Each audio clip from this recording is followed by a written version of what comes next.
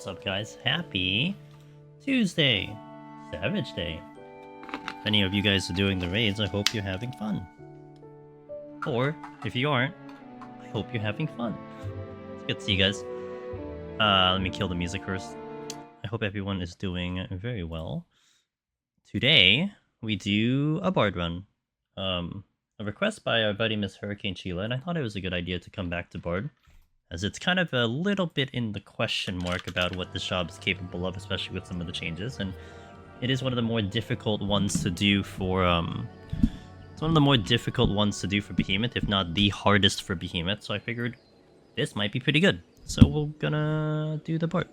So, let me catch up here from the beginning.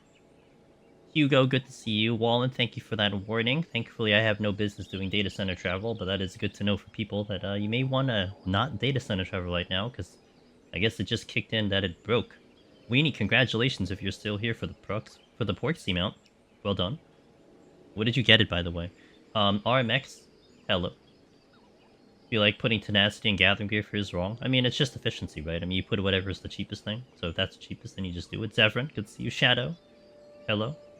Gims, hello. Go Not Gently, hello, good morning. Tired of watching, so tired watching the World Race stream. I actually, it's really funny because, so I was out of the house all day. My Tuesdays are very busy. It's one reason why you're not gonna see me on cam usually on Tuesdays nowadays, because it really is comforting when I'm not on cam. Because I just have such a busy day. I actually had a raging headache earlier, but it's thankfully calmed down. I'm also gonna just hop on in while we continue talking here. Kill this one. No, I want to go in. Okay, cool. So I was out all day, and I was kind of keeping track of the world race, and then all of a sudden it's like, oh, it's done. Damn. What time is it? It's already done? So, yeah. But it was fine. I mean, you know, I saw as much as I could. But I hope you had fun doing it. Any job changes seem interesting for me in Deep Dungeon? I haven't taken some big analysis. I was seeing what some of the gamers in Discord are talking about. Some talk on Black Mage with Umbral Souls was the thing. A little less button spamming. I hear Samurai got a little nerf, and specifically Palace in Heaven on High, so that's a thing. Viper, seems like no one's happy with the Viper changes, so that's funny. I don't know, everything else seemed like whatever. Nothing like significantly different. But I see you right there holding... Oh, true, you're right, Biftech, sorry. Why does Bard have the... It's about the damage that it has. It is not great on its burst. Like, even Dancer arguably has a little bit of a better burst damage, Hugo. So the setup for Bard is pretty nutty. Like, some may argue that you need a resolution push to it. Like, right before you're about to burst, you would open with a resolution, do the hard cast in the resolution, pop out immediately, and then start your burst to get that extra little bit. It also involves kind of rolling your dots over into the actual burst phase, because ideally, like, when you start the burst, your dot wants to already be on Behemoth. Otherwise, you're expending 2 GCDs to get a dot on, which could be going into some other thing, to some other damage thingy. Which also means if you're trying to get it to push at a very particular timing, you have damage rolling that you need to control, and makes it very difficult. So it is a really tricky job to try to get the burst off. Hey Ari, how you doing? Hey Moldy Clay, how you doing? So there's just a lot of moving parts with the Bard burst. Now, I am aware, as I have been this expansion, I have been looking at the job guide to see what changes have happened. There's a couple things from Bard. It looks like they kind of redistributed the damage a little bit from the songs into some other things. So like Sidewinder has more damage, and I think maybe Barrage has more damage, something like that. So stuff like that exists, but you know, so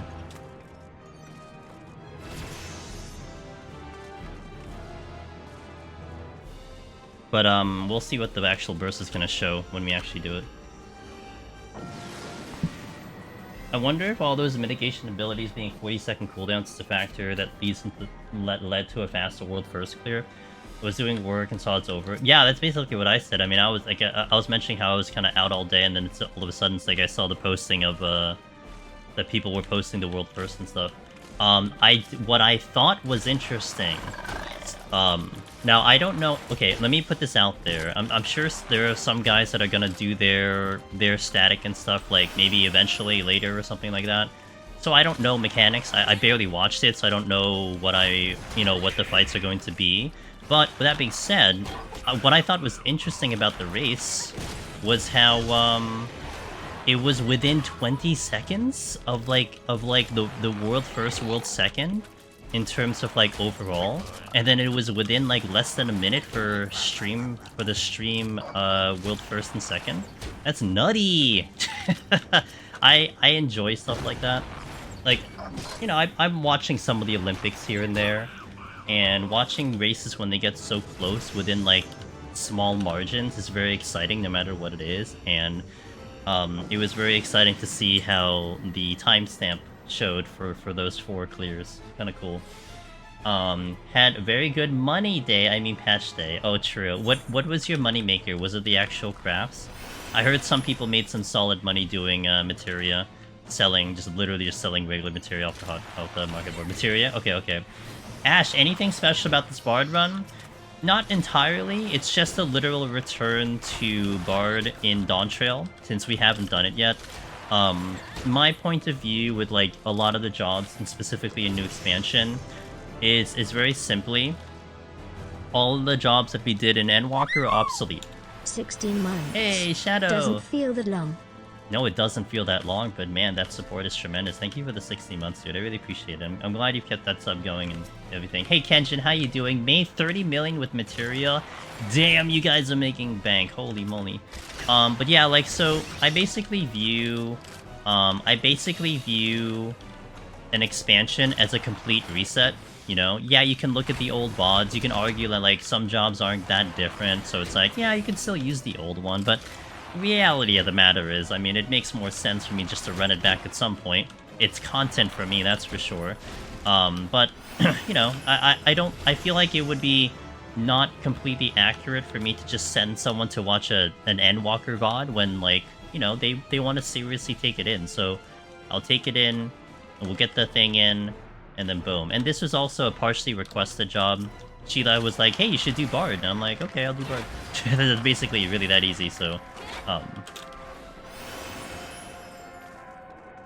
I made 20 million only selling battle materia. Just the shading on these floors. Yeah, this is a really nice change to these floors in particular, JCM. Where's the heart monitor? So the heart monitor, I'll think about. I've been trying to like dabble with the idea of bringing it back. The original one I had, Bumbler, was a chest monitor, and I gotta tell you, man, that thing was very uncomfortable for me to wear. You know, I sit here and I play games. I want to feel comfortable. I don't want to feel uncomfortable, and it made me feel very uncomfortable. So, like, if I can find something maybe along the lines of like a wristband that will be accurate, I might try to go for that. But I gotta invest in it, you know. So it's been kind of on the back burner for a while. But yeah, I mean, you know, we'll see down the line. I never had a heart to begin with. What do you mean I'm heartless now? Data center traveling's dead. Yeah. Damn, is it like super dead that it's like, that sucks, man. I wonder what happened. That's a very interesting issue. Wallen was mentioning it earlier. It's starting to spread about the data center dying and stuff. So going back to what you said earlier, Jason, about, you know, I wonder if the 40-second affected the potential world first. I'm actually really interested to see what the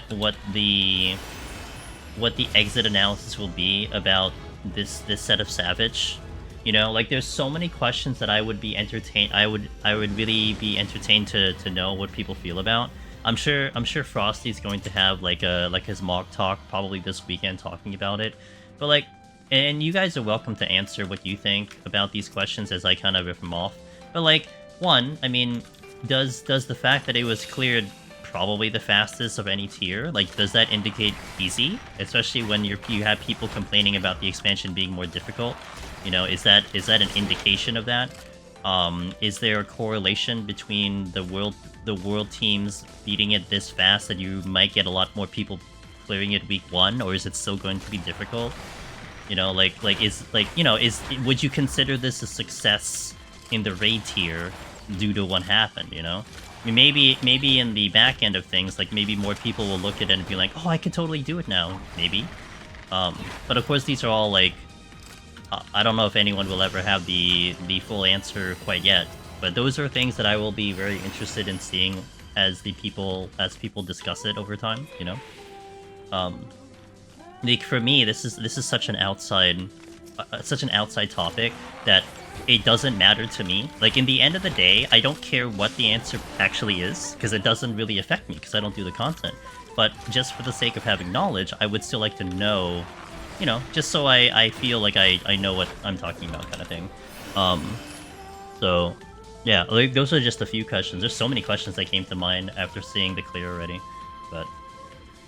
I completely forgot starts the next week. Ooh, man. It's funny. Zevran, I'm starting to fall off of Once Human right now. I was having such a fun time with Once Human, but I essentially hit more or less endgame, and now it's becoming like one of those like grindy spots where it's like, if I want to keep playing, I need to grind it, and I'm like, I'm not sure if I want to keep doing it at the moment. I had a blast with it. Like, it's one of those things where you play a game, you spend the time in it, you're satisfied with the time, and you're like, okay, you're like ready to move on. That's kind of where I'm at with that game right now. And not to mention, it is also seasonal, but I think I did everything I want to. I might actually go back to like Withering Waves and all that stuff, because I need to catch up there. Anyway, noted. Have they talked about what the next season's gonna be? Is there anything cool that you're looking forward to? Once you're in World Travel queue, you can't log in on alts or anything. You sit in queue for about before it crashes with an error, log back on, automatically put... Damn! So you do get stuck in limbo. Yikes. It looked like it looked like it had plenty of space to recover. Hold on. Oh, in terms of the actual fights, what you mean. But I don't know, so I could be wrong. Does repelling shot work for landmines? No, because it's a jump back. Also, I don't think it's far enough. Was it 10 yalms? It's 10 yalms. You need like minimum 20, so you're not gonna get that far anyway. Ever since Stormblood, they've always been day 1, so not too much of a shock. But it wasn't... Oh, I guess you're referring to, like, the first tier, right? I'm not well-versed in, like, all the tiers, so I guess that's fair. They posted a blog about it all, posting it... Okay, thanks. Can you do landmine strats safely on Bard in any reasonable way? Safely? Does this bind? No, that's a PvP thing, right? I wouldn't say... I mean, probably not. I mean, I don't know. I mean, I wouldn't really do landmine plays on Bard, per se. So, I guess you can. But I wouldn't do it. I would say it's probably safer than, let's say, Machinist. I don't think it's safer than, let's say, Dancer. You know? I think Dancer would have the safest theoretical landmine if you wanted to go that far, but... Savage tiers, not ultis. Oh no, yeah, I'm not talking about ultimates. Usually for me, Savage tiers I thought were always around, like, you know, like 18 to 18, like just under 2 days is kind of where I had that impression. But I had not really remembered what the first tier was going to sit on. Hey Knowledge Possum, we did M1, M2 today, says Kenjin over on YouTube. Compared to my first tier in 6.05, it felt easier, but I think I got better in the past 2 to 3 years. And that's what it is too, right? Like, you have to calculate also the factor of that how many expansions into raid tiers? How many raids have these raiders done, you know? Like, is it like what is the audience that they're going for? I mean, that's where we had thought about Eureka Orthos in a certain way, right? That maybe they were trying to get more people into the content, so they made it more approachable, so that, you know, maybe it was difficult to a larger audience to a certain point, but a lot easier for maybe the veterans. You could look at it in that way. Because almost part of me feels like maybe they want more people to get into raiding. Maybe they ramp up Ultimate in the future, I don't know. But again, it's a lot of questions that I'd be curious to see, and it all comes down to like what's going to be successful for the game, right? At the end of the day. And that's how I kind of viewed Eureka Orthos too, was that, okay, like, we can have our complaints about yada yada yada, but like, if it meant more people got into the content, I mean, I guess you consider that a win, right? You don't really consider that a loss. Zeph, hello, how you doing? I got to use my kiting abilities, learn a deep dungeon. In Savage Tele, life is hard to be a top DPS with 2 floor tanks. Yo, look at you, dude. Were you able to survive at least long enough? You know what's hilarious too, Joseph? The thing that I've heard some deep dungeon runners do, that they would have their hyper potions on their hotbar, instinctively use it because they took damage, just because it's just sitting in the hotbar, and they actually help prog because they wouldn't die right away. I thought that was hilarious. Casual Gaming so far, thank you for that follow, and also Pepper and Bruce earlier, thank you for those follows if you're still here. Appreciate it. Deep Dungeon makes you a better player, for sure. I thoroughly believe. By the way, in case someone or anyone isn't as discerning in terms of the general game that I play, or the history of my characters and my alt characters, if you notice, we are not on my main. And also, if you may have noticed that we are also probably not on NA, if you look quickly enough, we are on our EU account. And my EU account had been a bun boy, but I utilized the free Fantasia that they gave us in the expansion. I changed back to Catgirl, so we are now Catgirl again, thankfully. There's a whole story why I was even a bun boy to begin with, but you know, I can talk about that if anyone cares. But I changed her back, and we are on Phoenix at the moment, because none of my other NA alts, which I have one for Primal and I have one for Crystal, none of them have Bard leveled. Only my EU alt has Bard leveled, so I had to come here. And actually, we cleared on Bard last time. I think this was the file that we played, that we did the 180 with Velvet playing the music in the background. We had that run, so I think this was the actual file that we used for that.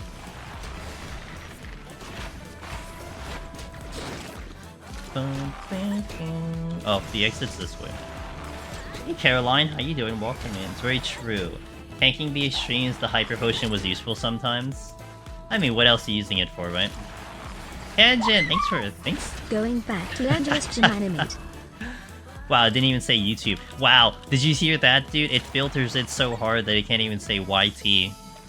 It's an inferior platform. So they're like, we're not gonna say the letters. Thank you for the 8 months over here on Twitch, I appreciate it.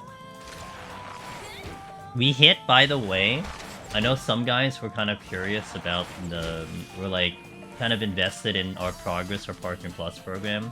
We didn't quite hit 300 for the month, but we got to 215. And 215 is also 30 more than what I had last month, so I do appreciate everyone who has tossed in subs and everything, who kept their subs going. And we're still gonna make that push towards the 300, but I'm very proud about the fact that, you know, we're clawing our way up there. So I'll take it. Shadow, you're wondering about the Sprout icon? Yep. Good old EU account. Very well, thanks. I enjoyed the Savage race. Nice. Now I want to see the next Deep Dungeon race. Hey, we'll be there a year from now, so you know, I'll be well. Actually, okay, I will say this. Like, I'm not throwing my hat in for a race because I would prefer to go blind. So I mean, unless you wanna consider it a blind race, then there you go. But there will be races for. I'm sure there's going to be races for World First, as well as World First flight parties. So you know, they'll be there. Not in an official format. I don't think so. I mean, look, I'm not gonna be against an official format, but you're not gonna see it get run by me, that's for sure. But I'll be doing it blind, and I'll have my own prog, and I'll be really excited about that experience. So at least you see from that perspective. Not gonna lie, just died on 141, says Knowledge Possum. Scratching my nose. Oh no. Did you like get hit with an AoE or something? Sounds very typical Deep Dungeon, to be honest. Mandon says, good luck today. Did I see the battle changes? I saw most of them. I gandered. I looked at the patch notes when they were released. Actually, what was funny was, as I was heading to bed and going to sleep, Mandon, I had Frosty on. And I think the moment I was about to basically just lay down and pass out, they had the Lodestone notes show up. So they were kind of reading it off in real time. So I was kind of listening in as well, but I also gandered it myself. And nothing significant, I would say. I mean, Samurai got a nerf, but then I'm kind of like thinking like, well, is it like worse than Endwalker? Like, I don't know if it's worse than Endwalker. Viper changes, I can see people were pretty angry about the Viper changes, but kind of whatever. I mean, I guess it'll be better for Deep Dungeon, I don't know. Probably, maybe. Black Mage is probably the one that's most interesting, because the Umbral Souls change again. So that might be fascinating to try now. And I had that Black Mage Heaven on High run that I was eyeing, so we'll see. I think, if anything, the biggest thing was the fact that Pictomancer didn't get touched. And I wouldn't have been surprised if it did, but I wasn't expecting it to get touched. Like, it was just gonna, like again, historically, I figured that it would just be left alone, because you don't really see Square Enix bringing things down. You usually see them bringing things up, which is essentially what they did. I mean, that's, again, historically speaking, that's what they do. It isn't to say it's impossible, just very unlikely. Everything is yeah, the Tsubami thingy. Something. I don't know much about Samurai, so I'd have to listen or watch someone talk about it, or just play like level 90 Samurai, but yeah, I heard it's just more Midari's forever. Midari. Which I mean that's Samurai, right? Just Midari forever. Midari your face off. Enraged Demon. Oh, the Enraged Demon. Yikes. Well, it happens. By the way, Thursday, since I have your guys' attention, we are doing the recording of the live tutorial for Machinist starting Thursday, 1 to 120.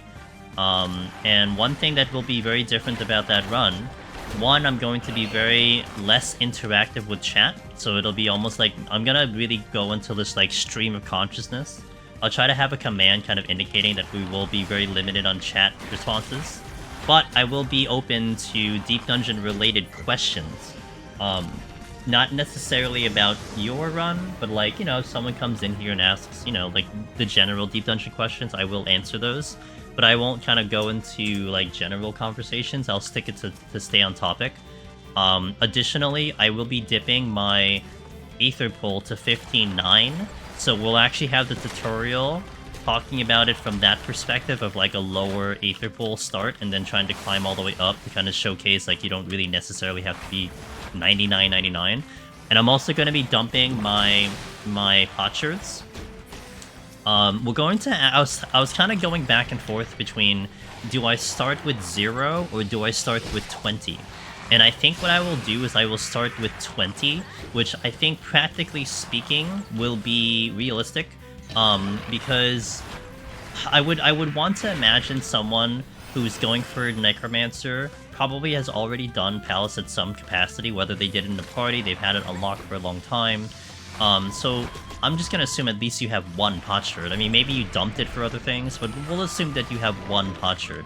But I probably won't even use a potsherd anyway until like 100 or something. So we'll start with like a 20 base. I'll dump everything into my saddlebag, and then we'll start from there.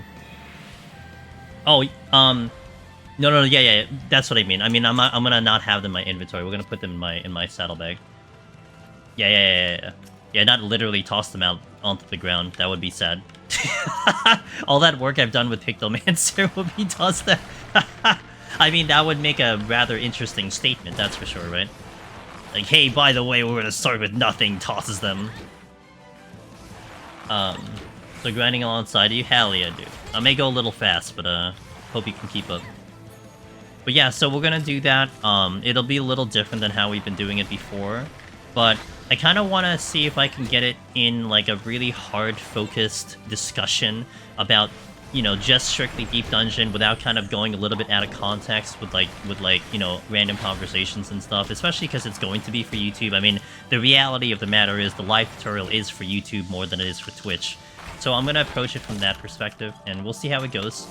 I will probably on Twitch introduce a specific chat message highlight thingy that will be like very catered to like asking like a question or something. We might make it a little expensive, but you know, one thing I want to present to you guys is the opportunity to like be a part of the video in a way, you know, ask a question even if you know the answer to the question, but you're like, you know what, I think someone might benefit from this question, then be very welcome to asking said question, you know, kind of have that approach a little bit about, you know, that the fact that this is going to be a guide in a way. So that's how I'm going to be looking at it when we go in through. So that'll be Thursday, and then it'll continue on Sunday. So what you're going to see this week for now, what I currently have planned, Bard today, Machinist live tutorial Thursday, the second half of the Bard on Friday, and then the second half of Machinist on Sunday. That's currently what I'm looking at. So, look forward to it. Been doing some Viper, and I gotta say, I like it a lot in PoTD. The damage is very consistent and things just melt. Levin, I'm glad you like it, and I hope you continue having fun. And definitely let me know once you get to those higher floors what you think of it. And I do wonder, I think the changes are probably going to be interesting for it too, the one that they just got. I give some easy question. What's the closest Aether to Enter Palace? Oh, good old Query Mill, huh? That's not a bad question. It is gonna be a little weird for me personally, because I'm gonna like look at chat, I'm gonna read a couple things, but I'm just not gonna read it out. I will catch up with chat in between floors, so you know, mind that. But yeah, I'm probably gonna be skipping a lot of chat just because I want to keep it within the video. Boop boop boop doo.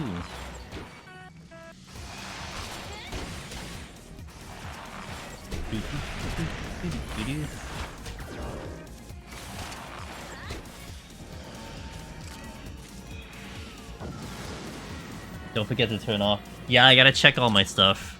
I also need to adjust my alerts. Actually, I have a button to close my alerts, so the alerts are all gonna be off. But I will do that too.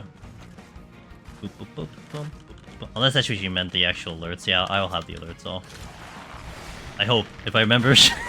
I should make it. Honestly, I should probably do this tomorrow. Like tomorrow when I get back home, I should probably like from work. I should just like set everything up already.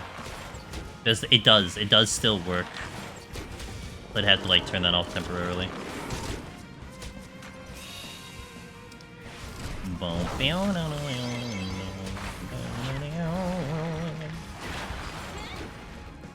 I'm not at recommended level, by the way. We are gonna be very low for the boss. Oh my god, I have Mage's Ballad. Hey-oh.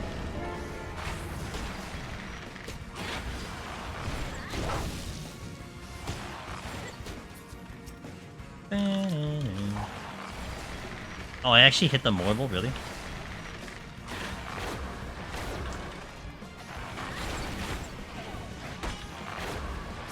It's a really weak dot.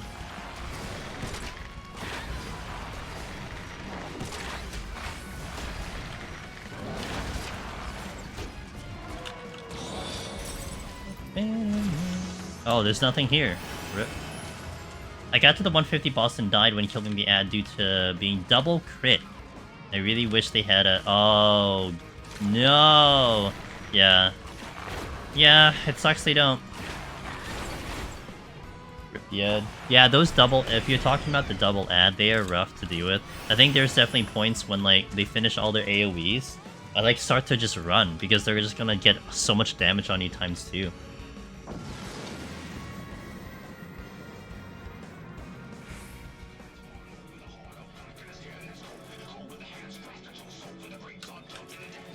Okay, I might use a sustaining here because my level is a lot lower than it needs to be here.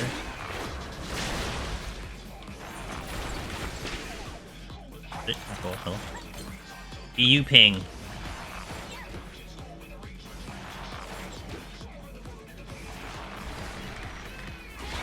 I'm gonna save my berserk for the ads. Ba-da-ba-da-bop. Ba-da-ba-da-bop. Oh, that's a little bit overkill. I had the other potion coming up, so that kind of sucks.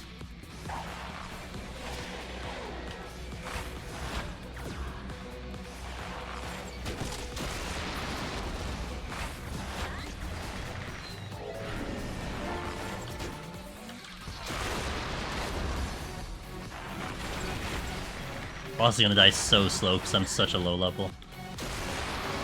I'm kind of going a little fast today.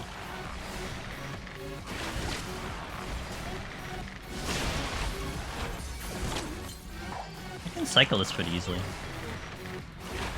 I mean, honestly, considering our level is so low, this is like a really good example about the fact that you just have to use your healing without the sustaining potion. You're perfectly fine. Hey Danjay, how you doing? Good to see you. Happy Tuesday. Now.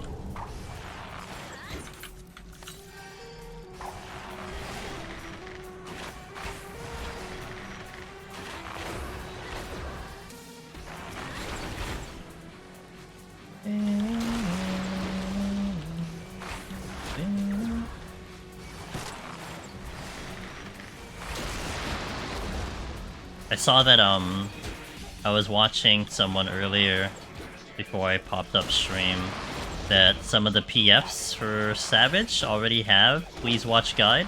Love it. I love it. I love it. Please watch guide, look at information already. Alright, first ad of the day going out. Thank you guys for watching. We're gonna be zooming on Bard. Getting Bard set up to 120 is the goal, provided nothing else happens to the run. So, thank you for watching BRB. First ad's going out. Alright, let's continue.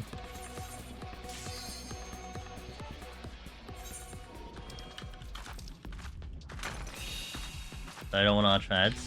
Get wrecked! Ooh, Rage. Happening opening Rage is gonna be good. You know what I'm gonna do? I'm gonna get to the alteration on the next floor. And then we'll rage if it's mimics. I like this idea.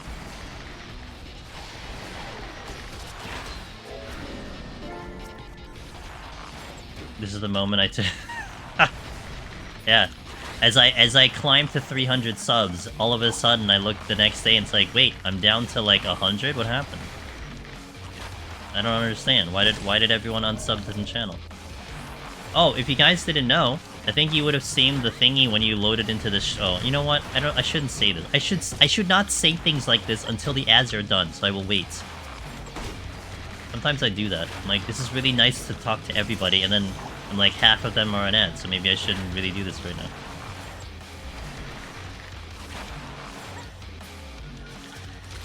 Ba-da-ba-bop. Ba-da-da.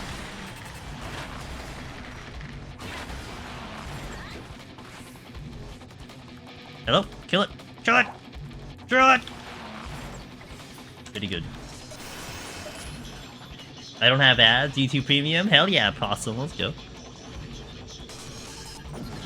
Well, I know on YouTube, I mean, look, you gotta do what you gotta do, but I know most of my revenue on YouTube is ads. But the thing that's really nice about YouTube is that, one, you can skip the ads, too. So, like, you know, it does require you to have input, but you can just go skip the ads. You can't do that on Twitch. Just finished 150 on Picto. Ladder, congratulations. I hope you had fun. How did Picto feel on 180? I'm sorry, 150. Hopefully it felt like a fun job. Yeah, no, I appreciate it. It means a lot. I mean, you just watching the stream, like, you know, the reality of the matter is you chatting, watching the stream, that's really all the support I could ever ask for. I mean, I could have no one watching the stream and then we don't have any traction, you know? I mean, it does mean a lot, so thank you. I'm dying, help. Oh, it is mimics. Okay, we're gonna rage here. I'm gonna try to do a double dip too. Actually, I might do another alteration to get my XP back up.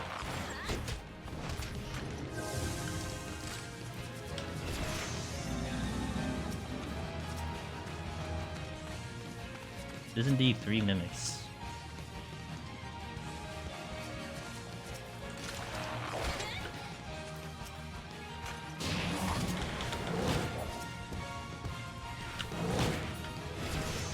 Instant level.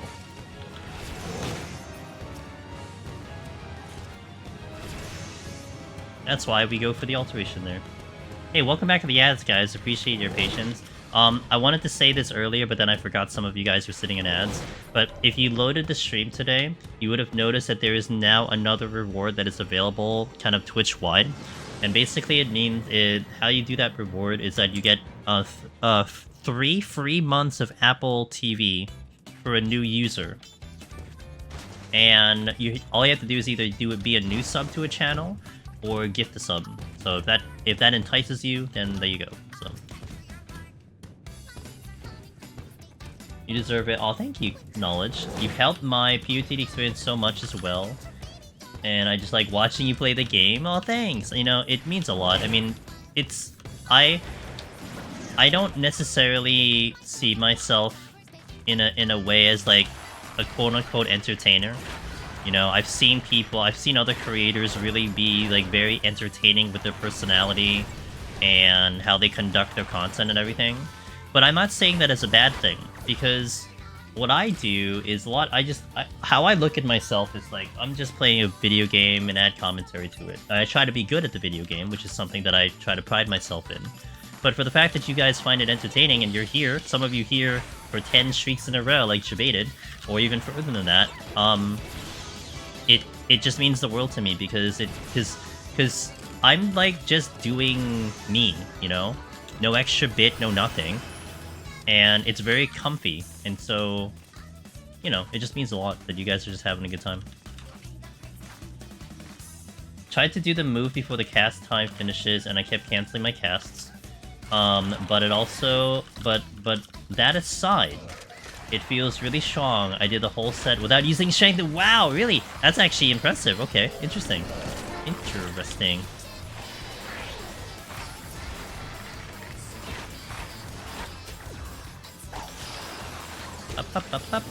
I have this stream and M1 stream open, so when M2... That's what I do. I like to mess people up.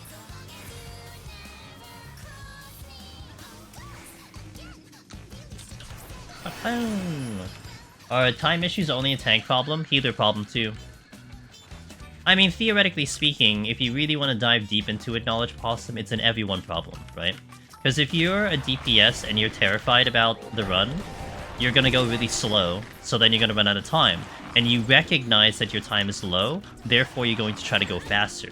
Now, arguably speaking, I would say maybe like statistically speaking, and maybe you know, maybe I'm wrong, but I feel like this is true. Hold on a moment. That most of the times, if you're stressed on a DPS, you're not losing the run because you lost time, because the time clock ran out. You lost time because you ran out of resources, or you just simply died. You know?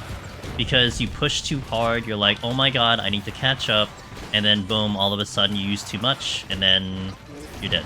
Now, a tank and a healer, it's like, you can keep yourself going, like you can stay alive, you won't die, but you run out of resources, you can only go so far, and then you run out of time. Now, of course, that's a little different on, let's say, like, the 191 set, you know, when you're trying to expend all your Pomanders, and then you just don't have any more, and then boom, you're out of time.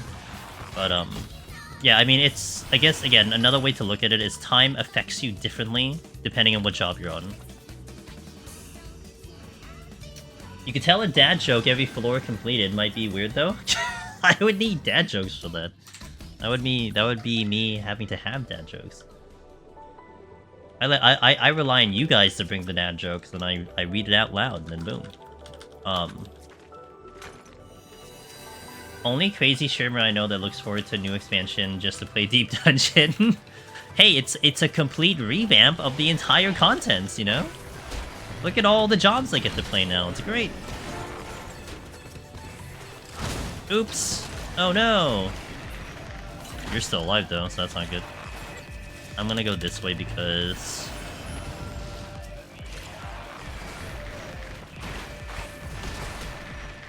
Yeah, I mean, I looked at the directory, like, you know, I'm trying to stay aware of everything going on, and you look at the directory, like, everyone is doing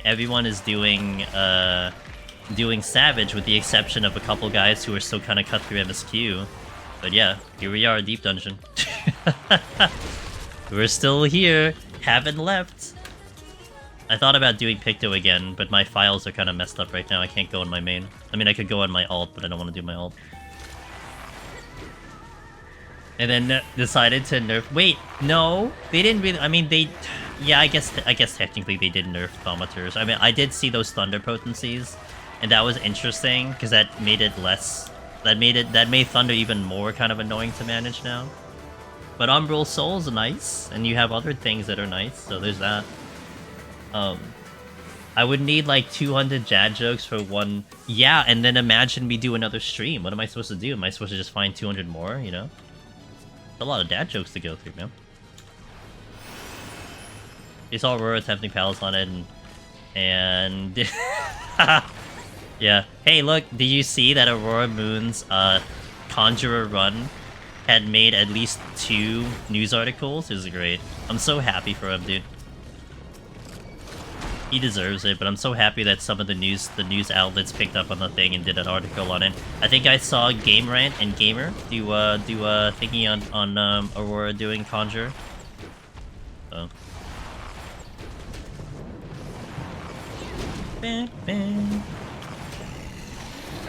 You know, they could just eliminate spinning and Heaven on and Palace and Heaven on High if they didn't like what Aurora did, but I guess they don't care enough for that.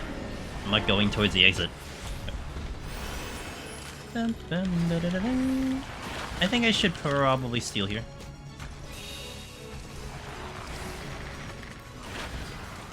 Only saw Thunder down, didn't read in depth. Yeah, so like Umbral Soul is now permanent. So like if you Umbral Soul, from my understanding from what I read it, when you Umbral Soul, it goes straight to 3 hearts, and then also your ice phase is stunted. So it just stops. You don't have to actually keep using it to keep it going. So you just use it once and you're good. Which I don't necessarily care about because I don't mind hitting the button, but it is a lot less of a concern now. You just basically just hit it once and you're good to go. That's kind of really nice. Like imagine that in a no abilities floor. That you just hop over to Umbral, and then you can just run around the entire room without having to upkeep it. Like, it's gonna have a really good effect overall. Wait, something dropped, I think. Oh, I didn't check it. I don't know. Do any of the potency changes listed for Samurai in the patch notes affect high-level Samurai? High-level Samurai, from my understanding, above 76 got a buff, below 76 got a nerf. From what I have gathered, and that's what I saw Discord mission, at least our Discord. And we're talking about Deep Dungeon, of course. So you got it, Darth. I'll kill the centaur. Pew pew bump doo.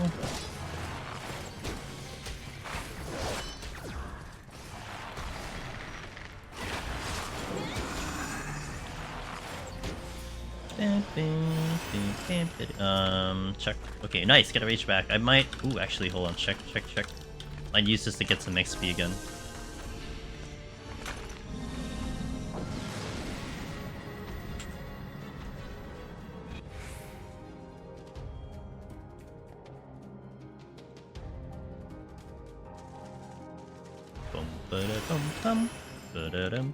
Okay, cool. So we have that instead.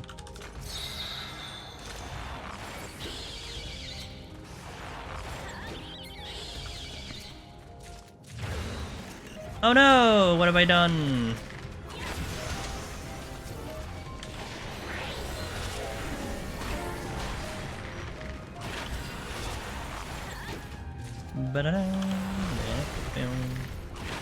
Can you explain when alteration is good?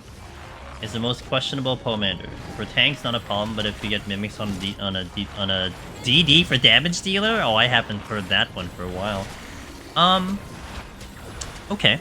So, let's categorize this in 2 different fields. So you have the low-level alterations, and you have the high-level alterations. And let's talk about the low-level one first, because we are here in a low-level.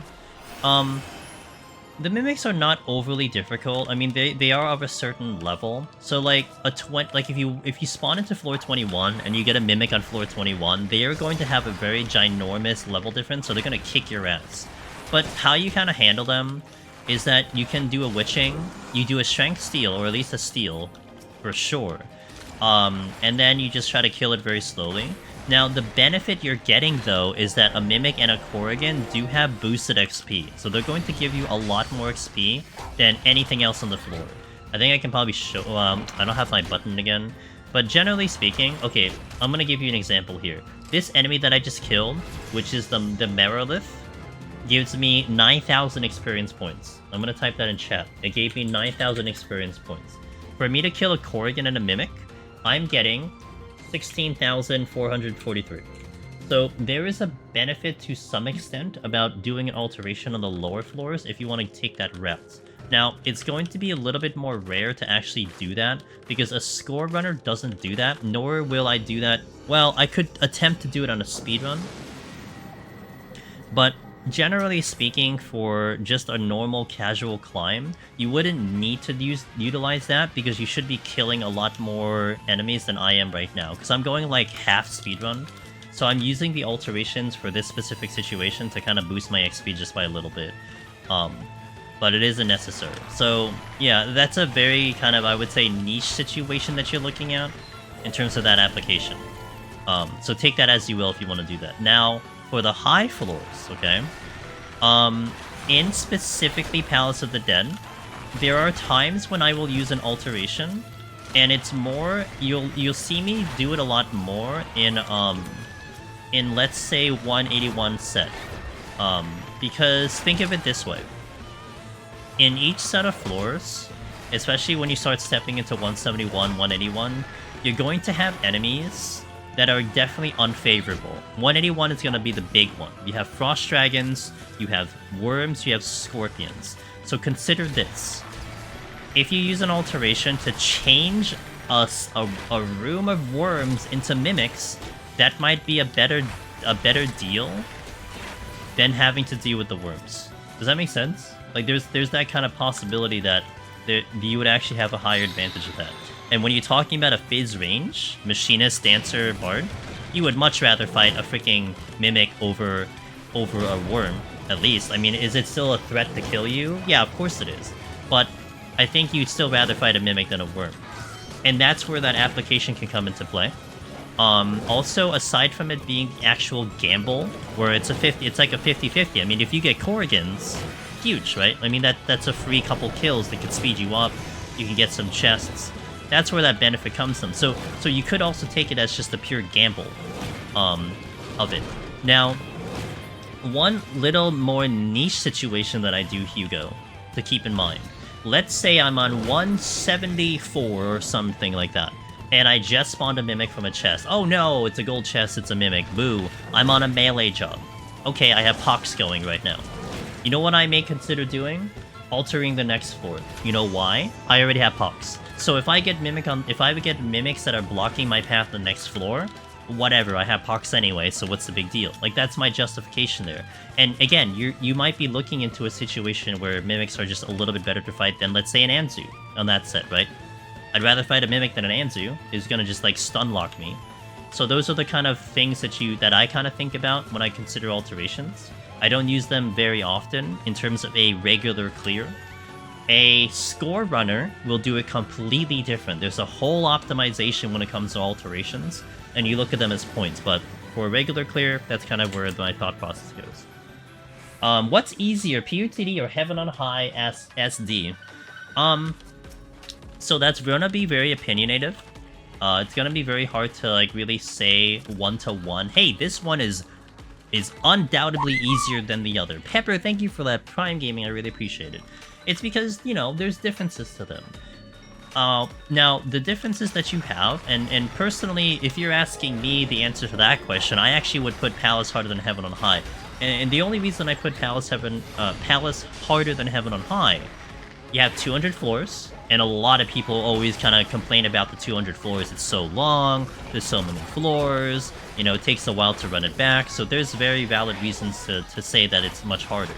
But also, Behemoth is just a mental challenge. You do not have that mental challenge like you do in Heaven on High, like you do in Palace. None of the bosses threaten you even close to that. Now, Heaven on High, on the other hand, it does have enemies that hit you much harder than anything Palace is going to hit you. So that there is a little bit more of the difficulty. Also, RNG is a little bit more out of control in Heaven on High than it is in Palace. I feel like Palace, the RNG is a little bit more lenient than it is here.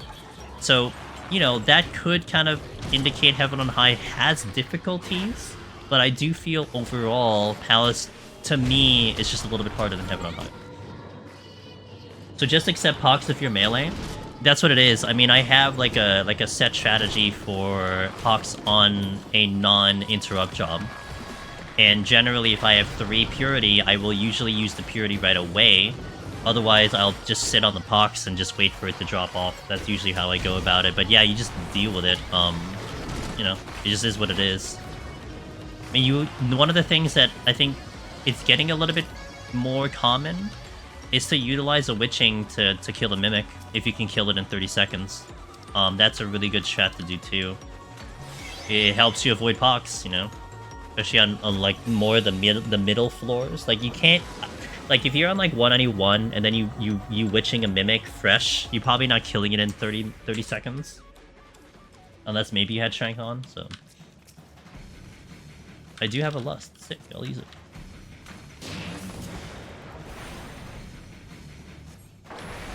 Yeah, I think on melee deep dungeon you must use on higher floors a purity or witching that you don't get the debuff. It's also investment. Yeah. There's just a little bit more strategy involved that you have to inject into it to manage mimics. But you know, if anything, like the run we had with the Pictomancer on Sunday, trying to go without the sustaining potion, I mean that alone, in my opinion, was, you know, how to manage the run. I mean, on 191, I did not have a win condition, and I was popping mimics, even though it was, like, literally killing me, you know? And I was running out of resources to, like, manage the mimics because I wasn't using sustaining potions. But also, it was one of the reasons that even gave me a chance of victory. Like, I got a bunch of steals, I got a rage, you know? We got, like, a flight or something. Like, you know, you can't avoid gold chests because you're afraid of mimics. Otherwise, you can't keep going because you need those power-ups. You have to be able to use them, you know, so on and so forth. But it is part of the challenge, and you just have to have a strategy for it of what you're going to do about the situation. Of course, towards the end of the run, on 198, I stopped opening chests, because I was mentioning how the lose condition was basically pick up a mimic. If I got a mimic, I would lose the run, because I couldn't handle Pox. I had nothing to stop Pox anymore. And I had just enough to get to the end. Of course, we died on 198 because I just made a really bad mistake. But you know, you just gotta work with the content to see what you got and adjust accordingly. The best answer I could give. It honestly helps with how I'm going to go forward with this, because yeah, my 1CR 151 plus mimic sounds a lot better than things that lurk there. Do we know how much of a damage down? I think it's like a 10%. I would say for DPS, it's like when I look at Pox Levin, depending on the role I am, I'm worrying about different things. So for example, if I'm a healer, I don't care about that. I don't care about the dot, right? Who cares about? I'm a healer. Who cares about the dot? But the damage down sucks. When you already have low damage and now you're doing like roughly 10% less damage, it sucks. For a DPS, I don't care about that damage down.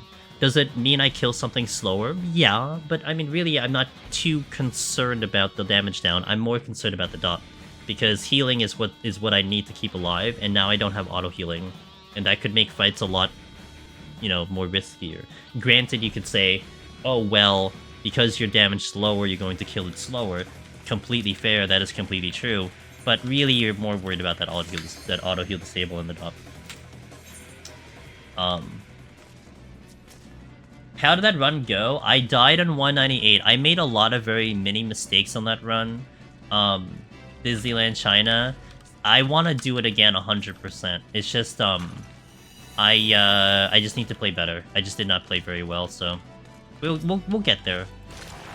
I might try to set it up sometime next week. Yeah. I made 2 death errors that shouldn't have happened, and then the thing that killed me was I pulled a course sooner than I should have. Like, I literally could have waited like another 10 seconds and we would have been fine in the pool, but I pulled it too fast in the assumption that my cooldown would be ready, and by the time I needed it, it wasn't available, and then I got double attacked and I died. How about One Palm Challenge in Palace as compared to Heaven on High? I actually did one last expansion, Hosev. I do want to do more, though. I did do one on Machinist, and we actually got to 199. I would have cleared, but I botched the run because I mismanaged the treasure room. But yeah, I did it on Machina's. It's kind of fun, actually. I want to do it again to get the clear. I do have a file that I can utilize for that, though. I do have one file that I can utilize for that. But that'll have to come in the future. Just do more damage forehead. Hell yeah. Don't fit. Oh, I don't know if I care about it. So we're on like my alt character. I might just leave it. Like if it was my main, I would care more. But yeah, I'll see. I don't know if I care so much. I might leave it as a DMV.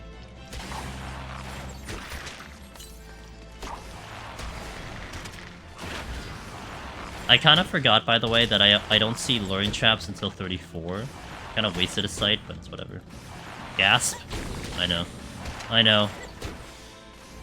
But it's mostly because like I don't have a good weapon on this character, you know. It's like that's why I care less about it.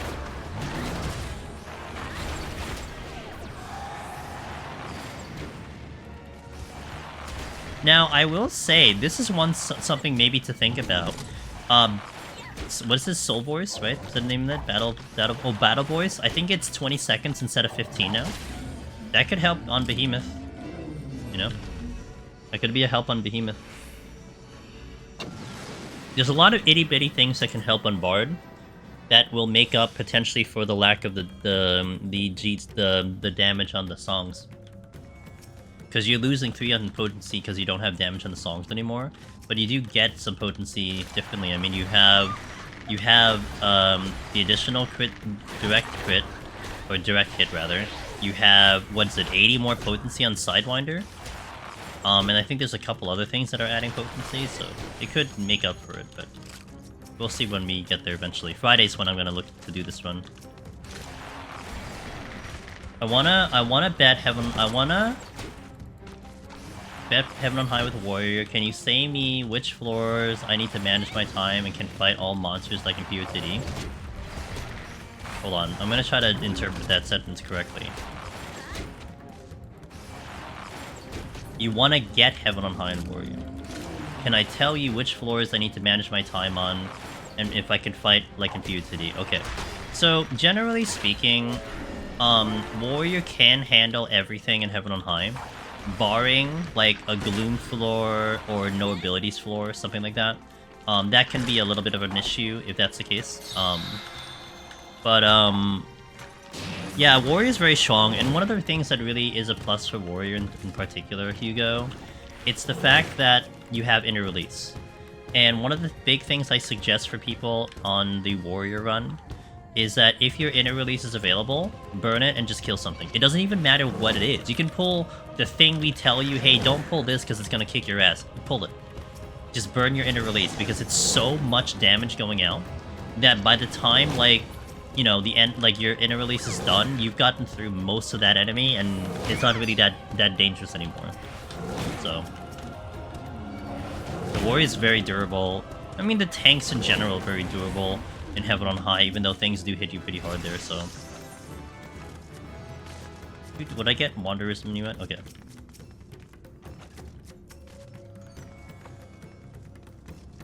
I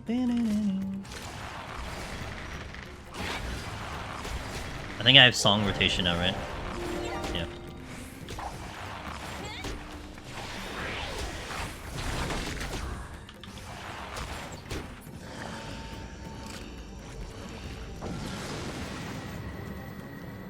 Dark feels durable lens. I like Dark Knight. Dark Knight was actually a really fun job in Heaven on High. One of the biggest fun entertainment things I had on Dark Knight was managing TBN.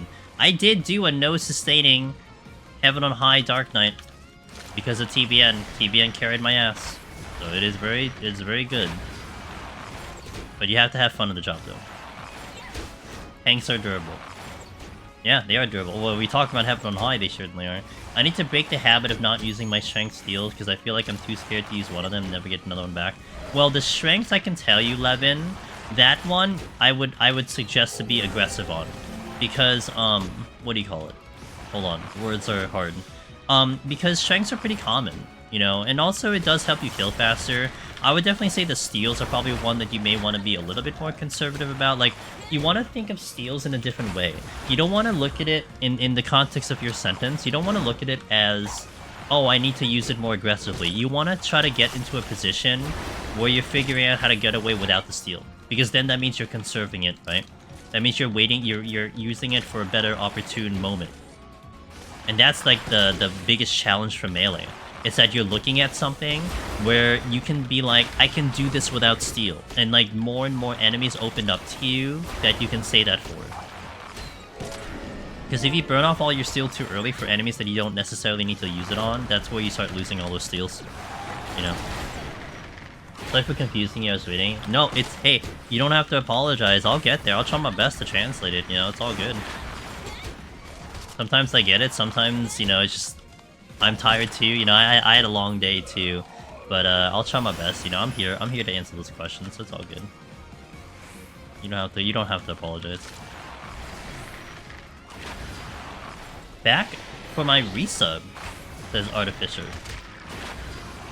I was hoping I'd be able to say I cleared EO since the last time I stopped by my last 2 runs and oh, it's so close! But hey, you're there, consistency. I mean, you're almost making it to the last set every single time, so.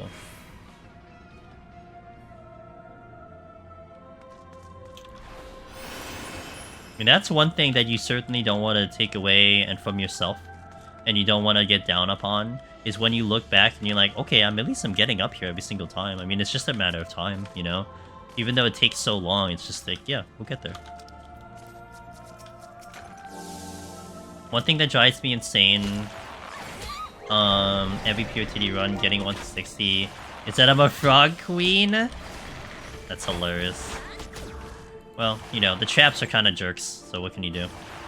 You're optimistic. I'm optimistic. I'm usually optimistic, to be fair. Actually, I'm usually optimistic if anyone just does the content, so maybe I'm not the best one to be riding off the optimism. But, fair. I believe.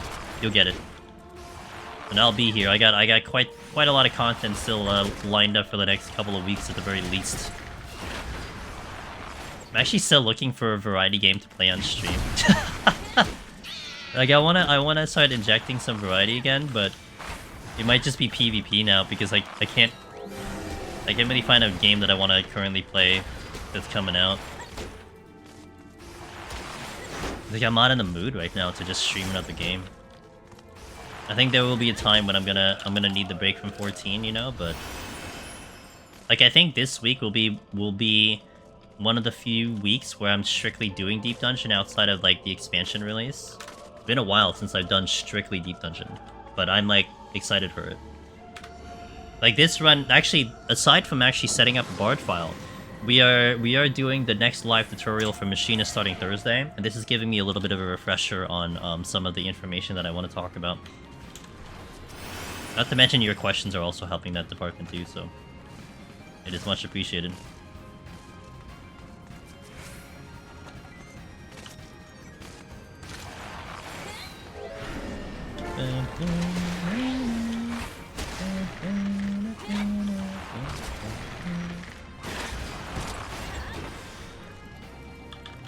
Can we... Oh my god.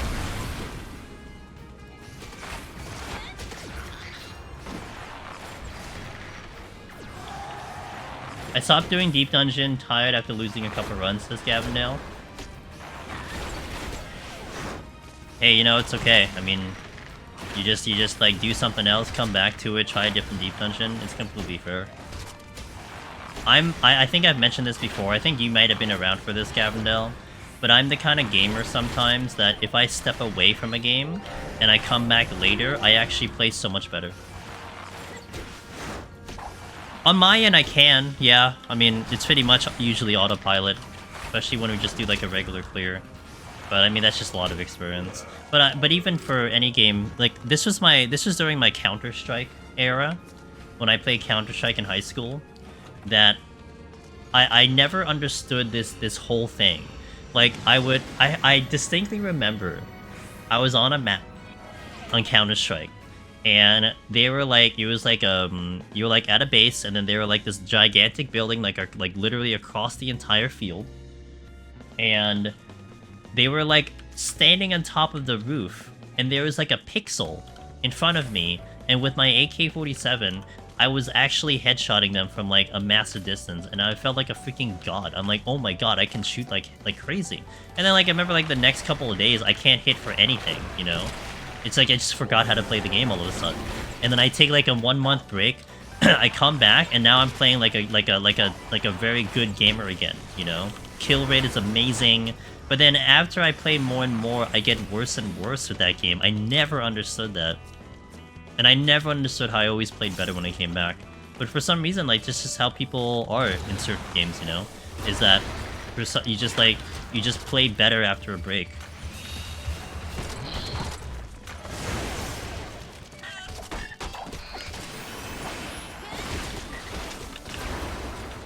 I'm gonna hit the right... Oh my god, dude, I'm not even hitting the right button.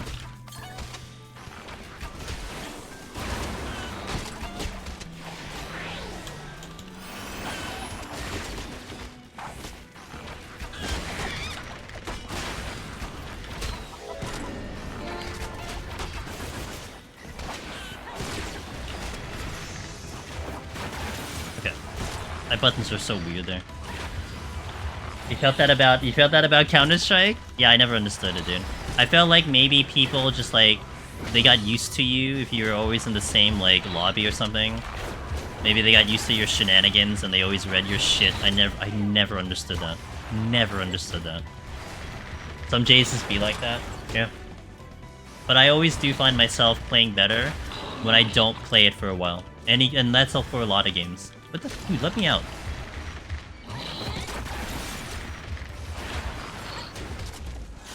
Maybe it's just boredom? It could be. You do want to enjoy what you're doing, Gavindell. So if you're no longer enjoying it, then I don't think you just play as good. Yo, Heaten, thank you for the 11 months Prime Gaming. I really appreciate that. Thank you for that continued support. Till I can break Frog from Frog Trap. I'm sure I'll go back to PoTD, says Artificer, after I beat EO, and maybe have it on high. Had to take a long break after being traumatized. It's okay. Don't worry, I'll be here whenever that happens. You bet, whatever, I'll be here.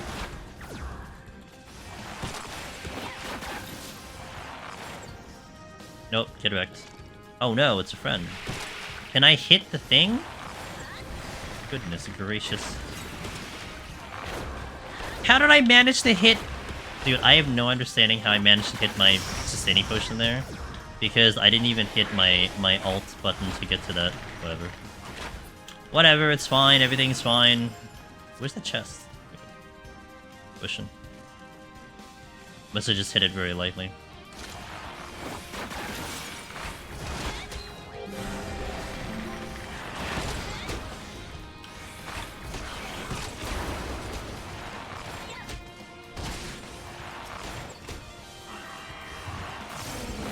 Any tips for 170 plus to be more consistent on Reaper? Ooh.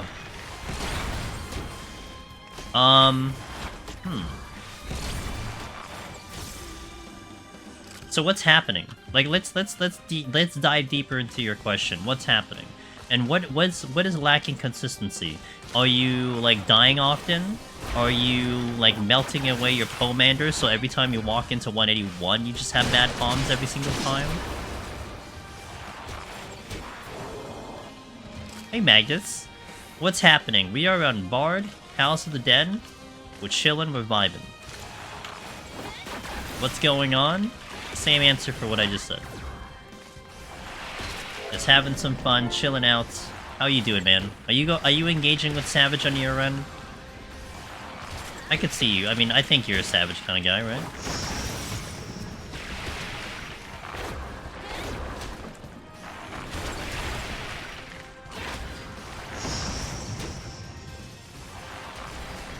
Ether Bunny, good to see you. First time I made it to 170 plus. I had no Pomanders nor Mages left, but I made it to Behemoth. Yo! Well, that says a lot. I mean, you know what it sounds to me, though, Tata? Your problem isn't 170. Your problem might be 161. Right? Because you should be... So ideally, you want to be walking into 171 with almost a full complement of Pomanders, minus Strength and Steel. So, let's dial it back to like 151. 151, there are a lot of enemies you can kill without needing a Steel outside of the boss. I mean, you know, maximizing your shielding, maximizing your damage, maybe even going a little aggressive on Strength to kill things really fast. I mean, Reaper rips things apart. So you're gonna kill things a lot faster than a lot of other jobs. Now, 161 is definitely a culprit where steals might start going out. Because you're afraid of the double attacking enemies, they hit pretty hard, completely understandable. Now, one of the biggest prog points I had on melee was understanding what you categorize as a difficult enemy and what you categorize as an easy enemy. So let's take, for example, let me go over 161 to 163. Your difficult enemy are the crocodiles, the crocs. Your easier enemies are the alligator-looking enemies and the raptors. And you could argue the patrols are pretty easy too. So how you kind of would go around that is that you would pull a crocodile with Bloodbath, because they are going to hit you a lot harder. Burn the Bloodbath on that thing, and then when the Bloodbath is down on cooldown, start pulling a raptor, start pulling an alligator, because those you shouldn't need Bloodbath for. And then you kind of follow the same process, even well past 161 into 171, 181. So then let's talk about 161. Let's talk about 167 to 169. You have Triceratops, which are jerks. You have kind of the Archaeosaurus kind of hurt too, but they're not too bad. You have the flying bird patrols, which are pretty easy to deal with. So, like, you would take on a Triceratops, which is proximity and annoying because they're usually blocking your path. You take care of them with your Bloodbath, and then you can pull a Diplo. You can pull a patrol while your Bloodbath is coming off cooldown, and that should allow you to get away without using Steel. And Bloodbath optimization is so big on just specifically melee, but that's how you kind of get through on Reaper. So hopefully using that can let you, you know, mitigate any palm usage generally speaking. Because also one thing that's important is that, you know, Reaper can do a lot of damage and it's a lot of sustained damage, so you shouldn't really be waiting for cooldowns on Reaper. And if you found yourself waiting for your cooldowns to become available, that's a lot of time loss, which means if you're losing time, you're having to compensate by using more Pomanders, you know what I mean? That could be a thing that could be happening. I mean, without seeing your run, I'm just making guesses as to what's going on, but I would say those are kind of common things that come to mind. So hopefully something around those lines resonates. You were losing a lot of time. Yeah, I mean, think of it this way. Here's another way that you can think about a melee run. Or even actually any deep dungeon run for, in general, Tata timeout. If you're a raider, if you've done any raiding whatsoever, what's the big thing that the top raiders like to do? They like to parse, right? They like to parse, they like to see what the damage is like against certain enemies. Because what you're looking at is like DPS uptime, right? How well are you doing your DPS compared to someone else in the world? What you need to think about in a deep dungeon run as a solo runner is to basically maintain a good parse. You want to be having your damage go out as fast and as consistently as possible. So if you have a lot of downtime between fighting something, that's a lot of time that's just going out the window because you're not doing anything with it, right? So you want to be keeping that uptime as high as possible. Therefore, you will move quicker, you will kill quicker. Because essentially, think of a floor as a giant raid boss where it has an X amount of HP. You have to kill 6 enemies on average to get off the floor. So if you average X amount of DPS on a floor set, you know, in a really fast pace, then you're going to get off the floor pretty quickly. And I would say, based on my experience, you don't need too much going into the 161 set. Like, you don't really have to use much to get off that floor, provided you're going at a really respectable pace. Let me kill this boss, and then I will catch up in the chats and everything. This is such a big difference off Pictomancer, by the way. Pictomancer would have been already dead here, and we have the full boss to deal with. So, you know. Welcome to non-Pictomancer.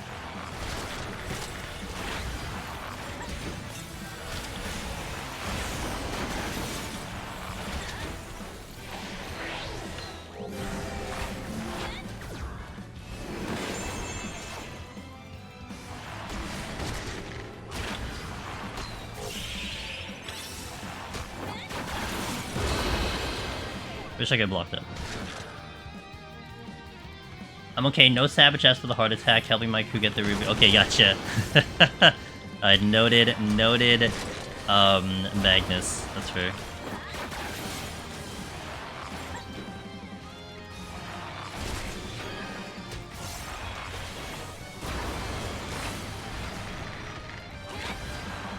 I guess I killed it within the loss. Okay. Let me get out of here first. Let me pause the music. Let me catch up on what I missed here. Artificial says, okay, here's a question. Once I started PoTD prog again, do you think you'd recommend just starting from 50 until I'm more confident I actually have a shot at clearing? Or do you think time saving on practice isn't worth the risk of actually clearing? I think the only holdback you'd have on starting from 51 or 1 is if Behemoth is walling you. Because Behemoth is always a big wall for lots of people. But if you're getting past Behemoth, then there's a possibility you can just end up clearing, you know? That's a possibility. So, yeah, I mean, Behemoth to me would be the only reason you'd start at 51 if you want to get a quicker prog and to eliminate 2 hours out of the run. Because you're averaging about 2 hours 1 to 50. Like, we're at about an hour 31 casually. We should probably get to the boss in about just under 2 hours. So you're looking at 2.5 hours to get through 1 to 50. So that's how much time you're trying to save yourself. So if that's important for you, then yeah. What class do I love playing in Deep Dungeon? Ninja, Red Mage occasionally, Machinist, Warrior, Pictomancer at the moment. Samurai was really good in EO. Black Mage is fun in Heaven and High. So there's a lot of classes I like to play. Sage is actually a really good healer. I like to play those, but sometimes it's my mood. There's a lot of good ones that I like to play. To think of another save. Yeah, and Tata, I mean I have a couple Reaper runs from Dawntrail if you want to reference them. So you can look at them. I like Reaper and specifically Palace. I don't like Reaper as much in Heaven on High and EO, but in Palace it was very fun. It's probably one of the best melee, in my opinion. It's very strong. It's like overtuned for Palace, so it's really good. I had such a brilliant time in Endwalker, but I haven't really played much of it after that. One of the nice things about Viper early bosses is you can just focus on the boss and just ignore ads. Yeah. Hey, Panky. I'm doing great. Thank you for asking. Hope you're doing just as good. I didn't get to him last time. I was progging, not sure. Oh, okay. So maybe it might be good to practice at 51 before you start to get to Behemoth. Behemoth is really a big wall. Picto is so much fun in Palace. It really is. It really is a lot of fun. Spoiled by Picto, says Gavindale. I am spoiled by Picto. 180 Behemoth is funny. It's just, it's such a hard wall early on, but once you've done it a few times, it's pretty much muscle memory. Exactly. It really is Daisy Cake. The mental adjustment that happens when you kill Behemoth for the first time is tremendous. And it happens over and over with every new player that I see clear the content or do well in the content. Is that it's just like, oh yeah, Behemoth is done. Now I feel like it's like this weight is completely off your shoulder, you know? And I think it is that mental challenge that's there. I think even having the belief that you've done it before goes such a long way in terms of being able to clear it again, you know?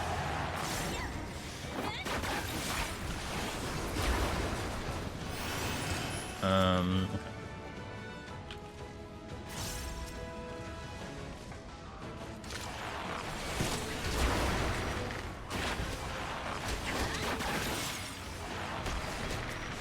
Oh. It's a dude.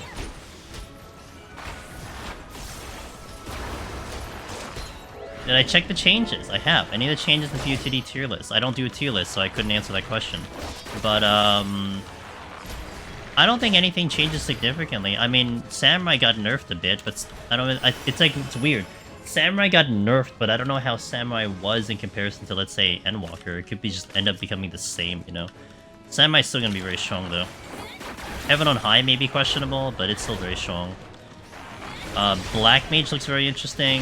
Viper, I guess, just got nerfed, so... Viper's weird, though, but... Is Behemoth difficult for Picto? No, actually, no. I would say it's probably, like, one of the easier ones now. Like, here's one way I'll put it, Dieterus. If you can at least have a good understanding of how to burst on Pictomancer, Behemoth is very good, and you have a lot of leeway. By literally burning off your 2 Mog motifs, your Wing, and your Moggle Beam, and then your Hammer, it's basically just dead. Like, you only have, like, maybe 1 or 2 extra GCDs you need to perform. You know, and there's not much going on for Pictomancer. I mean, it's just pretty straightforward. Like, the only reason why you maybe would screw up is if, like, you just use your burst too early and it wasn't ready to come up in time for the burst phase. But as long as you're just holding all of your damage and then you just unleash it on Behemoth, then you should still be fine. The potencies generally got lower. From what I read, Destin, 76 and lower, you just had a clean potency minus off. Did I? Didn't I have the name of this here? No, it says it here. Darkness Loop. That's what it says. I have the name of the game, and then the title of the song, and then the loop. So like 76 and lower, Samurai's weaker. But, is it the wrong game? Oh, what game was it from? I thought it was Engage. Wait, no, I think it wasn't. I think you sent, yeah, maybe you sent it wrong, because I think it said Engage. Oh, Warriors the Hope? Oh, I think it did say Engage. Anyway. Yeah, 76 and below, I think it got nerfed. 76 and up, it got higher. Because I think with Tsubami, that's where it all comes from. So the Tsubami change only happens in the higher floors, it doesn't happen in the lower ones. I thought the potency nodes happened above 90. I'm pretty sure it was across the board in general, but it's like they redistributed the damage into the Tsubami adjustments, right? From what I can understand, so... I mean, that's the best I can understand it. That's how I'm interpreting it as what people had talked about. That, like, on paper, it looked like Samurai got gutted if you didn't look at, like, the inner details of the job. But it seemed very akin to Paladin when Paladin got changed in Endwalker, because Paladin had, like, the whole adjustments to Goring Blade and Fight or Flight and everything. And Paladin 70 and above felt amazingly better because it was all revolving around Holy Spirit, like the adjustments to Holy Spirit, etc. But the problem was, because they put so much emphasis on how Holy Spirit had been executed, they tried to redistribute the damage so that it would compensate for more damage into Holy Spirit. Like it's like you redistributed the things. So they redistributed the potencies on the lower levels of all like your regular GCDs and Goring Blade and all that. They redistributed the damage so that you would have more punch with your Holy Spirit, but the cutoff was at Heaven on High, because in Palace of the Dead, you don't have Holy Spirit, therefore you're not benefiting off of the bonuses Holy Spirit's getting, and Paladin on paper just got weaker in Palace because of that. I mean, even losing Goring Blade as a dot was kind of a big deal for Paladin, so on and so forth. So it's kind of one of those situations where, you know, I mean, they're not caring about, you know, what it performs in lower levels. I mean, you know, this isn't premier content, so you're not looking to balance around Deep Dungeon. It just is what it is. So for the fact that they're probably weaker at lower levels is just kind of a collateral damage, really. So, like, it makes more sense on the lower levels. I'm sorry, it makes more sense on the higher floors when you're kind of revolving around a very specific ability. But if that ability doesn't exist in lower levels, then you're just getting weaker. Lost 5 seconds, so it also affects magic, and Paladin doesn't get... Yeah, exactly. Yeah, exactly. And that's why it was like just a flat nerf for Paladin on Palace, but it was a big buff in like Heaven on High.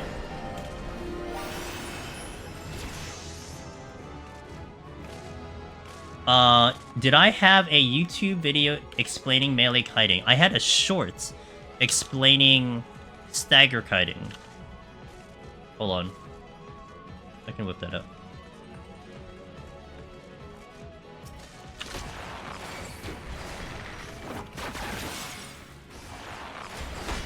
Well, I had a YouTube short about stagger kiting, not necessarily a tutorial, but it was more like a demonstration. So it is going to be this one. I'll put it in chat over here. Boom. that one. I'll also put it on YouTube chat just to stay within context as well. Because that was basically when we were trying to do a little stagger kiting on melee on Viper. And I was like killing this mimic like with perfection because I wasn't getting touched. And that's like an example of what you can do with it. Oops, wrong button.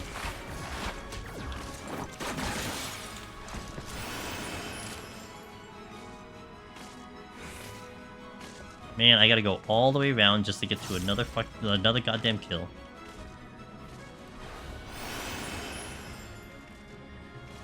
I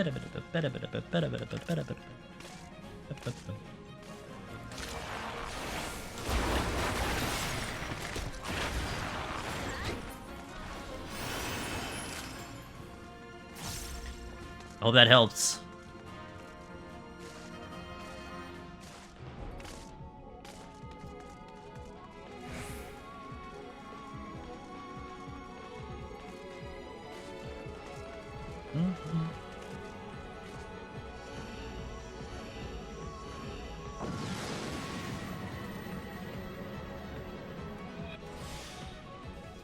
I can... hey, no problem, Hugo.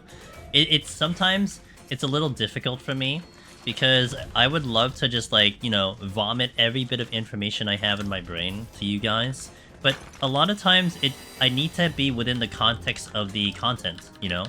It helps when you ask the right questions or that all of a sudden we're demonstrating it because we ran into it for the content. Because there's just so many little bits and pieces to Deep Dungeon that exist that I couldn't possibly remember everything unless I was running down like this like master list of like things, you know what I'm saying? So it helps when like you kind of ask the right questions. Makes me remember some things. Or even like we've been kind of doing this a couple times. Someone would ask this like obscure question. Like I think we were in Heaven on High recently and someone asked, "Hey, can you hit a trap with conceal?" And I'm like, I'll just show you. So we just found a trap, I hit conceal, and I showed it. And I feel like that's such a good way to demonstrate, but like, we're also in like kind of that mode where I have no problem showcasing this right now because it's not going to really affect the run, you know? So that's part of the fun live experience. You know, you get a live question like that, you do it right there and then. It's unique to the live stream.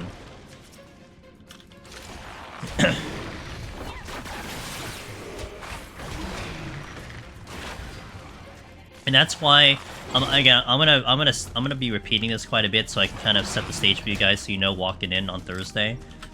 Thursday we're doing the next live tutorial for Machinist. I'm gonna be recording it, but I'm gonna be executing it a little differently than I have before, where I will be limiting chat interaction between the floors and we'll be doing like a big stream of consciousness, almost like if I was running like a GDQ run, which I had that experience now. But I will be open to very specific Deep Dungeon questions. They don't necessarily, like, okay, let's say we're on like 1 to 10, and I'm just talking about 1 to 10, blah, blah, blah, 1 to 10, 1 to 10. You can totally ask a question that's, you know, relative to Deep Dungeon from like 171. And that's perfectly fine with me, because I'll probably, you know, discuss it, so on and so forth. So, you know, as long as it's like related to the topic that we're talking about, you can have like this participation on the recording of the run, you know? Because it will be something that's more geared towards YouTube, like the ones we have right now. So that's why it's going to be a little less on actual, like, you know, the interaction we kind of have now. So, you know, someone comes in here, they say hello, they sub, so on and so forth. I won't be responding to those until after, in between the floors. But Deep Dungeon related, we're gonna go all over that and, like, you know, just have a talk. Because I'm gonna find myself probably having times where, like, I discuss like 1 to 3. We talk about all the enemies available, and then I'm just gonna have to start like talking about other stuff because we talked about everything we needed to. But I don't want it to be out of context, and I want it to be within the context of a Deep Dungeon thing, you know?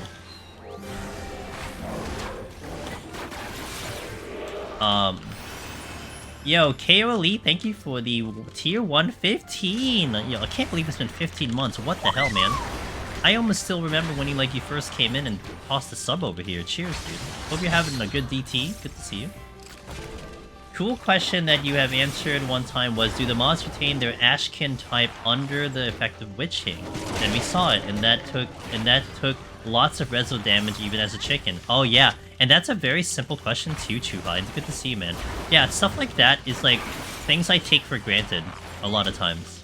You know, I think there was quite a lot of things in this content that even if I'm going through this explanation of like, you know, to do this, to that, I will take for granted some things. And it isn't intentional, it's just, one, there's just so much information, but two, like, sometimes I don't know when to dial it back a little bit. That's why when we did GDQ, it was so perfect to have Mr. Frosty on the couch with me, because Frosty at the time hadn't really done much Deep Dungeon. And it was precisely the person that I wanted to kind of bounce off me with questions. Because who better to have a perspective of the community than Frosty Mogborn? And to ask me questions from someone who, like, you know, maybe you're watching it for the first time, maybe you've never seen 14. And sometimes, like, I feel like maybe if I took in someone that was an expert at Deep Dungeon, maybe we'd both miss such a simple question, you know? Such a simple thing that we take for granted. And that's why it was really nice to have him there to kind of, you know, have this kind of conversation with him about this so that we can explain things to someone who's never seen the content.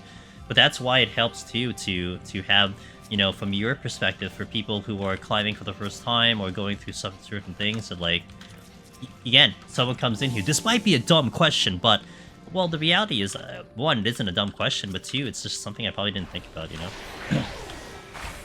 Yeah, he was great. And, man, I'll tell you, he did more than I signed him up for, you know? He kept my mental in check. I mean, not that I felt like I was gonna enter some, like, mental breakdown or something, but I was getting very nervous because I wanted to put on a good show for 14. And with the stream going weird, it was just, you know, it was just very...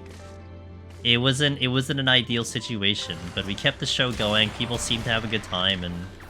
Yeah, what can I say, right? At the end of the day, people were happy and they liked it, so I can't really, you know, punch myself for that. At least we still ended strong. Yeah, and I take that to heart, you know. So we worked with the situation the best we could, and couldn't ask for anything better. Well, I would have liked it, but our time got a little shortened. I really would have loved to talk about that, man, but didn't quite get there. Yeah, true, just gotta run it again. That's what I liked most about the GDQ run. I love GDQ, but so many times they're like, here, we will use the double jump, dodge, hat trick, and I'm like... Yeah, yeah, I know exactly what you're talking about, Ether Bunny.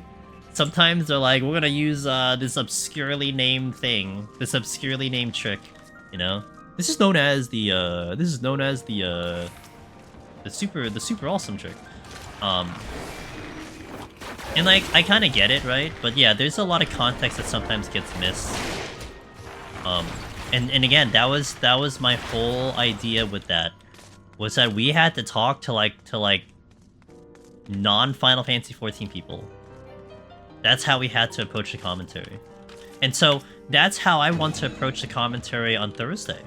I want to talk to you guys and to talk to the viewers as to someone who's never really seen Deep Dungeon before, or who has done at least Palace of the Dead because, you know, they did it back in the day, they have it unlocked. Like, the base starting kit that I'm gonna go with on that live tutorial is someone who has unlocked Palace, who's at least cleared 50, and then all of a sudden wants to do a Necromancer clear 10. And I do have the Aether Pool farming video that is available that kind of serves as a, I want to unlock Palace of the Dead for the first time, and then start my journey as a solo runner. Like, that covers that aspect. So this will be almost like step 2. I'm gonna go for the title now. And that's where we're gonna start off with. So I'm gonna try to hope that I can assume from that perspective and answer those questions from that perspective. I guess I can strengthen too. There's a legendary run from GDQ 2013 that my buddies and I quote weekly about Mr. Driller. Hey, this is Mr. Driller. This game is alright, I guess. You just gotta get to the bottom. Just win the game, forehead.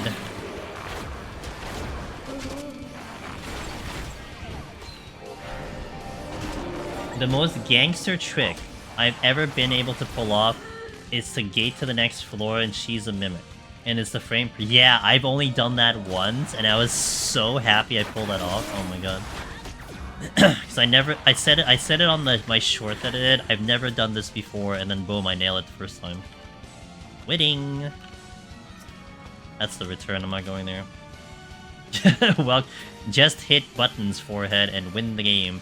I'll just start at floor 1, and then we'll do a screen transition into the bench, and that's the guide. And there you have it. Necromancer. I hope you enjoyed this 3-minute guide. Hope you enjoyed this this 1 minute explanation of how to get Necromancer. It's alright, you know. I've only been doing it for 9 years, it's okay. Acceptable piece of content.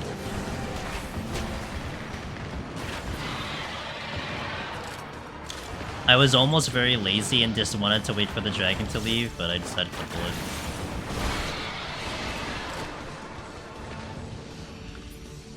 Hey Ultima, good to see you once again. It was easy, I just took the stairs on the side, like the fire escape stairs. I do a Viper run in PoTD and it feels really bad. Viper is rough, yeah, it really is. But hey, you know what? You could do it, so what can you say?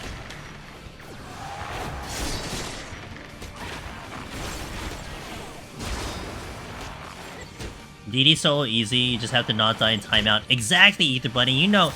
Gee, you've learned. You know how it goes, dude. You know the drill.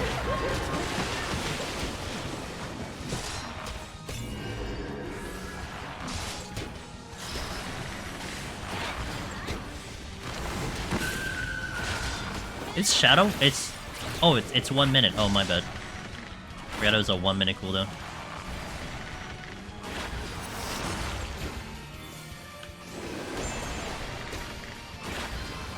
It's true in GDQ runs you glitch the first teleporter and wrong warp. Dude, if we can do that... Can you imagine if I do that? I do it live to a large audience, Bobinity, and then we do the donation incentive right after. Speedrun to GM jail. Oh my god, that'd be great.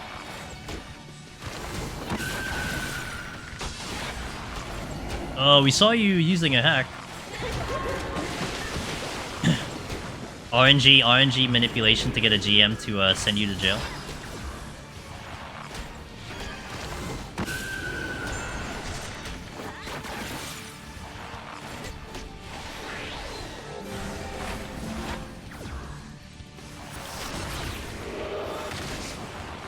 These more Mario warps. Find this hidden room. Oh, I would love a hidden room. You know how much I would just, like, be so excited, Ether Bunny, if they ever add a hidden room where it's not on the map tile and it exists and you just walk through and phase through a wall. Oh my god.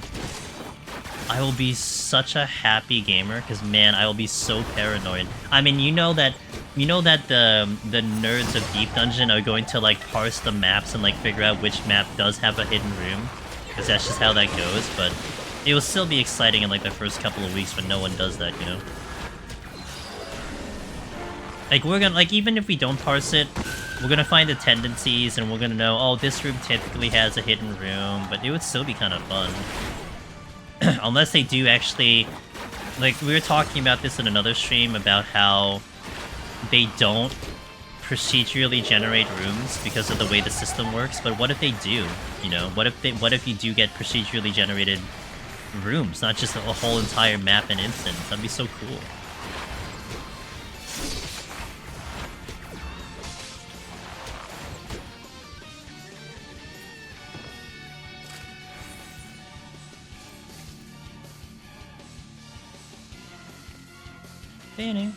Okay, I gotta do an ad here soon. And now we get a new deep dungeon in DT. So far, it seems like it. There doesn't seem to be reasons why we won't. We just don't have any information about what it's going to be, Hugo. But for all intents and purposes, we should be getting one. That's the best I can tell you, though. Okay, I shall return. We're gonna hit an ad here and go into 51 plus. Thank you guys for watching. Our goal is 120 today, so see you in a little bit. All right, BRB.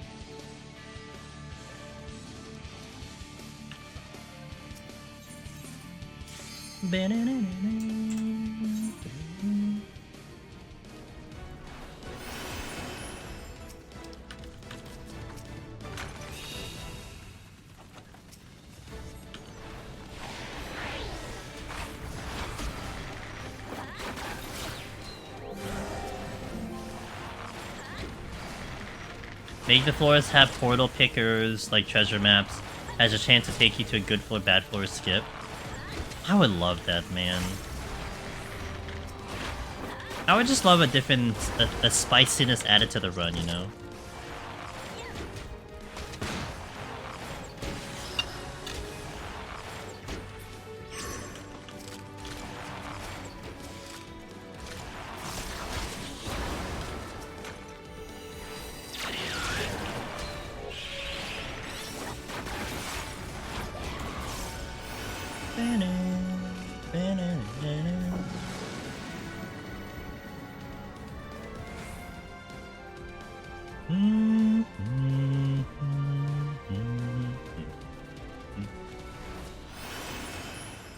Ow! Okay. Lights. I just think any type of real RNG would increase replayability for most people instead of just hardcore D-Dungeoners. I mean, just think of any roguelite, right? A true roguelike game. The main allure of that game is just going back in and trying something different. I mean, you could argue that this is like the lightest of roguelites you can ask for. Because, I mean, the floors and Palmanders kind of generate differently, but I mean, generally the run is roughly the same. You know, you're not dealing with different builds, you're not dealing with... I mean, I guess you can say, in our realm of, like, understanding, a different build is like a different job. That's how we look at builds. But it's not something like Hades, where, like, you can take a single weapon and end up having a completely different, like, use of the weapon, right? I mean, man, that was such a fun thing with Hades 2, was how you can start off with a single weapon, you had an MP spender, and you had a physical spender. And, like, one run, you can completely focus on the physical spender, another run, you can completely focus on the MP spender, but it's the same weapon, you know?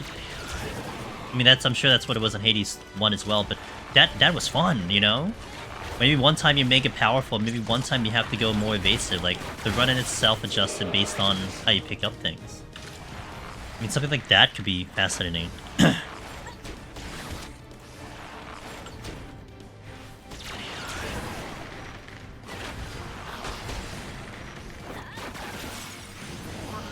That was lag. I was watching the Savage Raids early. These guys are honestly impressive. Yeah. They're gamers, man. Ultima, they're gamers. I didn't get to see much of it.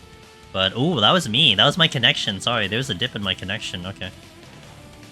I saw my frames drop for a quick sec. Okay. Hopefully it'll be okay.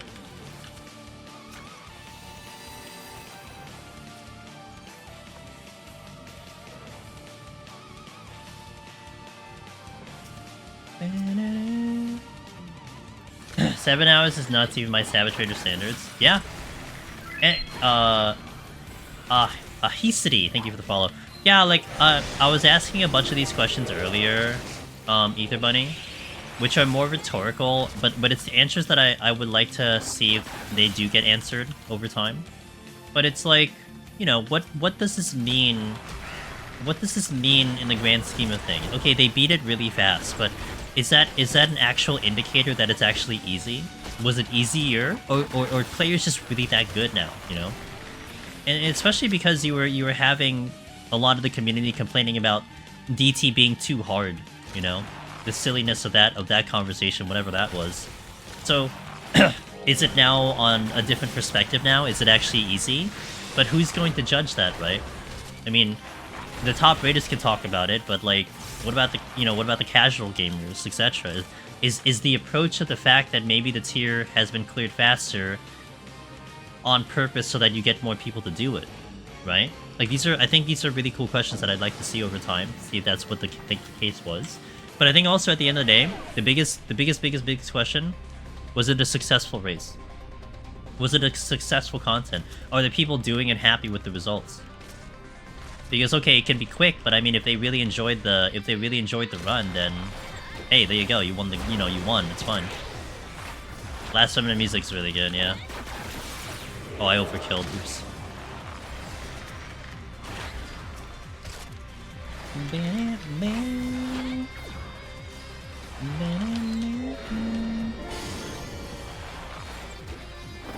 Oh, I forgot. That's not gonna hit the target. Right, I can sing a song without hitting the target.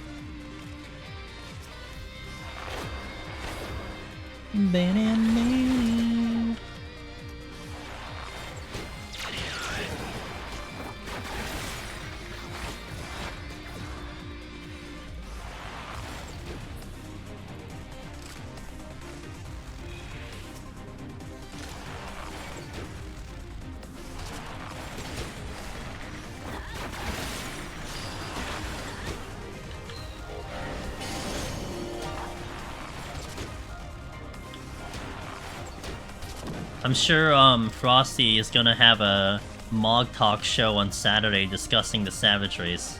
I can just like bet money on that.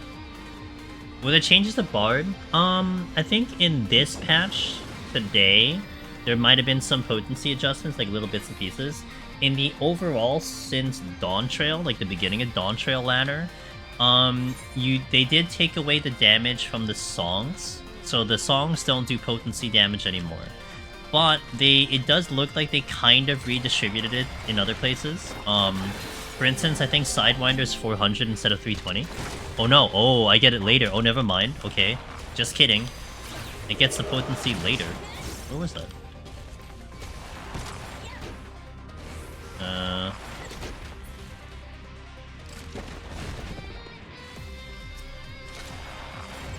Oh, there it is. Oh, I don't get it. Oh, okay, nope, didn't get that change. Alright. I guess no real change. Maybe the dots do more? I don't know. Okay, well I just lose 300 potency then, I guess. I think there was some potency adjustments to Bard, but couldn't tell you on paper. I don't really remember it. I thought see, I was looking at the job guide, and so I saw them mention Sidewinder was 400 instead of 320, but that was because that had included the trait adjustment that they get later. So yeah, theoretically Bard is kind of weaker, I guess, because you lose 300 potency that you don't have on the songs anymore. So we'll see if that's like a big deal or not. And this is the hardest, in my opinion. Bard is the hardest Behemoth push of the 21 jobs. The hardest. And Behemoth is really what it comes down to. I mean, honestly, the rest of the Bard run is perfectly fine. It's just, you know, how does Behemoth go? Yes, but that doesn't really affect, I feel like, this run in particular. I mean, it's nice. If you're doing like a score run, it's nice, but I think with just a regular clear run, you're not really caring about AoE that much. But that's also true. Thank you for bringing that up. I think potency is kind of the one that's most important, but...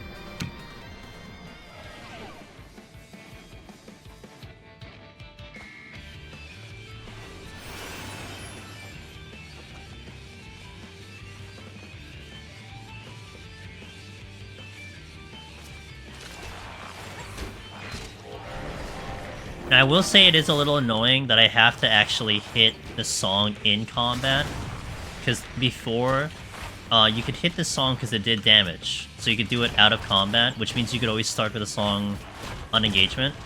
So you have to now hit a button or aggro first and then get it off, but it's like kind of the least of my concerns, not gonna lie.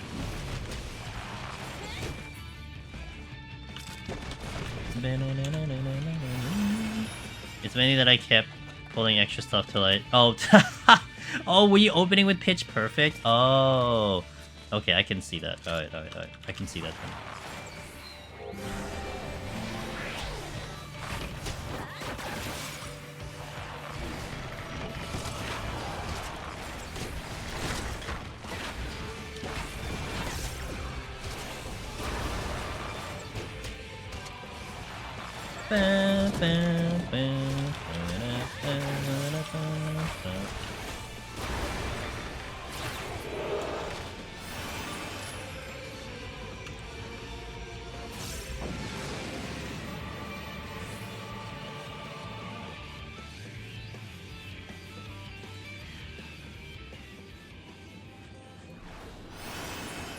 Beep beep bop bop. Another steal. I'll take it. Beep beep bop bop. Can I strength now and get it to the boss? Let's do it. Why not? Why not?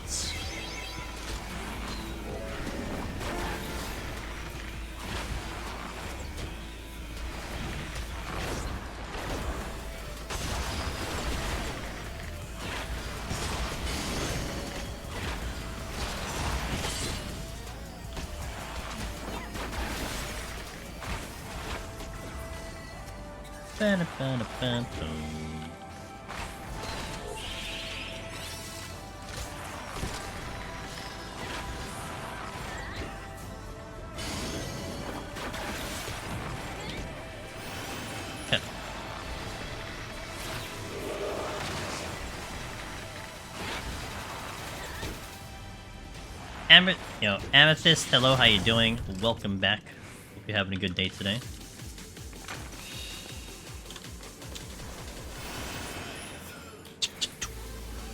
Just finished 160! Alright, good luck, good luck, good luck, good luck. I'm wishing you the best of luck. Get through Dinoville.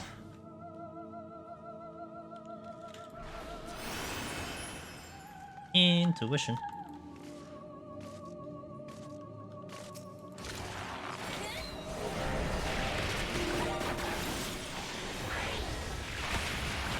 I ran into a wall. I ran into multiple walls.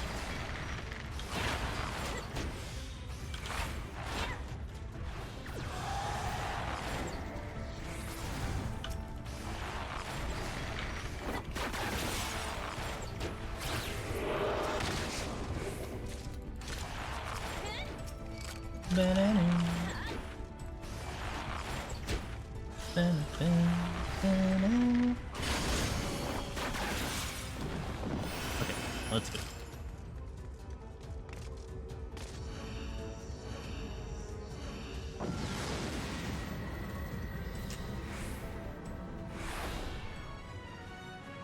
Classic Deep Dungeon song, from one classic to the other. Both of these songs, I think, traditionally do show up in Alice of the Dead.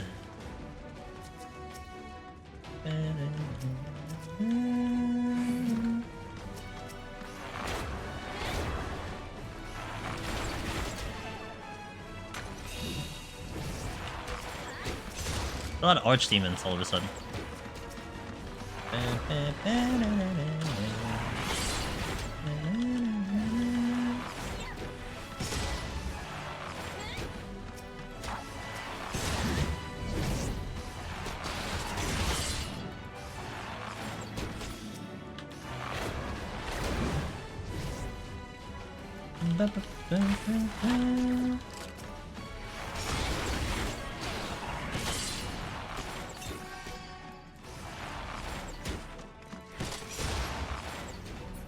Okay.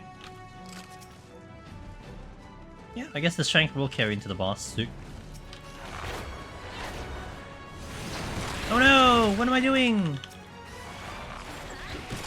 Fine, everything's fine. I didn't get the I did get the chest, I was gonna say. Got a day one. Hey! Yo, Nyu, let's go. Were you guys world racing? Or like, was it PF? What's going on? Let me know.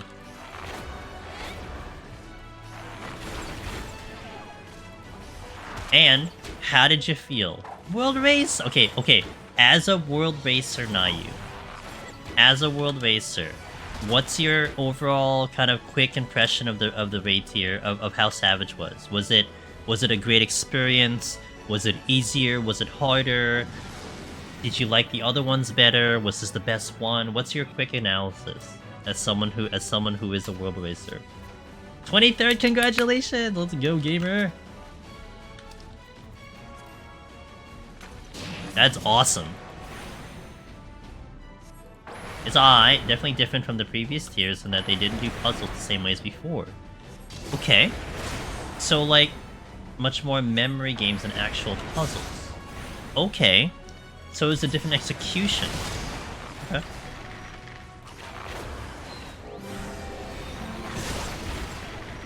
So then, in that respect then, would you say that it was easier?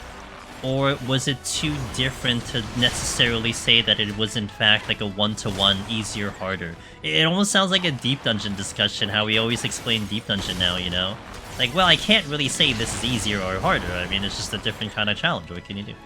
Or a bit harder than the previous first tiers. Oh, wow, okay. So there was difficulty in it. Okay.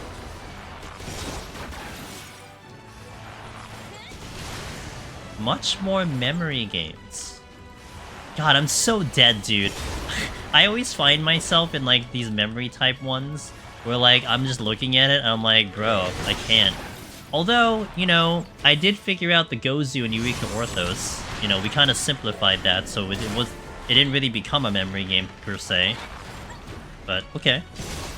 Alright.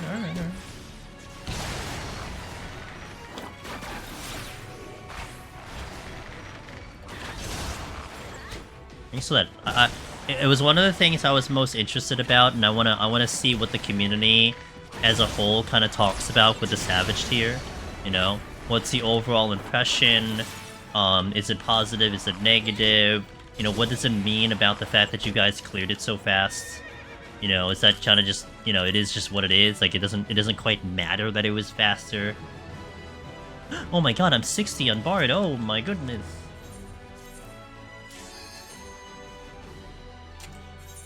But thanks for telling me all that. Appreciate it.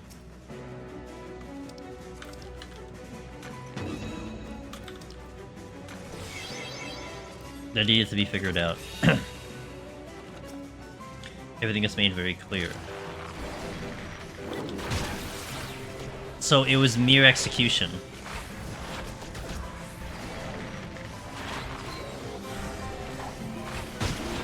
That's interesting. So then,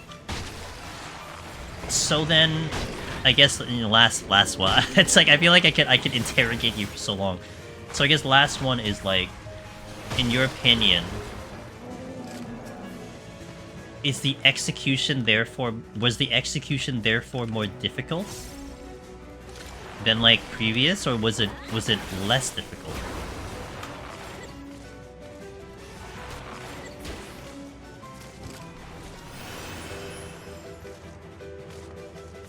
Because then it's like, in my brain, I'm thinking like, okay, so if before there was a puzzle to figure out, and you spent like X amount of hours trying to figure it all out, but then once it's figured out, you had now to do the repetitive execution, right?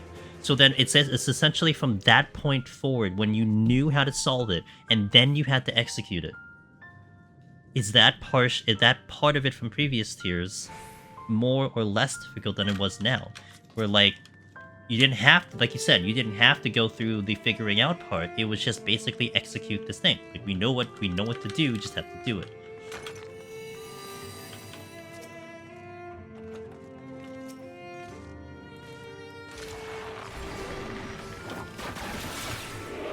Because that also leads to, after the puzzle was solved, the execution was definitely very easy, so in that sense, the execution was harder. Just to clarify, in this Savage tier, the execution was harder, right? Just to clarify that.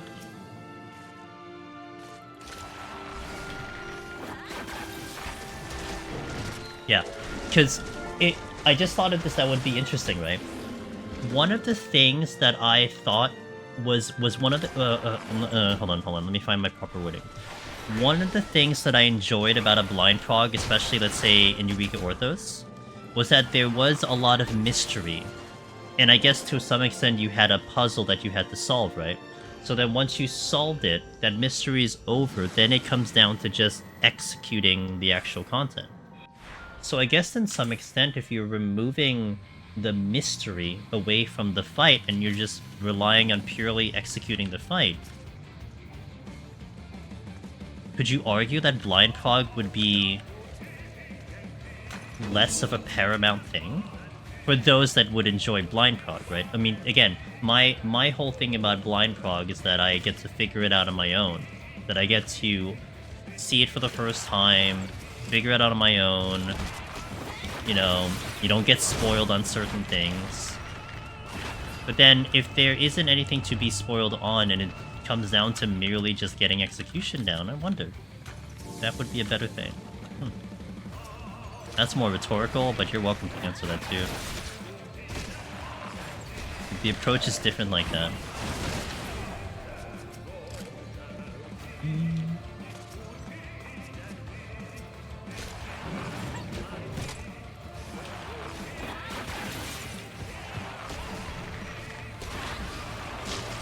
Who was the first person to hit Behemoth on 180 and realize the wall? Who was the first person to... I don't know. I mean, you know, a lot of us in the very early days of Deep Dungeon Gavendale, we were doing it on Red Mage. So Behemoth wasn't really hard. I mean, when you started to look into other jobs, that's where you started to realize the difficulty of Behemoth. So it's really hard to pinpoint, I guess, an individual who kind of hit that thing. I think you had a number of people who were slowly trying to attempt the thing. And it's also hard because, you know, back then you didn't have people streaming the content or really discussing the content. So you had no idea if someone was stuck in it for a year, if someone just did it for a day or whatever, you know? I do remember back in the day when jobs started to fall down and be like, oh, the tanks had finally cleared Behemoth, oh, the DPS had finally cleared Behemoth. It really came down to, like, is it possible? Yes. Okay, we'll figure it out. You know what I mean? Someone did it, so it has to be viable. That's it. That's all it came down to. And just came down to, like, what does that mean, you know? Nayu says, personally, found the tier a little bit less fun, given that the part of the past tiers I enjoyed were the puzzle-solving aspects. However, I did find the inclusion of higher-level decisions branching into later Savage tiers had some satisfying fun mechanics. I'm with you on that one, Nayu, right? I do enjoy that aspect of figuring out the puzzle, having this realization of like, oh, we got it. But then that does lead into like the idea of the blind prog, right? I mean, you guys being world racers, you are blind progging and you're trying to see and figure things out if you can. And there is an entertainment value to that. That's why I like the blind prog. But then I guess if you're now, like you said in that second sentence there, if the focus now becomes about just purely the actual, you know, execution of things that you probably already know how to do, it's just figuring out the answer to that execution. It's like a different challenge. It's delivered differently in terms of that. And, you know, to me, part of the experience of gaming is, aside from the discovery of something, it's also playing on like an equal level to some extent. So like, if then all you have to do is just like get into the content and then just like be able to do the dance, you know, then I don't know. I don't know if I'm explaining myself correctly here. I feel like I'm confusing myself with whatever the hell I'm saying. I guess the general gist of it is like, if the execution of the content is now applied differently, then maybe, you know, I can do away with the puzzle, because everyone has to now do it that way, if that makes sense? Because I feel like there would be this large separation of like old content, where you have the people who were the ones who figured out the puzzle, and then you have the people who just want the answer. Right? When there's nothing necessarily wrong about that. Everyone will approach the game differently. Some people just want the answer and then just try to do the answer. But even if you have the answer, but the answer's still difficult to execute, that there can be a level of enjoyment to that, right? That's like Palace of the Dead. That is like exactly Palace of the Dead in Heaven on High. Is it not? In a way where it's like, look, this is how you clear this content. But you still have to put a lot of work into it, and you have to get really, like, a lot better at the content to be able to clear it, right? You don't just walk in and just clear it. Even with all of the information at your hand. You don't just walk in and get Necromancer. There's effort that has to be put into it. Second fights. That's kind of how ultimates in the second, third are for you.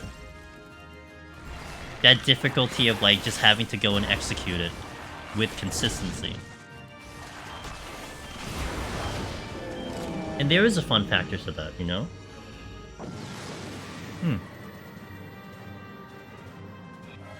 I will wonder if that's going to be good for the community as a whole. They're not easy per se. Yeah. That's why like EO had a weird approach to it, right? I mean, EO had a puzzle, which was memorization. And of course the difficulty was remembering what everything did. Now, granted, you can just have a guide open and just look at it every single time, and then boom, you just reference it. The execution, arguably, was a lot easier because they weren't very complicated. I mean, you're not dealing with, like, you know, multiple extra layers and, like, you know, blah, blah, blah, blah, blah. It's just in, out, which one is it? In, out, in, out, in, out. And that's all you had to deal with, but... yeah, I mean, if you make the actual execution complicated, which is Palace and Heaven on High, there's still a fun factor to repeating it. Well, thank you for your feedback on that. And you'd be perfect because you're like legit, you know? You're someone who was in the front lines of everything.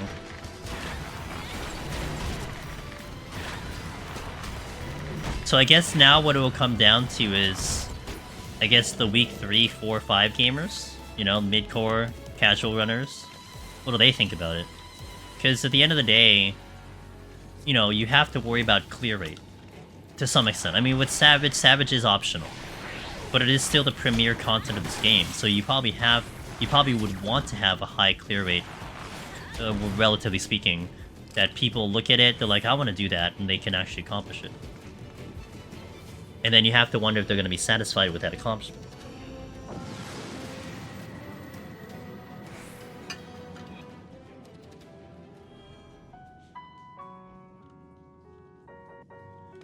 I remember looking at someone's Red Mage clip years ago, going, nope, never doing Necromancers as Gavendel.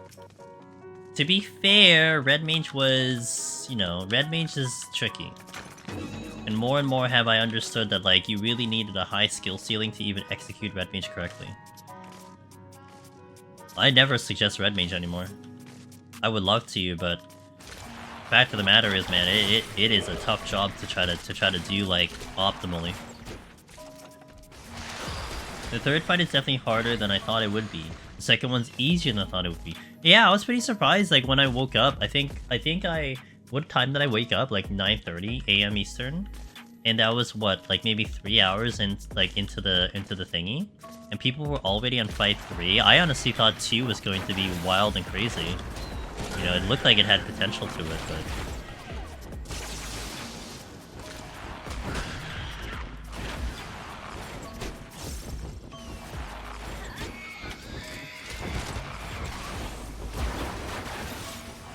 but it seemed like everyone was kind of zooming through it pretty well. The normal hard spam is harder than Savage. What is it? Let me not answer. No, you don't have to answer that question. I should just look at it. Also, just in case someone like maybe wanting to discover it for themselves. So I'll just take that as the answer. It just, I kind of feel bad because it finished so fast. I didn't get to watch, like, I barely watched any coverage because I was out all day, and I wasn't able to like really just sit down and just like peek over every so often.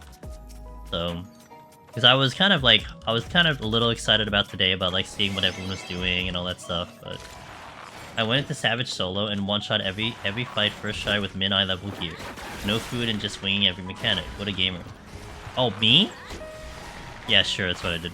I thought you did that, Velvet. I'm like, whoa! Holy moly.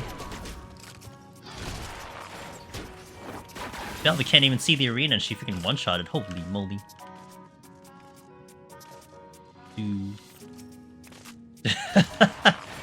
Oh, thank you, ma'am. Oh, Miss Velvet. I don't know why I didn't think of this sooner. I don't know why this didn't come to mind. But the next time, like, Frosty has some events, which will probably be Ultimate World Race, would you be open to the idea of your music being potentially played on his stream? Is that like something you'd be okay with? Because I think he does ask a lot for like community music. I don't know if he did it last time, but there was a point in time when he was like trying to figure out people in the community making music and stuff. Maybe at the last time it was still before like you were doing a lot of stuff, but like would you be okay with me like throwing you into your hat in the crowd or something?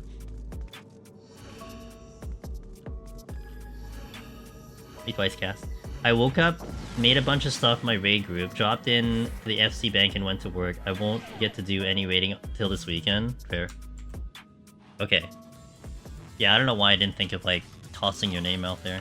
I mean, we have like so much video of you doing the thing and like having all the songs and everything. It's like you have so much content. I mean, like maybe I can be like, hey Frosty, you know what she did for me this one time, you know? I mean, of course, this is assuming your hand has healed. Like, she played live music when I was, doing Behemoth. I mean, you know, you want some live music playing during your thingy, maybe I can ask her. I really haven't done... I know, it's the hand is... I mean, it just really sucks, but I mean, hey, look, it, you know, at least you're not looking for current music. I mean, we could still bring up the stuff that you've already sent me, and then, you know, at least that's there.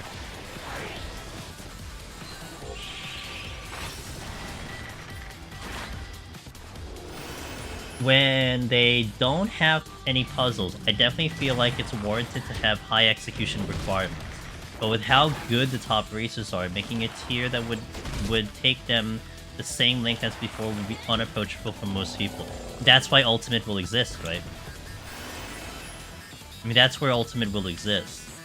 And yeah, I mean, to be fair, I mean, you know, even from coming from the Eureka Orthos perspective, Nayu, you know, Eureka Orthos, to me, at the end of the day, definitely felt like an effort to get more people into Deep Dungeon. Right? It's almost like it was a stepping stone to just be like, hey, this content is here, I want everyone to try it, it's approachable, you know, it's a lot of fun. So maybe that's what they're looking at, maybe for this tier, to get more people to do it. Maybe, possibly, maybe. There's some complications with some nerfs. Maybe just stuff I already did is bitter. Oh, fuck, dude. Man, I'm like pissed for you, Velvet. Like you're someone who's like very kind of stoic like me in a way. But I'm like pissed for you, you know?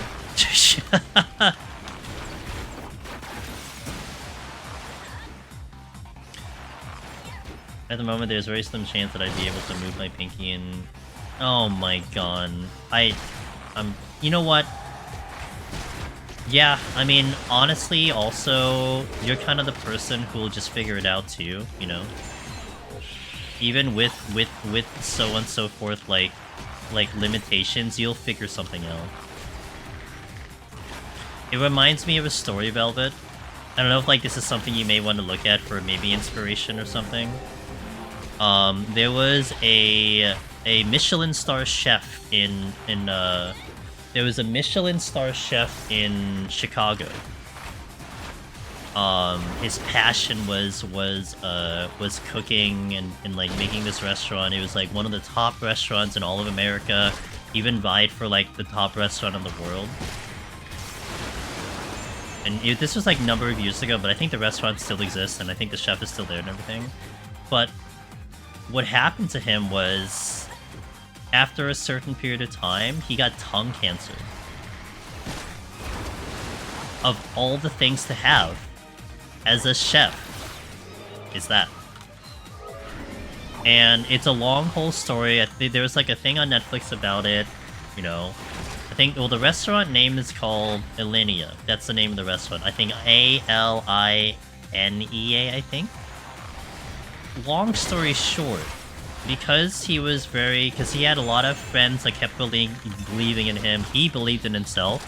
Eventually, he was able to find a treatment that did help him and actually, you know, allowed him to to solve essentially the cancer and be able to make it through and everything, you know?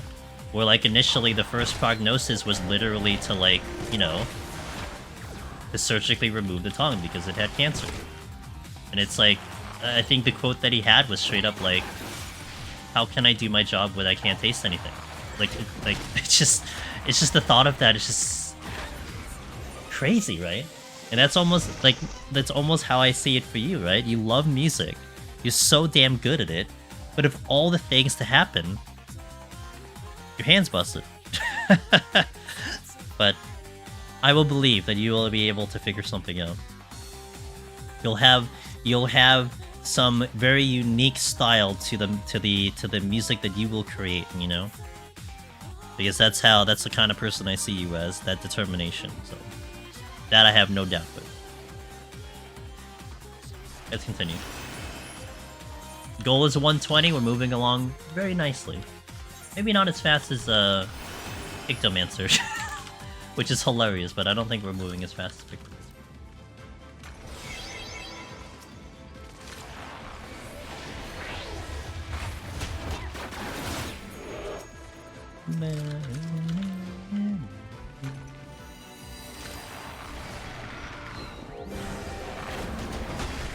You know, this Anzu would be dead if I was a Ictomancer, I'm just saying.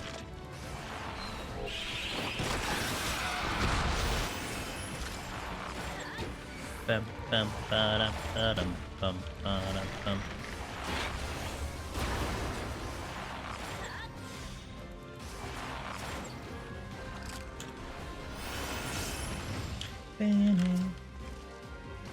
And thank you again, Nayu, if you're still listening. Thank you for that, for your exit discussion about it. Like, it really helped answer a lot of questions that I was kind of wondering. And like, even though I don't do Savage, I don't care for Savage, you know, I have no aspirations of getting the achievements, the content, the mounts, or like, I don't care anything about Savage. I still care about what it means to the game, you know, the things that all of you guys are involved with. Like, it's something where I want to still be knowledgeable about it, and it's you guys that teach me, you know. Maybe I do help you guys with Deep Dungeon. It reciprocates in that fashion. So then I get to sound like I'm really smart about the content when I've literally never set foot in it. You know?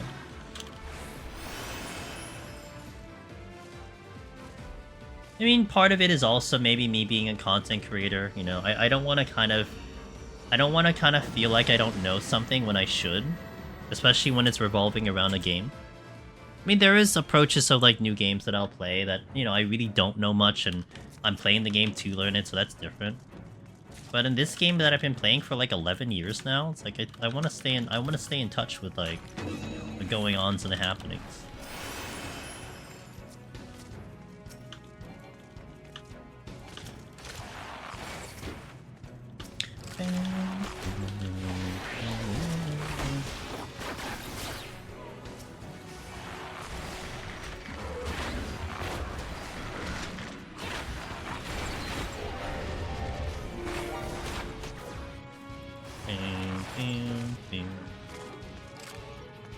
Sweet.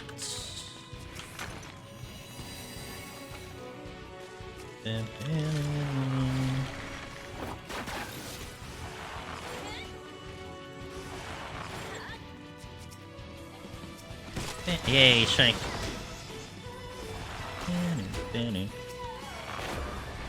I actually use that music program to make Zone 6 music? Yo.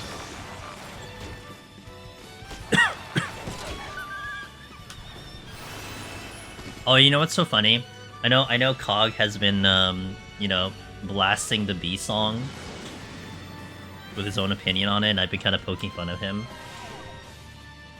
If you were healthy, it would have been, you know what would have been pretty badass, Velvet? If you did the instrumental version of the B song.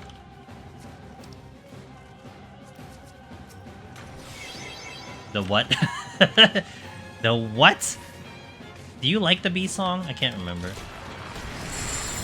Oh shit. Clicked on the wrong one. You be Yeah, but it's a good sacrifice, isn't it? Look, you gotta do it for the greater good.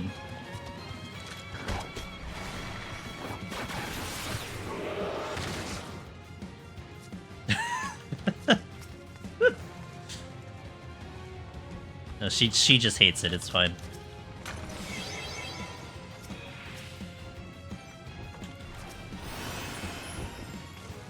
You despise it respectfully, okay.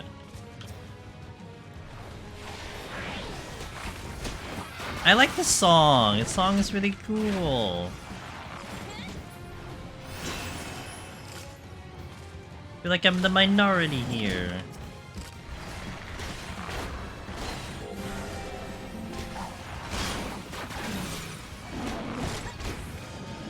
Nai, when you were world racing, did you have BGM on or off for M2?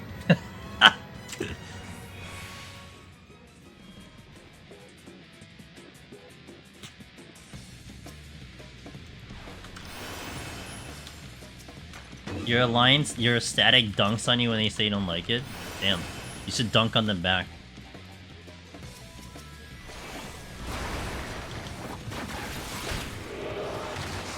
Last BGM, yeah, I'm same. I had it on because I always race the in-game music. Respect! Respect! Play the game as intended. Respect.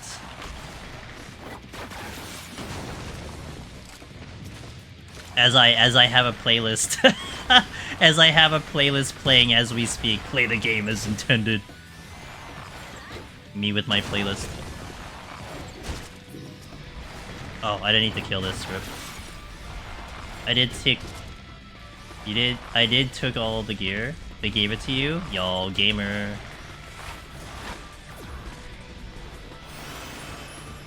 Yeah, I like it a lot, Twice Cat. I put it on my playlist, because I liked it that much.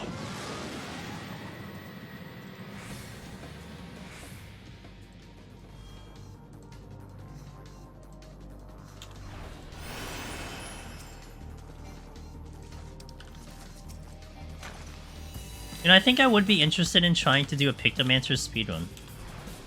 Because, like, I'm running this Bard run right now, and I want it to go kind of fast, and we are just lower than Pictomancer. Like, looking at the time and everything. This is just slower than Pictomancer.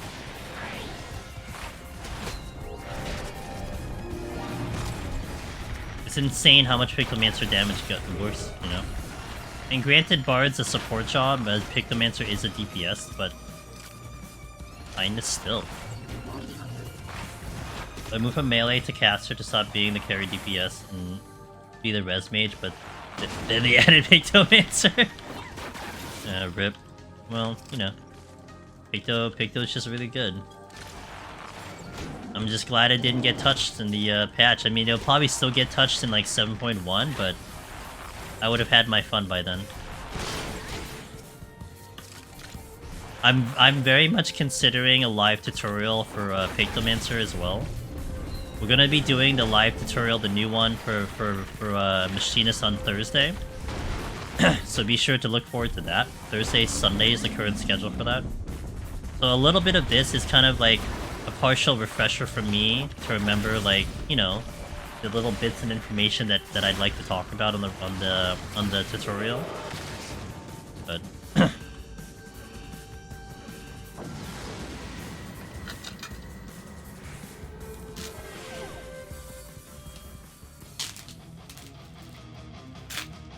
oh, I gotta leave the song on. We gotta leave this song on for a little bit.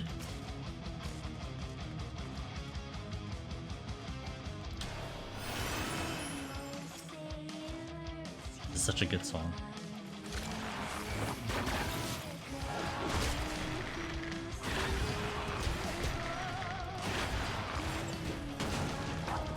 And the Hades song stuff gave such good memories too. I was like thinking of when I was playing Hades 2 when the songs come up. Oh, they're good.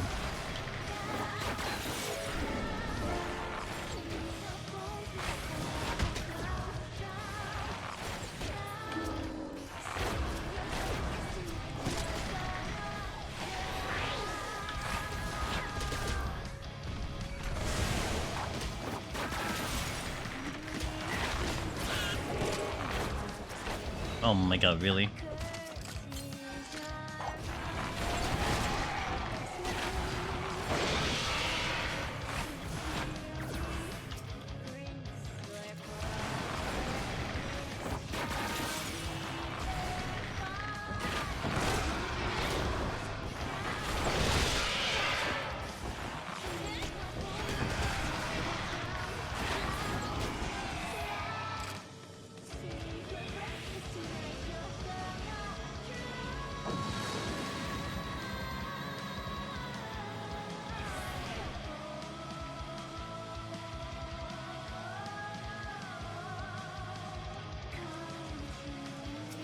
Okay. Safety.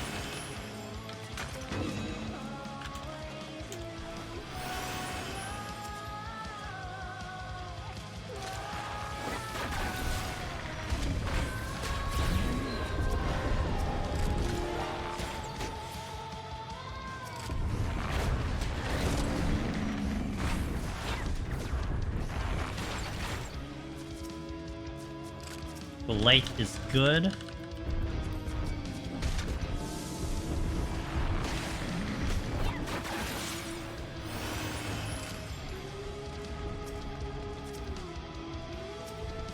Gonna sleep now after finishing almost 18 hours of racing.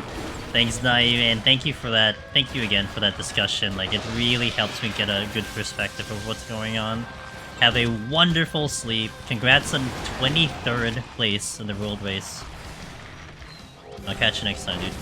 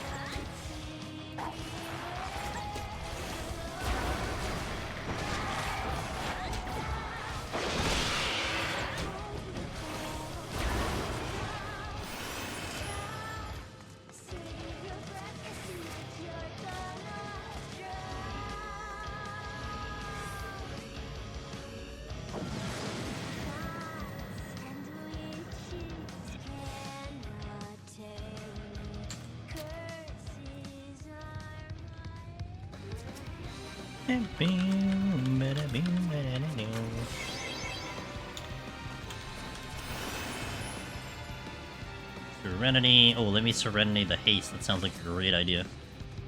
This is flighted.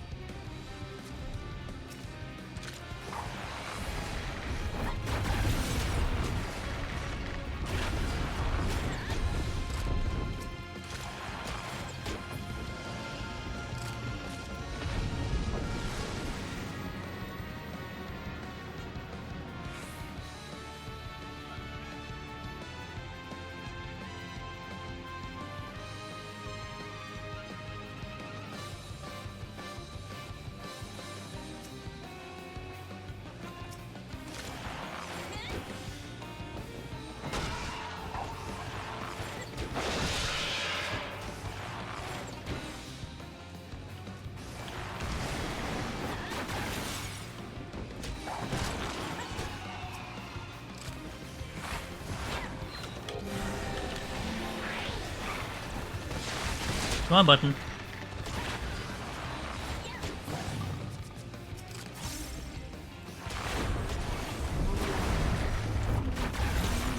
A lot of silver chests, what the hell?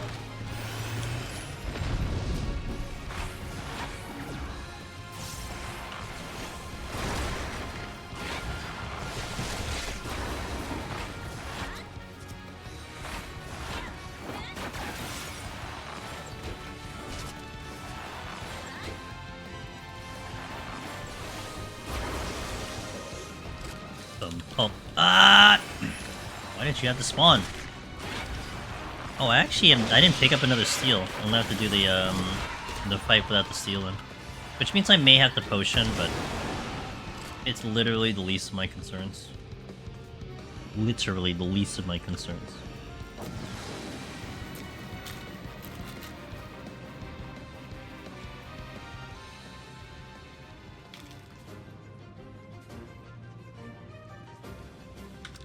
Okay, pop a potion.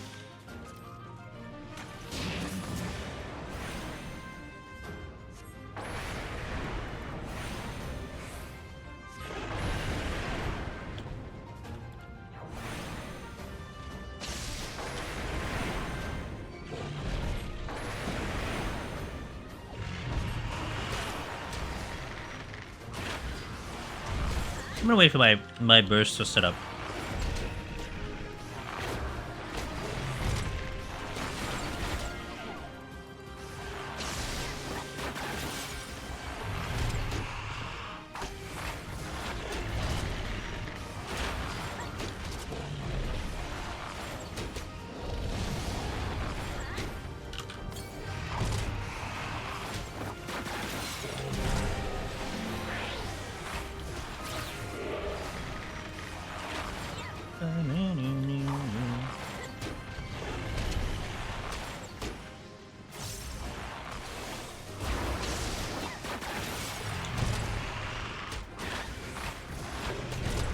Don't forget Iron Jaws, very good.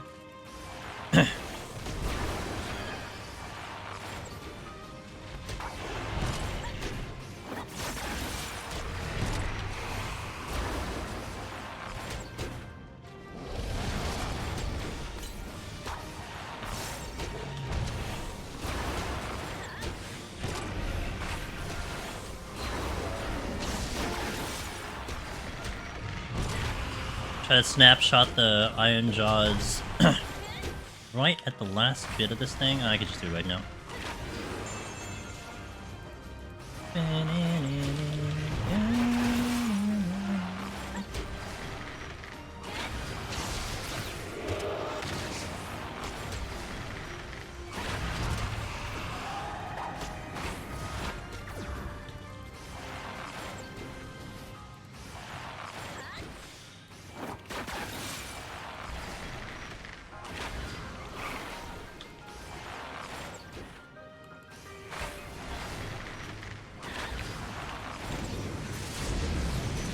Had to make a dramatic effect. That's the difference having it on Bard and no DPS. Or any other DPS, rather. Oh crap, my poetics are full. Okay, hold on. Oh, wait. I'm not on my main, forget it. I thought I was on my main for a second. I don't need to spend the poetics. Okay. How's it going out? Thank you guys for watching, thank you for being here. Hope everyone chilling's having a good night. Our goal today is 120. So we're down to the last 40 floors. So BRB, thank you for watching. Let's continue.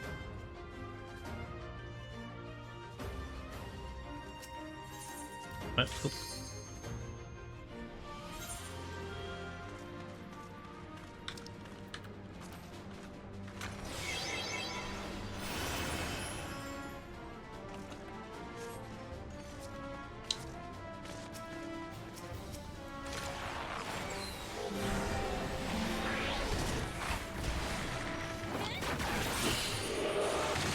A waste of a Sidewinder. I need to stop doing that because Sidewinder activates so fast. I need to stop like killing something with Sidewinder.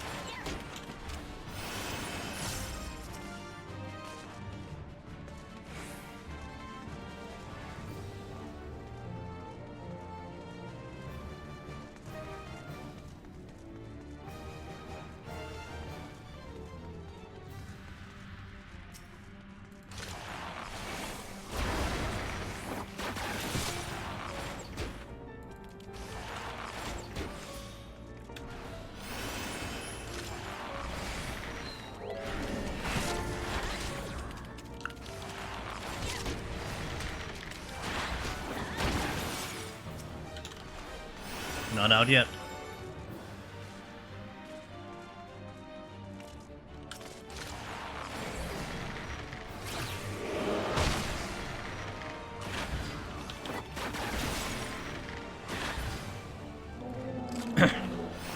Had to kill everything on this floor.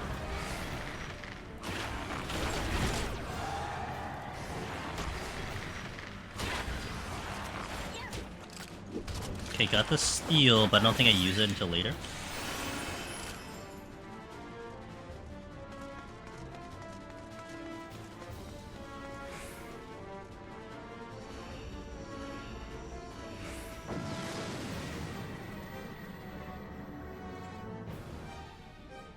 Easy behemoth.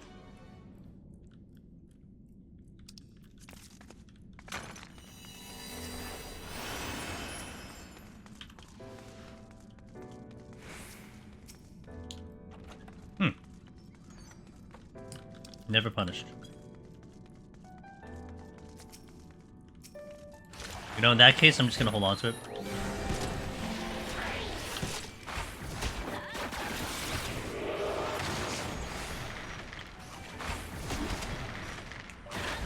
I want to use the rage maybe on a luring floor, on the 4th floor or higher.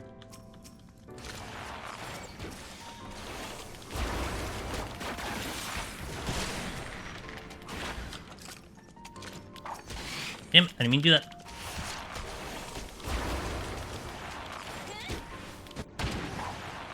Hey, welcome back on the ads, guys. Thank you for your patience. I appreciate that. Hope everyone's having a fantastic night today. Savage Tuesday. Reset Tuesday. Hope everyone's hyped about the game. That's one thing I can always hope for. Amongst anything else with the game, it would just be fun to see people just enjoy themselves with the game. Have some good times, you know, more people play the game. It's always a good thing to see. I hope that's the case.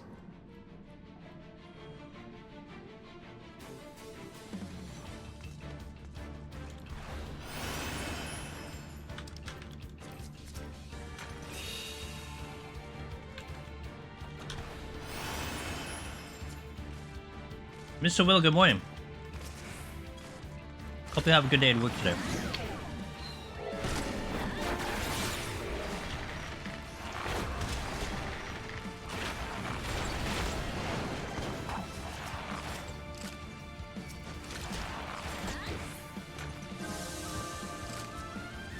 Extra restart for me today because of month end. Ooh, okay.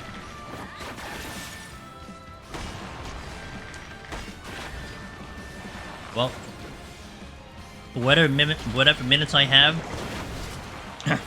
so you gotta do your thing, man. I'll enjoy them.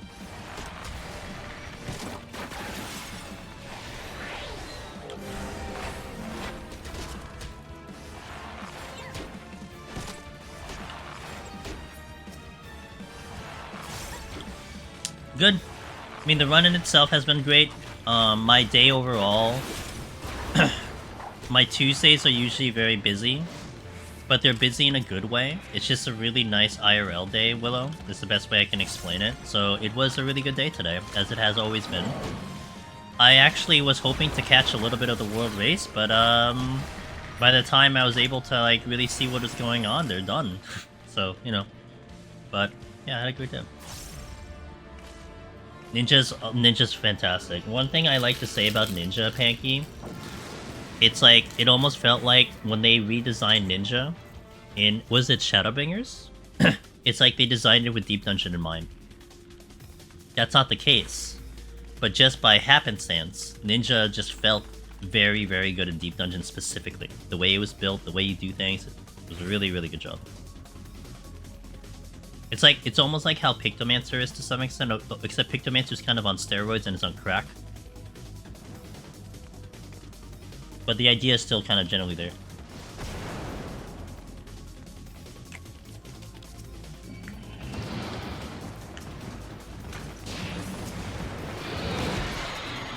Yeah, you know. And Willow, if you want to share about that, if you have time, I would love to hear them. I had a lot of questions myself. You know. And like, it was a lot more rhetorical questions, because I mean, I don't have first-hand experience, so I'm coming from a spectator point of view. But very interested to see the overall community perspective on the results of Savage.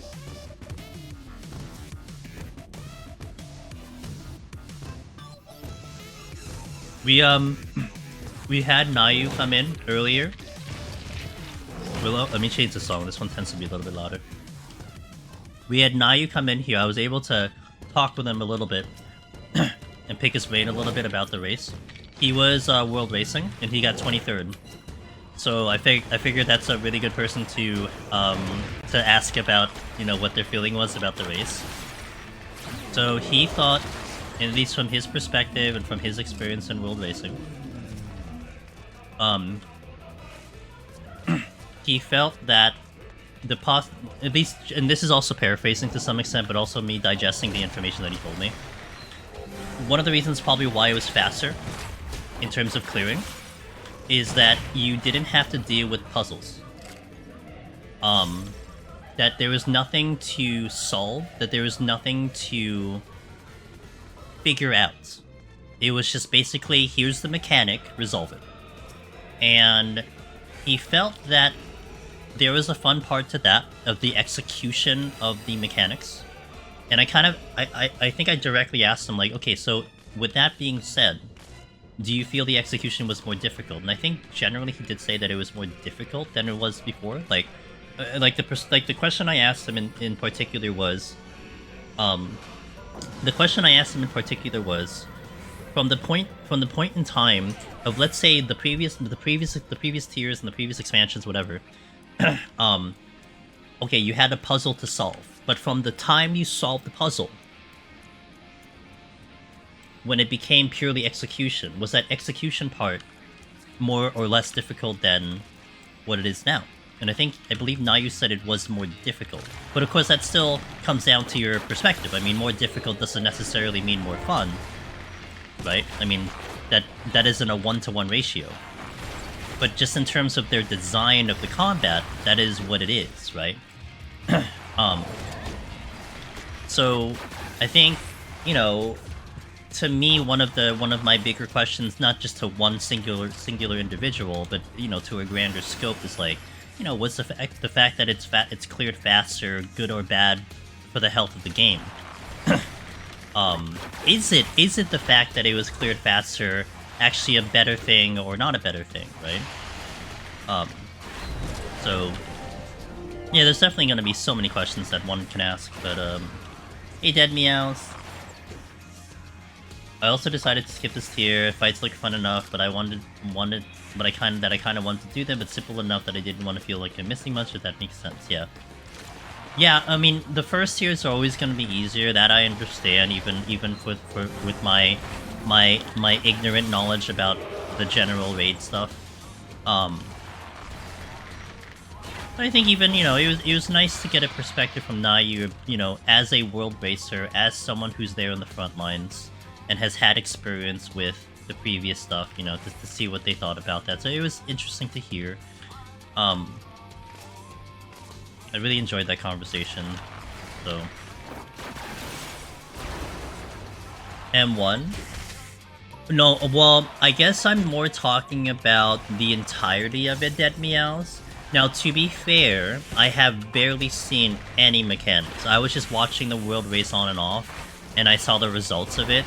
But I don't know, there's like one mechanic in M4, which I'm not really going to talk about because I feel like maybe it's spoilery, but like, I don't know much about the fight's actual execution. But I would like to know the, you know, the information surrounding it, the intangibles, the feelings, the emotions, the general perception of it, right? Are people happy? Are people sad? You know? All the fights look crazy fun. I'm really excited to keep frogging. Fair. It's a shame they kept making the first deep dungeon of each expansion. It's a shame they keep making the first deep dungeon of each expansion easier. Yeah, man, gotta just wait for that second one, you know? What if I'm happy and sad? I don't know the context. Miss Sheila! Miss Sheila, you're going to be someone I'm going to interrogate. I'm gonna put you in an electrical chair and then we're gonna interrogate you. Does that sound good?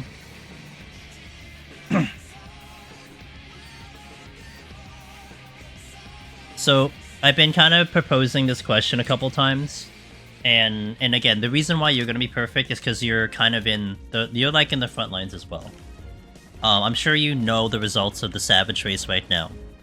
But like, it's mostly like, because it was cleared quickly, what does that mean? And I don't mean that to be good or bad, it's just, what does it mean? Is it good? Is it bad? Is it healthy? You know? And I was just mentioning, Sheila, I imagine you just hopped in here, right? You just woke up, hopped in here right now?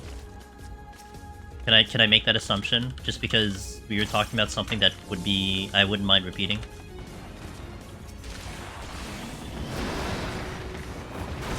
Also, I'm doing Bard because you said so. Sheila made this run happen, guys. It's all her fault, so. I think this speed comes down to more about quick execution, less puzzle stuff.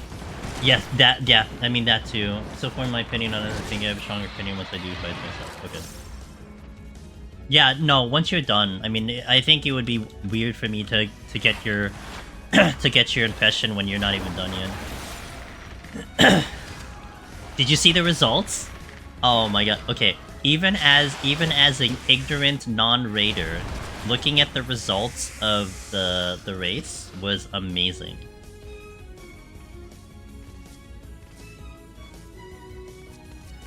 God, talk to him now. Talk to him now, because my god, like, oh, the results of it were mind-boggling. So if you don't know the results of it, by the way, guys, in terms of the race, there were essentially two races that were happening. You had the legit world race, which was just any team, blah blah blah, who finishes first. But then you had the streamer world race, and then you had the non-streamer world race. Each of those races, the actual world first, world second, what is it, 30 seconds between each other? That second place finished just 30 seconds slower than the first place. And I think it was the same exact thing for Lucretia and Echo. That they finished within like less than a minute of each other. That's insane! And I kind of wish I was there to see it happen, to see it unfold. I was unable to watch it, which is fine, but like, man, that sounds so badass though. Oh, you guys are taking that sleep. I didn't expect it to. Yeah, no, same with me. I mean, I was trying to keep up with it. I wasn't able to really watch it, Sheila, but I was just hopping into Twitter once in a while just to see what's going on. Then they're just like, cleared. I'm like, oh, M4 done. Okay, well then.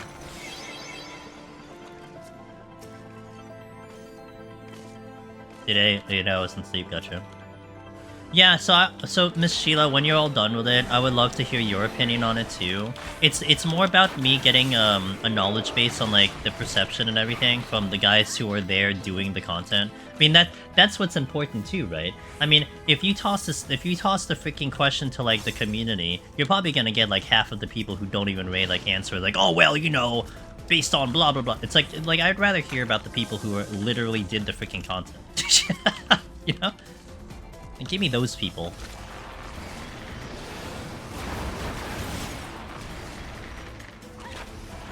And I was mentioning earlier, Sheila, I don't know if you heard me earlier, like depending on when you hopped in.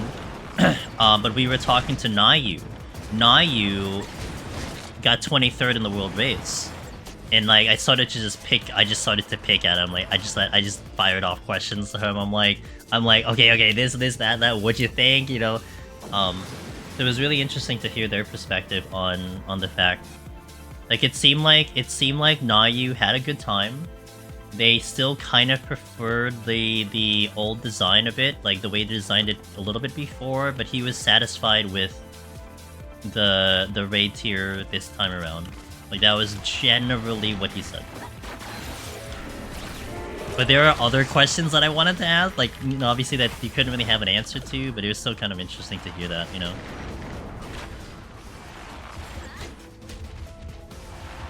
Melt is so good of a song. Is that the M4? Amethyst said, I feel sorry for Cryle. They did M1 to M3 so fast and good that they got giga stuck on M4. It happens, man, you know, it is what it is. It's just, you gotta, it's just, you just have to resolve the thingies, you know? Comes down to just gaming. That's also the other thing, right? I mean, I think that was the other... Miss Sheila, you're looking at information, right? I'm almost like being careful I don't say too much that might lean you into something that maybe you don't want to hear. You're using information. I think you said that before.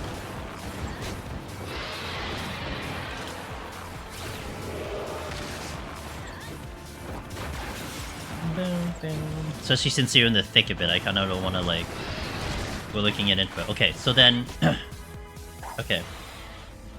You'll ban me? Okay, do it. Well, basically what I was gonna say was like, there definitely is this like interesting separation at the moment Where before you had fights that were about the puzzle, right? Figure out the puzzle, solve the puzzles. Puzzle solved, okay, you're good, now you move on. Like, it was like a massive wall. But here, at least from my initial understanding, especially with talking to Nayu, is that you're dealing with a fight that's more about execution. That there isn't really a puzzle. It's just, okay, this is the mechanic you're gonna have to solve it. And I guess you can go to two extreme values there. If the difficulty of previous fights, and not to blanket state this, I mean, obviously there's an execution part to everything. So not to, like, say this is gonna apply to everything, but let's just use very extreme examples here. You know, what if, like, before the difficulty was, if you solve the puzzle, you're good to go, then you can move on? As opposed to now, or let's say, a fight that involves, like, just actually doing the fight and actually performing well to win. You know, is that better or worse? Does that test the gamer more, you know? Maybe it does. Maybe it does test the gamer as the gamer more than just solving a puzzle. Because also, like, you have to think of it now in the different tiers of, like, people's gameplay. The mid-core, the hardcore, the casual. Because if it's revolving around the solving of a puzzle, then people thereafter who are coming at the content later than the world racers, I mean, the puzzle's already solved unless you're going blind, right? I mean, there isn't a puzzle because you already know the answer to the puzzle. But, you know, if it's all about execution, then there could be a difficulty there, and whether that difficulty is going to be good or bad, who knows? Speed clearing it will surely be will be funnier. And I think the biggest comparison I gave, easily, it's like comparing Palace Heaven on High to EO, right? Like in Palace and Heaven on High, you can know everything that you need to do with the content. But all of us knows that the execution of that and repeating that is where it becomes difficult. One could argue EO is in the spot where once you know everything, it is an easier execution because the actual execution isn't as difficult as Palace and Heaven on High. But memory is still a challenge. It's not to say it isn't a challenge, it certainly is a challenge. So for some people, focus on memory is hard. And that's completely fair. Fogging is only as hard as the lowest common denominator in the party. The difficulty is the average skill level of 14 players, which is sad. Well, I'll take that. I'll take that with a grain of salt. And someone who actively avoids human beings because of, you know, that's how I look at humanity in general, you know. But fair point.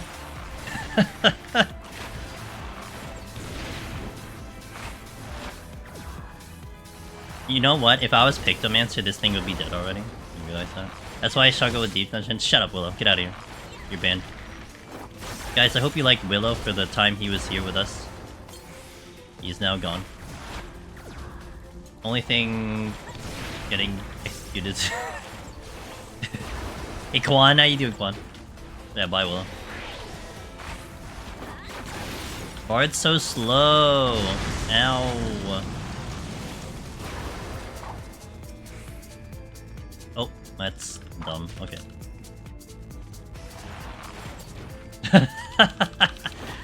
Wait, I almost ran into that bomb. That'd be great. Okay, we're out of here. Sometimes I can hear Willow's voice.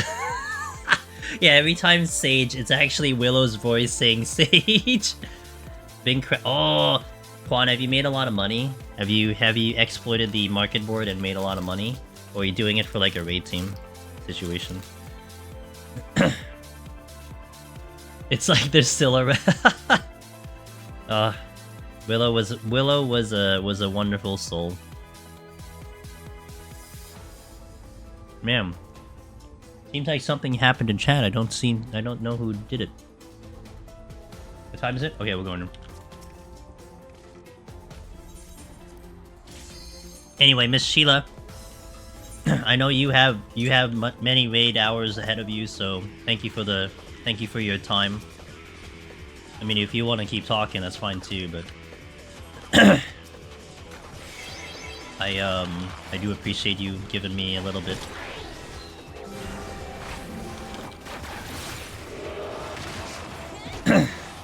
Wait, this time? What do you mean this time? I remember crafted item prices dropping within like 3-4 hours. When it used to take 2 months. I heard the money was in, Megan Bang, dude! I heard the money was in materia, though. That was where the money was. You want money? Materia.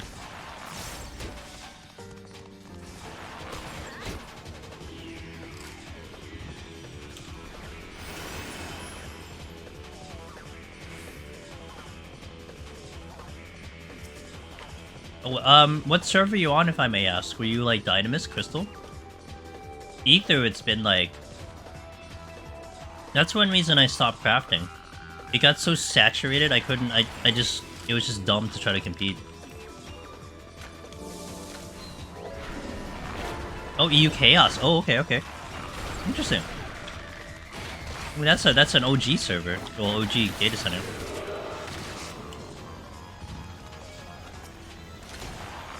The crafting material is great.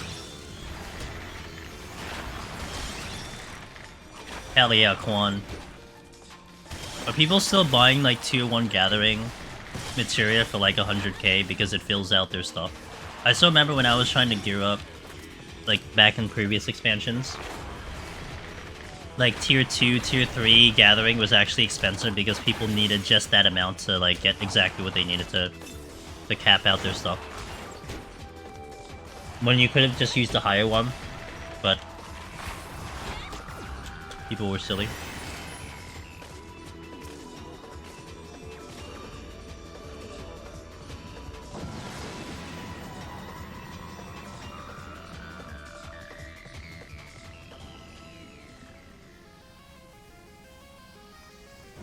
Good Bonifacer. Yeah, I heard that was the play. Put tenacity on that bad boy.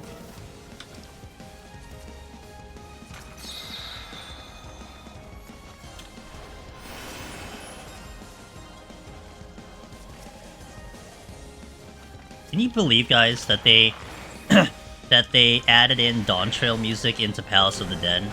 Man, they're really like they really keep up with this content, huh? Unreal. Couldn't believe it. Yeah, I know. Crazy. Nutty. Insane.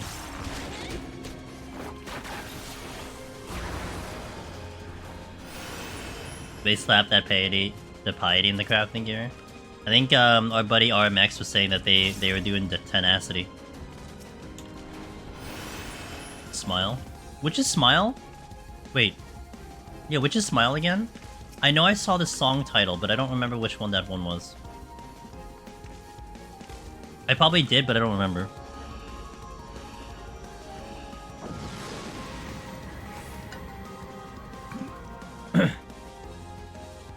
Because every time I see Smile, I think of the Smilington.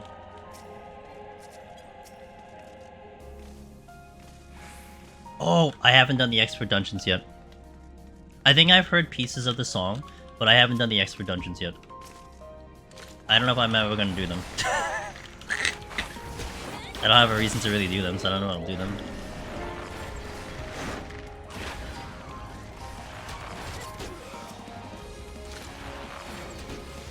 Damn!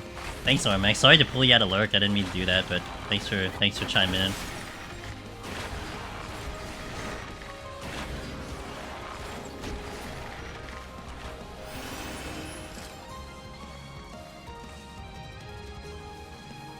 Is it the clown one that you hate?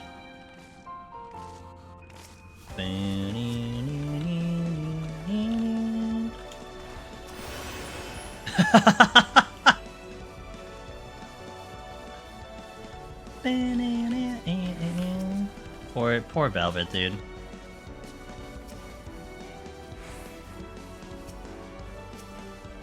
Oh, mother. Alright, I'm lazy.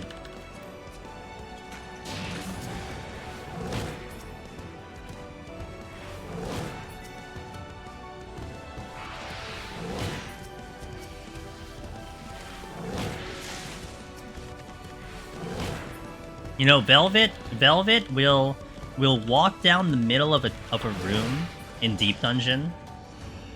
You know? Brave soul she is, just down the middle of the room in Deep Dungeon. No freaking fear. A clown comes within 10 miles of her. She's dead. She's gone. She can't stand it.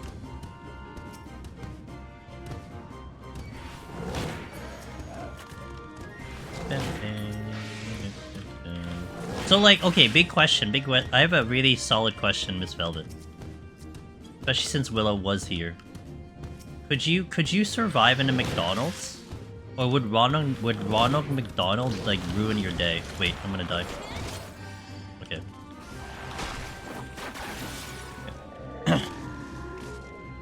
You don't go there, Rip.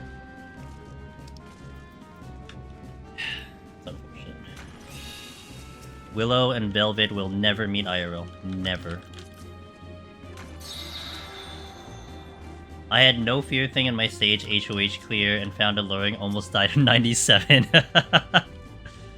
You only order. Gotcha. You only do like drive through or like DoorDash or something or whatever it is in wherever you live. Yeah? Okay.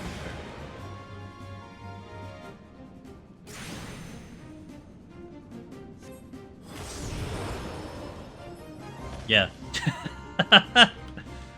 I try not to dox people, okay? I mean it's you know, even though like it's still a large area, I try to be just a little careful until someone says it. No, I generally do. I think it's just I always go on the side of caution no matter who it is, you know? So that's just all it is.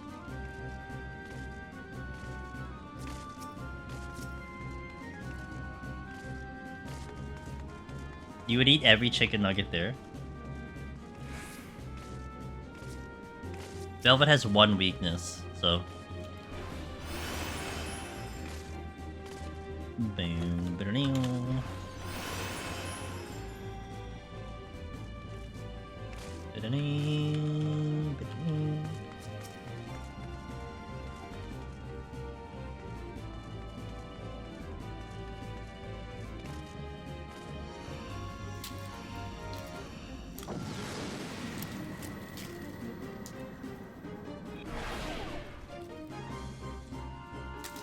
That ability down?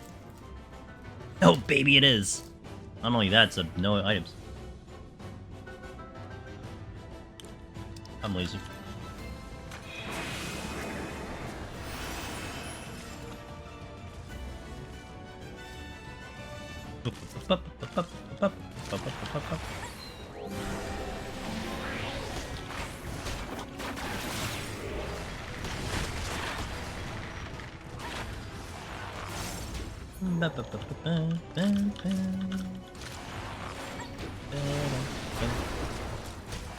Hurricane Sheila.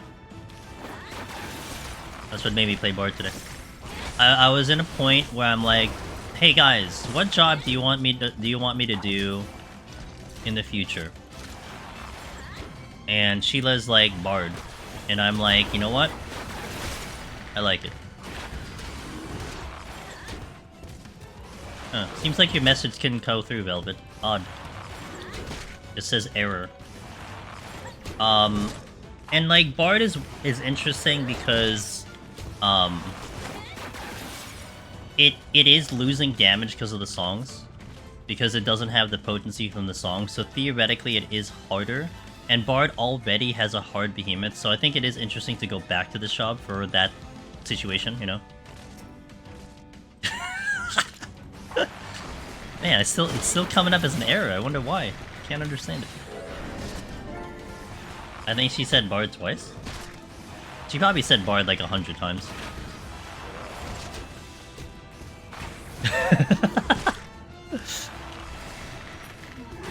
I missed if you guys covered it yet, but what are my thoughts on Viper and Palace of the Dead? Heaven on High and EO triple question mark. Oh boy, the triple question mark. Oh man, serious. Hold on. Okay. So let's tackle Heaven on High Palace, and then I'll tackle EO. because Palace and Heaven on High are going to be in a very similar category, Midnight Monarchy. The way I've been describing Viper... Hey! You enjoyed the 20 minutes of yapping. The way I describe... the way I describe Palace and Heaven on High for Viper...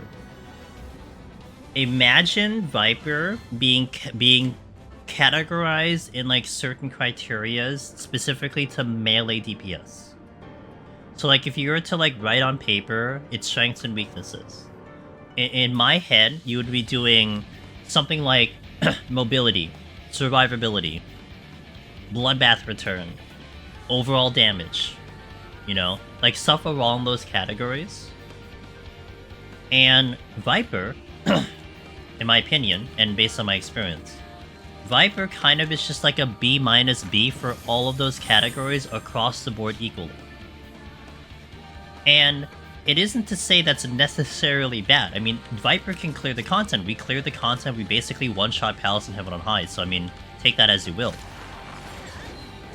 But what you're looking at with Viper is because of its very limited kit and very limited buttons, when you start using that same criteria for other melees, every single other melee does something better than Viper. Reaper, better damage, better defense, hands down, better mobility. Ninja, better damage, better mobility. Samurai, we could argue probably still better damage, decent mobility. Monk, better damage. Dragoon, really good with Bloodbath, really good defense. You know? So, like, all these other melee jobs will have, like, an outstanding performance in some other category, and then be, like, you know, maybe B minus something else. But Viper just sits just B minus on everything. So it's like, it's just not better than the other melee, period. It is what it is. Now for Eureka Orthos, I do feel like the job levels out a lot better. You get more of the identity at 90, so it does feel better to play. It is pretty strong. I actually do feel like Samurai probably still felt stronger back in Endwalker, just in terms of like the punch that it was giving, right? It just felt like Samurai was kind of ripping apart enemies. Viper, not bad, but didn't feel like it had that oomph to it that Samurai had. But it did feel pretty good, and the disparity between Viper and the other melee was a lot smaller than you're seeing in Palace and Heaven on High. So I hope that gave you a pretty decent explanation about Viper's situation. Hopefully, maybe, possibly. Orange juice. Do you think any of the 7.05 changes will shake up Deep Dungeon difficulty? No! I know Paladin got buffs across the board in potency and several others pretty large changes like Samurai. Sad face. So from my preliminary look at the patch notes, Orange, I think in terms of significant and big shifts, I don't think so. I think you are seeing just things that are better, but I don't think you're talking about massive changes in performance. Like, Samurai, for what I understand from Samurai, 76 and below, so that's Heaven on High and Palace, it got weaker. But 76 and up, it got stronger, so that's EO. And I don't know if the nerfs were really that big of a deal in general. So, you know, take that as you will. Everything else getting buffed just means everything's better, but I don't know if it's going to be significantly better for their performance overall. Now, Black Mage is one that stood out for me, and I guess you can say Viper to some extent. I don't really think Viper was a problem in Palace. I mean, the thing with Palace, the thing with Viper was like positional issues and like maintenance of your rotation, and like you didn't really have to worry about that in Palace and Heaven and High, right?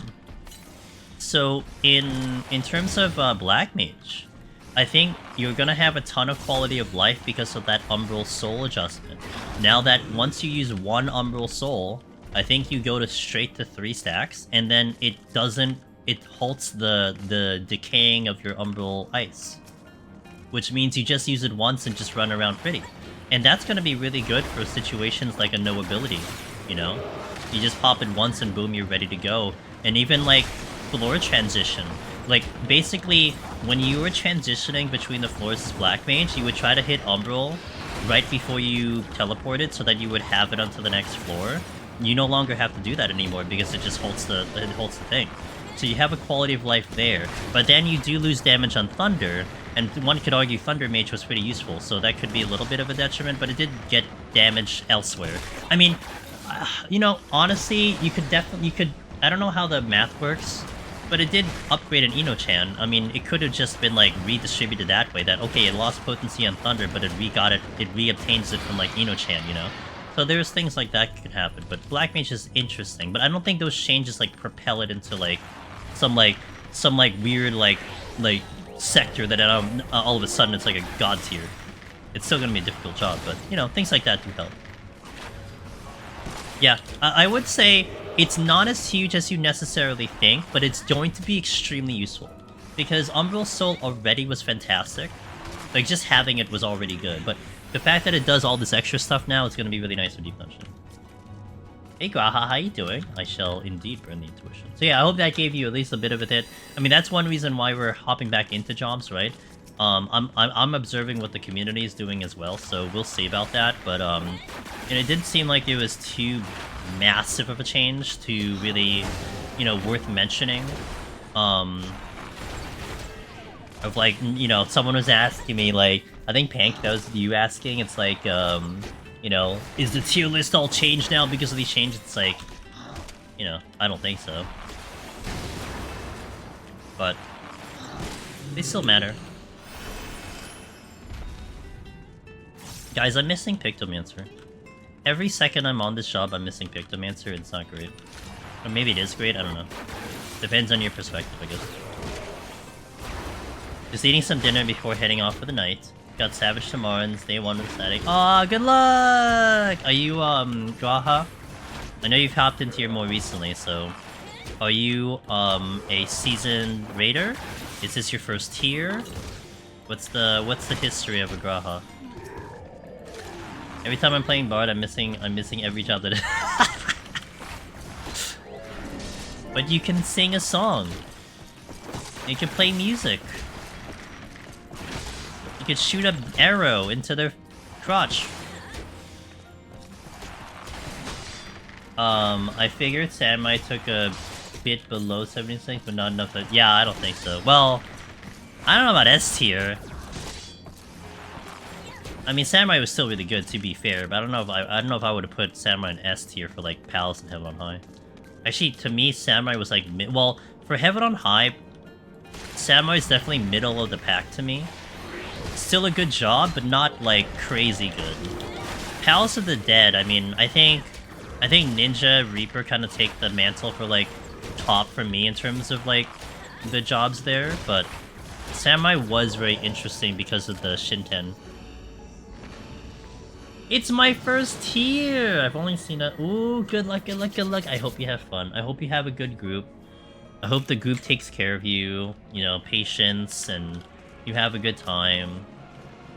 If you need to vent, you can vent here. It's okay, I hate humans, so if you need to hate humans too, then we can hate humans together. But, if you have a great group, then I would love to hear that too. Comes down to having some great people, you know?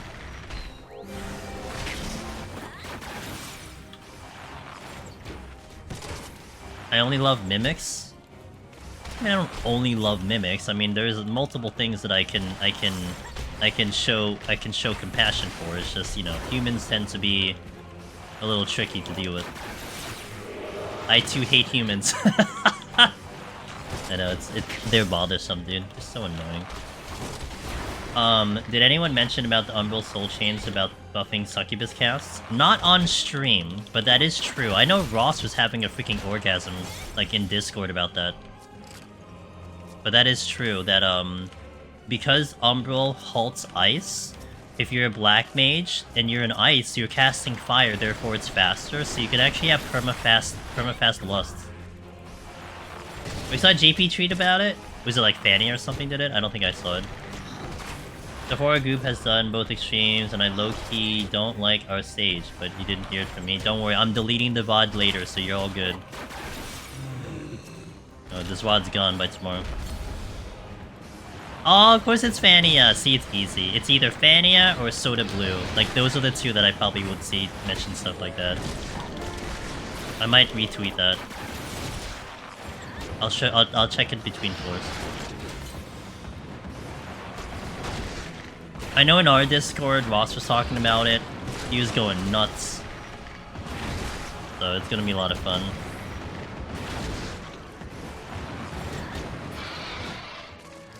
It does make a really interesting... I'm gonna retweet it now. It does make an interesting stat adjustment for it, so...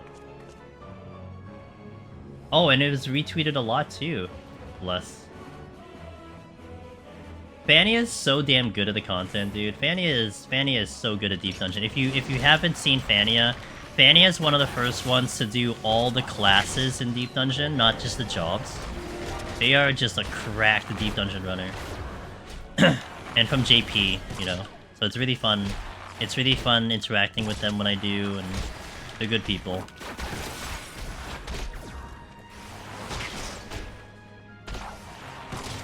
I wish, man. That'll be the day.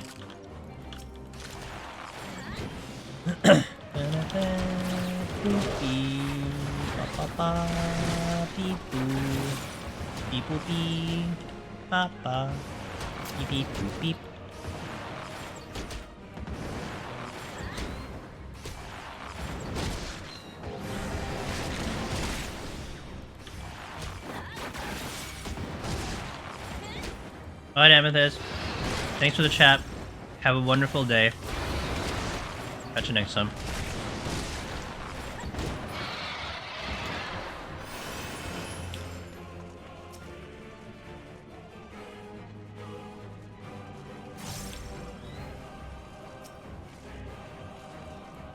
Do you live to see the day?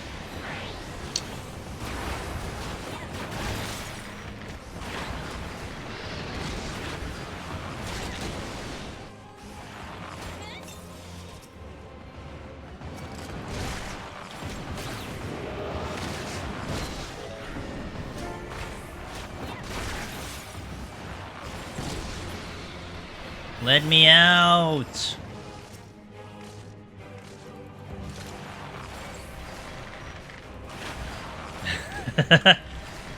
He had good quotes, huh?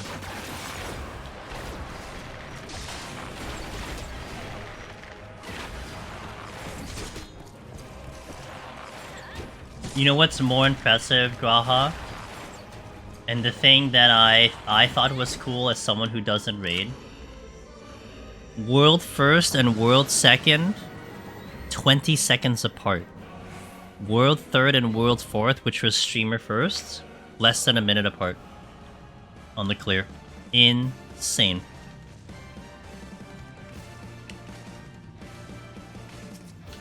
Because when they were first looking at the... I might have that tweet. Let me pull it up in Discord.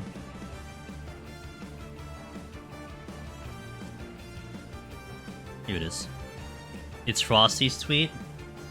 The initial thing that they were looking at when they were reviewing the clear times is that they looked at the VOD of all of the gamers and looked at the screenshots and used Eorzean time.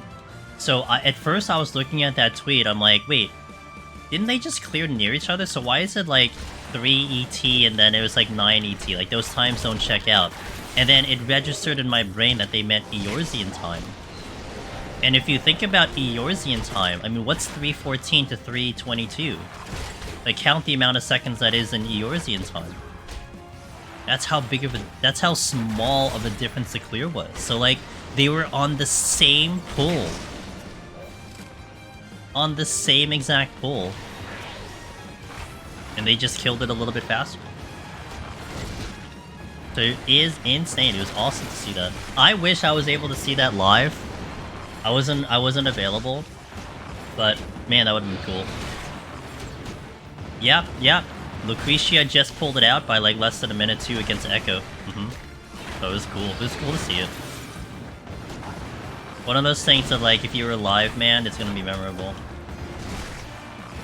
Yeah. Hey Moose Monkey. Yeah, it was insane. Yeah, exactly. So yeah, and you had obviously the two different, I mean, depending on what you want to view it as. I mean, Mog Talk had their whole on-stream thingy too, but, you know, it was still kind of really cool to see it. Dude, I'm lazy as... I'm like missing Pictomancer right now, this is insane, how different this job is.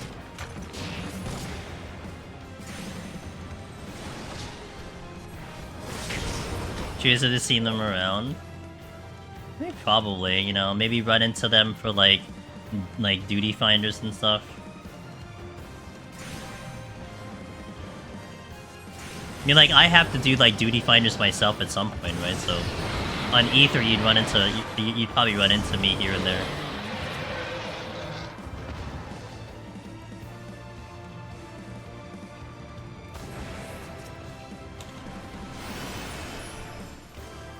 Is Pictomancer that good in Deep Dungeon?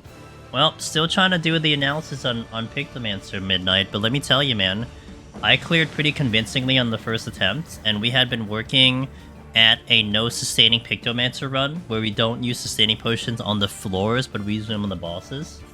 And I did pull that off on Machinist. So I was trying to see if for some reason I could do it on Pictomancer, and our PB is 198.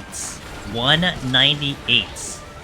And that's also having to deal with mimics when I don't have any regens. Like, it's insane with what Pictomancer can do. It's very strong. However, is it better than Machinist? I think it's still debatable in my opinion. I think there are things that, you know, Machinist can do better than Pictomancer, but it's gonna be a pros and cons situation. I think when you look at it on paper, it just comes down to what you think you want to deal with. Pictomancer's burst is insane. It's the best of all 21 jobs. But it is very squishy. So it does leave you vulnerable to things that, like, Machinists can get away from, you know? Like, here's a really good example. Also, the big Kahuna, thank you for the Prime. Here's a really big example that I can give you, Midnight Monkey. With full burst, Pictomancer is probably unrivaled. If it has its entire burst, everything is just freaking dead. Like, I was pulling Anzus, no sweat. I was pulling Scorpions, no steel, no sweat. Like, this was like, you know, these are things that you wouldn't pull on a lot of other jobs. But then if you found yourself without a burst, and you're fighting something, you die so fast. Like, it's incredible how fast you actually die in that respect. Whereas Machinist, on the other hand, maybe it's not as strong of a burst as Pictomancer. You know, you could argue that. But you still have constant movement and constant mitigation because you're not getting hit. So even if your burst was down, you could still maintain solid DPS and still not die. For Pictomancer without the burst, to maintain DPS when your burst is down, it's very difficult because you have to do a lot of slide casting and a lot of hard casting, you know? So it is a pro and con situation, but definitely presents, you know, something interesting, for sure, between the two jobs. It wasn't Echo, but Alice and Abyssos. Ooh, okay.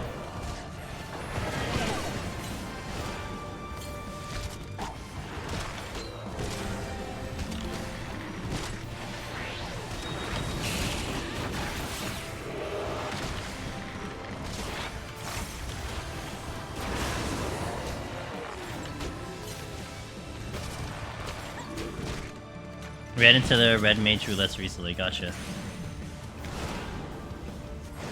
They scare you? Wait, what do you mean they scare you? Just worry about your performance, you know? If you guys win, you win. Sometimes it's all that matters. Unless, of course, you are parsing, that's a little different, but...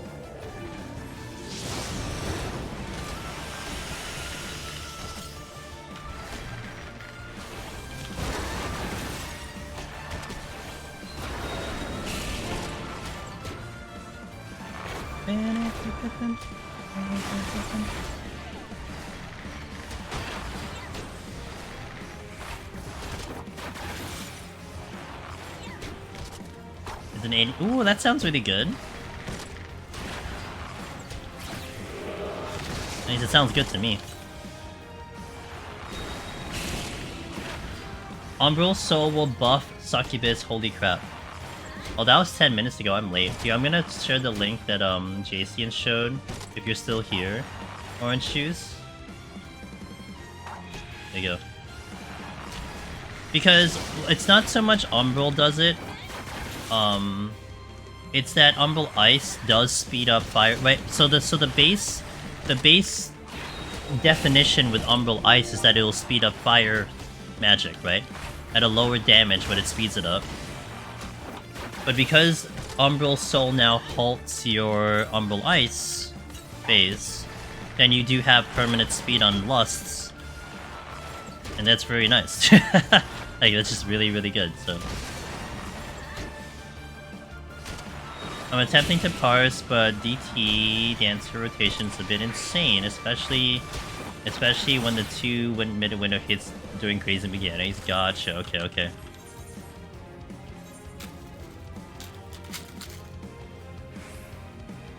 Alright. Just under 4 hours. And we have finished the first 100. We got 20 more, guys. I'm gonna hit an ad here. This will be the final ad for the stream as we do the last 20 floors. I thank you guys for watching. I'll see you in a little bit after the ads, alright? BRB. And let's wrap this up today.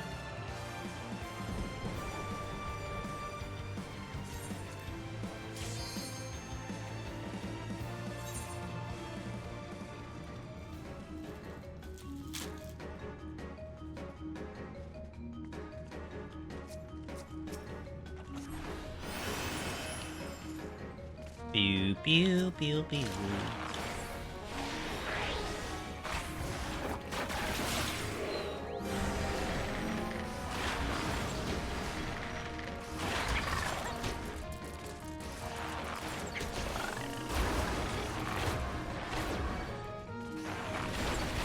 Should check the other rooms.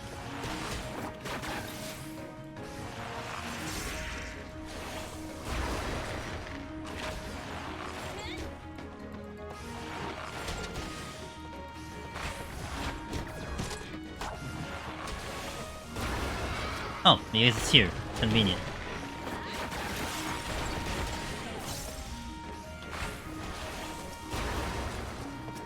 Rage!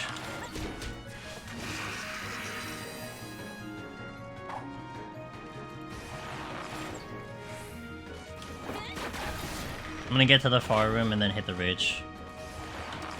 Also gonna have fortune here.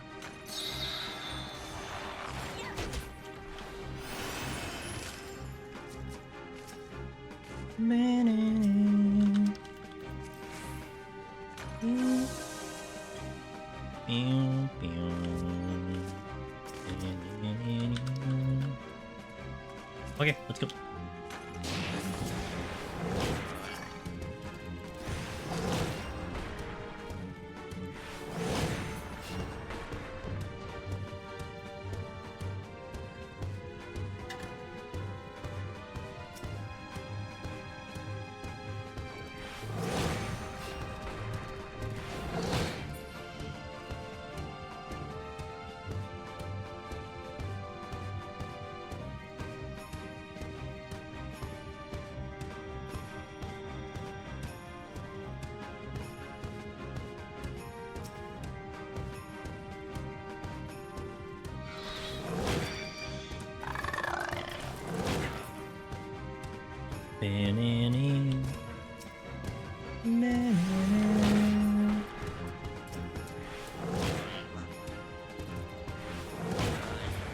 Get no chest drops, really.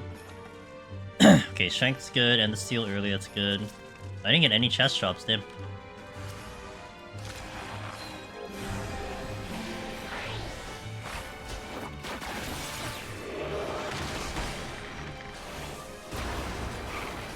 Oh my god, I couldn't hit the button because I forgot what button it was. Welcome back to the ads, guys. Thank you for your patience. Appreciate it.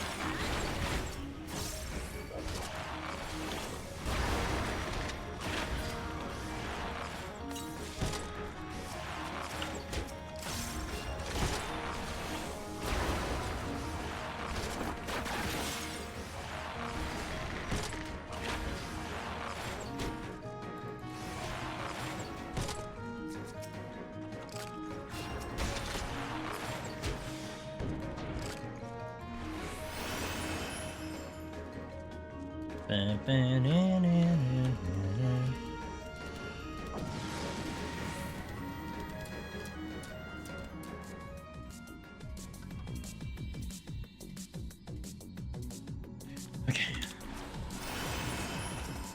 The purity came back that I wasted. Very nice. Love it.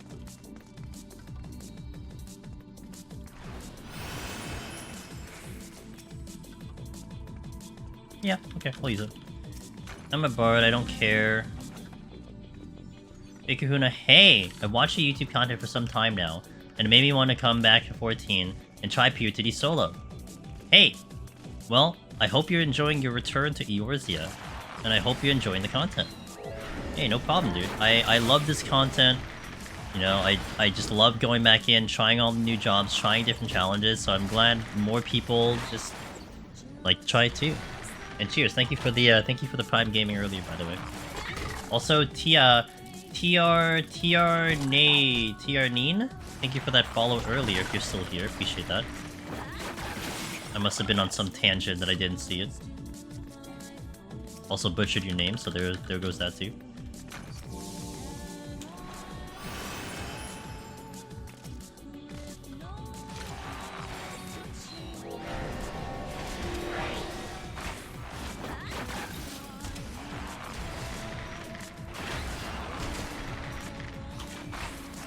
Oh my god.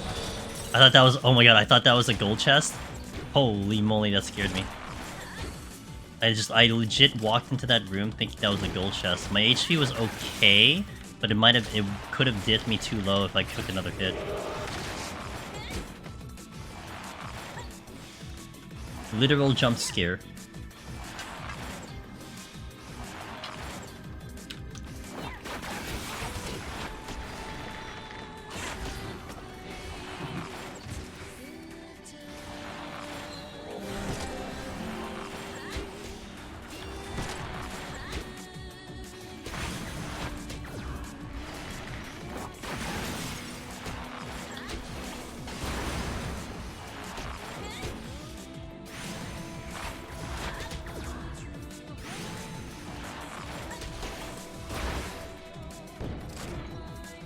Oh, I'll pull you.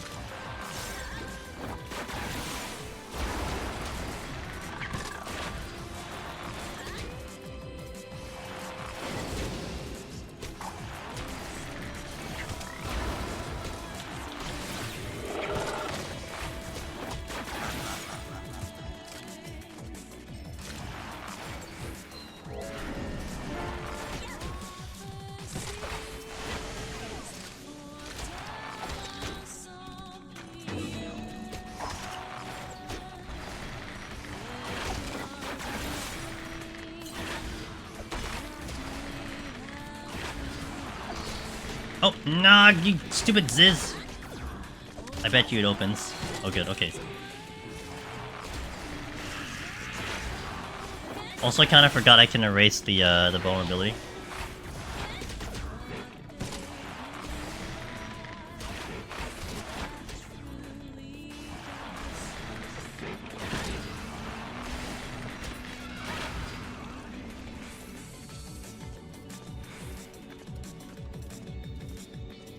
Ba-da-ba-da. Ba-da-ba-ba-ba-ba. I think I got blinded. Abilities? I kind of want to rage this so I don't have to deal with this floor. Strength came in, all safety.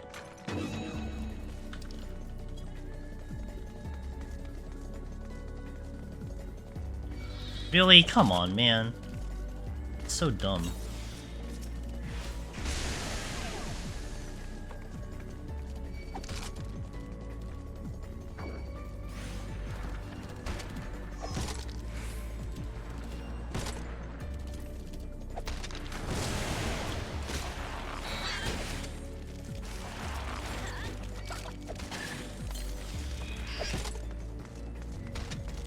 Alright, I'm gonna... Actually, I don't know if 6 is gonna be enough, so I'm gonna try to pull one more, go for 7. But they're gonna hop out soon. I guess, let me just go for 6, forget it. I'm not gonna make it over in there in time. Let me just hope that this will be enough kills.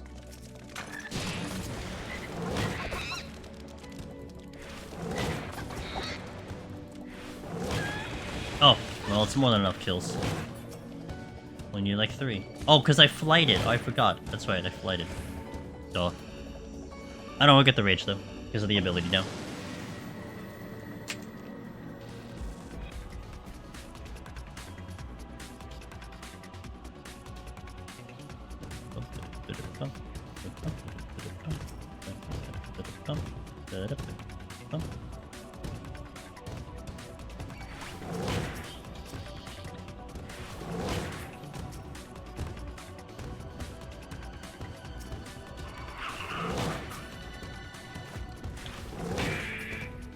And I'm out. Nice pickup. Alright, at least we're going at a moderate pace right now.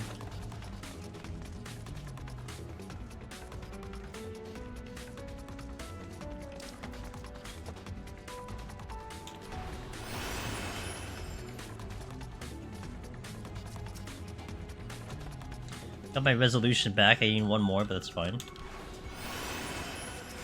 Mr. Wallen Gaming? No way, not the Wallen of the gaming. But what's up, man? Thanks for that raid. I hope you had a good stream today. Wallen, you've been getting a lot of those streams out. I'd love to see it, man. Guys, Wallen is my dear friend, been a part of this community for so long. Has a fantastic stream, very talented human being over there. Oh, I didn't do a shout out, lol. Oh, I tagged you. I hope you enjoyed the tag. Rin, welcome in, guys. How are you doing? I hope you had a good time at Final Fantasy XIV. Wallen, what were you up to? Were you doing some Savage today? And if it's your first time here on Angela's Demons, I do a lot of Deep Dungeon solo, as we are doing it today. I don't do the raids, I don't do Savage. We still do Deep Dungeon, so we're setting up a brand new file on Bard here. In for a future run sometime. It is one of the hardest jobs to do on Behemoth, so it's definitely a good return job to see how, if anything have changed, how Behemoth looks, so on and so forth. So that's what we're doing.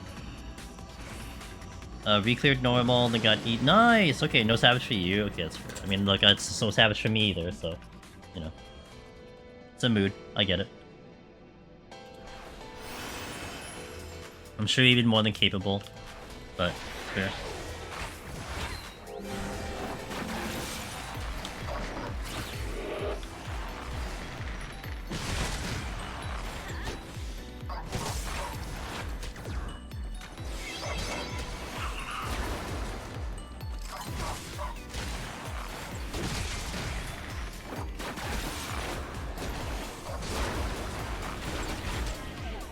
But thank you for that, Wallen.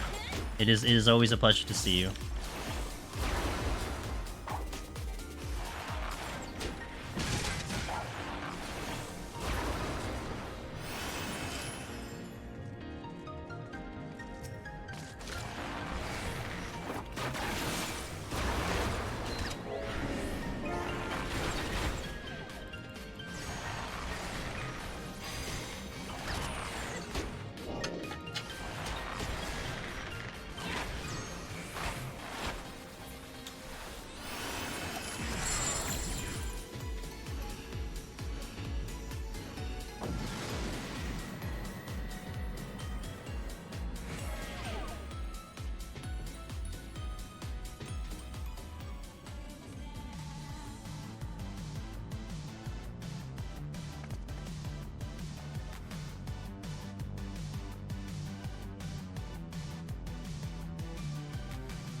Finally, somebody bought my Inferno Musketeer for 9.6k. It was selling. It was so damn long. Hell yeah, dude.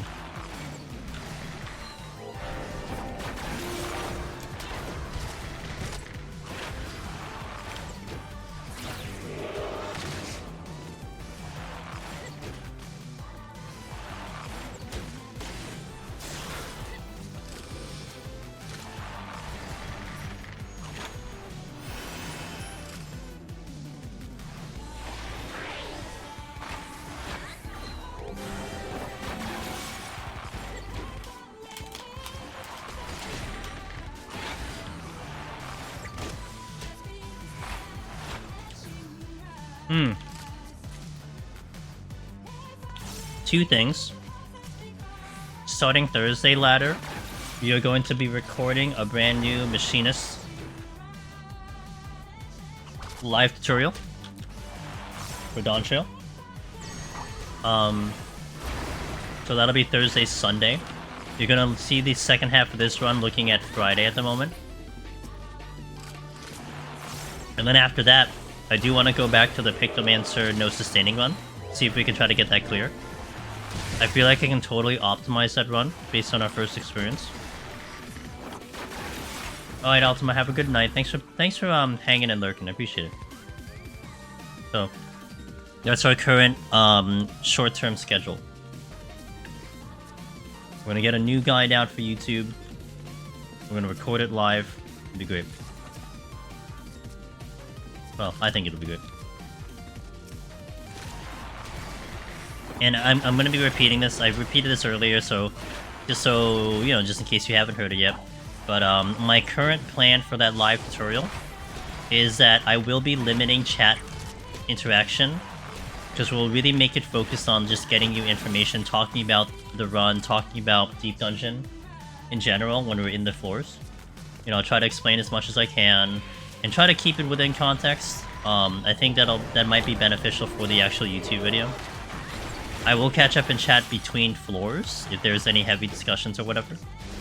My alerts will be off and everything, but one thing that I would like to introduce and to have an open door for is I'll have, I think, like almost like a message highlight feature, where if you think you may want to ask a question Deep Dungeon related. So an example someone had, right? We had a really good question about what happened, like, can you step on a trap when you're concealed in Heaven on High? That was their question. And stuff like that, like very relatable to Deep Dungeon, and also like, it can be a question where it isn't necessarily something that you're literally asking because you want to know, but it could be something that you feel like maybe someone else is watching that maybe they should know the answer to. So it's a little bit of like a community participation type of thing if we get to that part. So that's how I'm going to kind of conduct that live tutorial on Thursday and Sunday.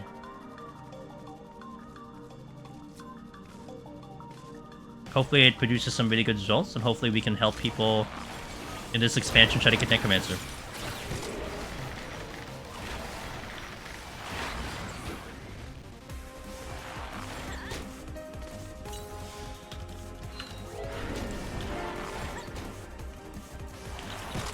I know we've gotten a lot of people, you know, helped out a lot of people get Necromancer in last expansion. I'm very positive about those guides. They seem to be really good. People seem to like them, but I'm always looking to try to make them better. Also, one last little detail to that run is I'm going to try to put myself in the shoes of someone who might really be like a first-time runner, who may not have as much knowledge in Deep Dungeon in general, and who just was like, oh, I want to get this title, so let's just try to do it. And I'm going to be dipping my Ether Pool to 59.59 on purpose. We're also going to start with a maximum of 20 sustaining potions only. I'm going to dump the rest of them into my saddlebag, and we'll kind of mimic someone who maybe had just cleared 50 for the first time. You know, Palace of Dead 50, boom, casual, solo, whatever it might be, and try to do the run from that perspective. That we're going to have like this kind of minimum base value of like what I think you could at least start the run with, like bare minimal, and then climb from there. Might give at least an interesting perspective, because I remember this one YouTube comment I had, and you know, it was a little trolly. It's fine, it's YouTube comments, but I kind of took it to heart, like a real comment. And they're like, you know, you started at 99 armor, and you have all these like hot shirts. I mean, what about the person who like just started? Like this, like you should have something that talks about like just starting the thing, you know. And it's funny because I think I distinctly remember in that video specifically saying how, you know, my Ether Pool is high, this is what I recommend you starting with, you should have, you know, X amount of potions here and there. But now we have like a video that kind of talks about actually leveling your armor basically from 0 and unlocking the content and trying to bring it up. So at least that does exist with the Aether Pool farming video now. But I kind of want to bring it down a notch in terms of like the entry level and so on and so forth. Maybe it might be a little bit more approachable. Try to really cover from as many bases as we can, so that any random person walking into it will have a good understanding of what they're looking at. So that's what we're gonna look into doing. It's all about, you know, making the information as digestible as possible for anyone out there. Cover all the bases, cover all the angles, and hopefully we can get more people to get the title. Just like some of you have gotten.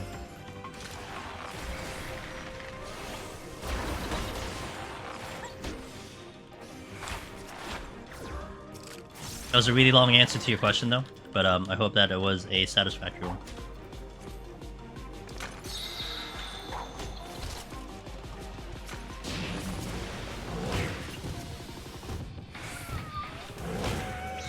Ba-ba-da-bum. Ba-ba-ba-bum. And then depending on how I feel about the live tutorial, I may really strongly consider a live tutorial for Pictomancer. It also comes down to how that no sustaining run goes, but I'm very much considering doing a live tutorial for the Pictomancer. The only difference of that run is that it might be very catered to a interesting playstyle, because it isn't just play the job. It's like you have to kind of play the job in a certain way to get the most out of it. Which may or may not be approachable, but I think it's a method.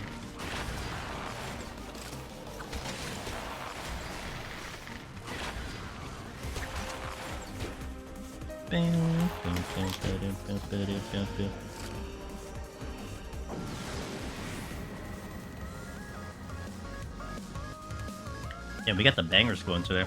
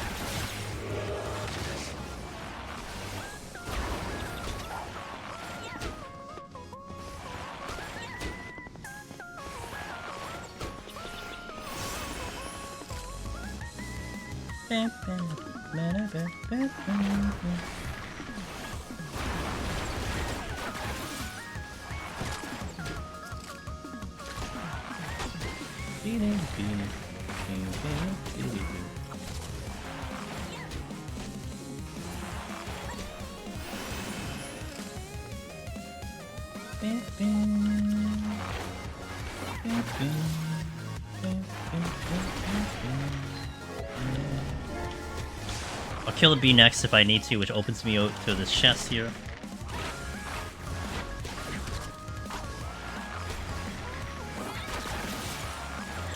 Nope! I think this was flighted, so it's fine. I think that might aggro. That's too far. Yo, what up? Lick! Yep, usual 120. You got it, dude. So we got 10 more floors to go. Hopefully we get there. And then we call it a night.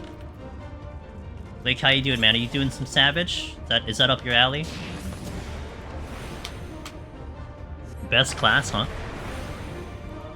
We'll see about that.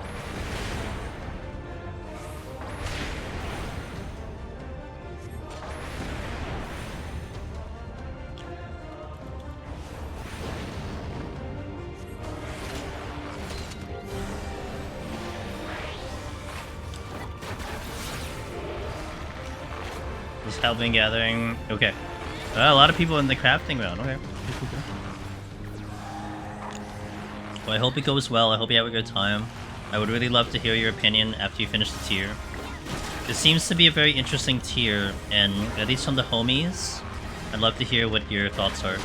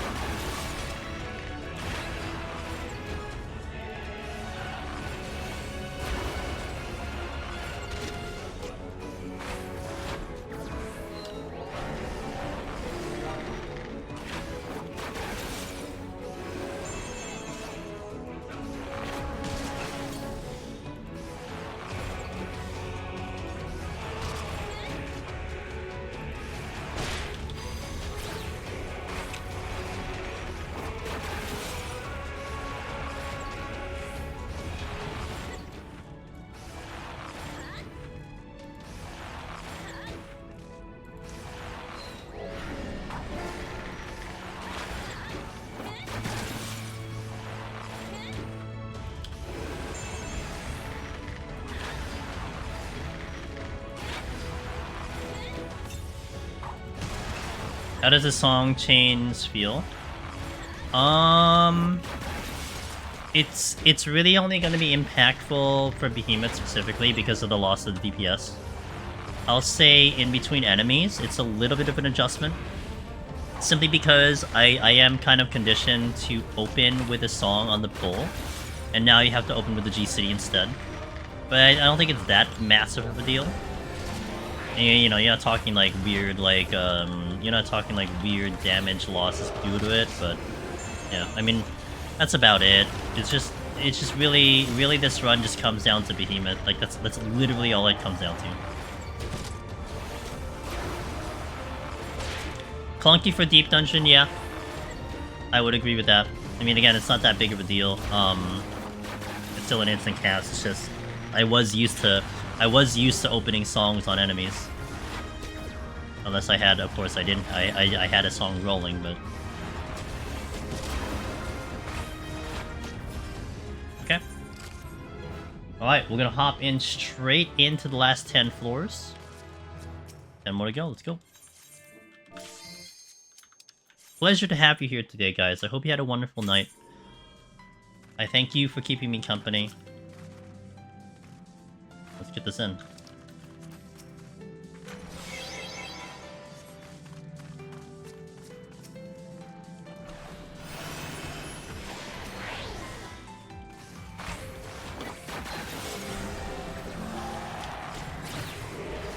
Is there I died on floor 89 and all I got was the lousy shit? I don't have one. I have a merch store. I don't have a shirt like that, but hey, if you think it's a cool shirt, I'm willing to take ideas. We do have a new design coming up, very, very soon. I just have to get some of the details settled for it, but we do have a new design coming up for the shop. Friday. So what I'm doing this week, Lake, we're doing the new live tutorial for Machinists this week. We're going to do the first half on Thursday, then the second half on Sunday. But here we're going to do the Bard today, and we'll do the Bard on Friday. That is the current plan of action.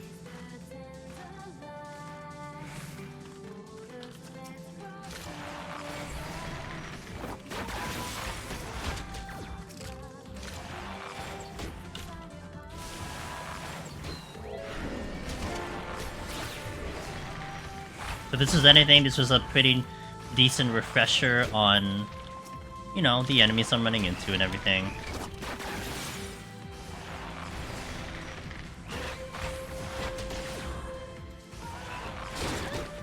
Yo, what up, Sig? Sig. It's always good to see you, man.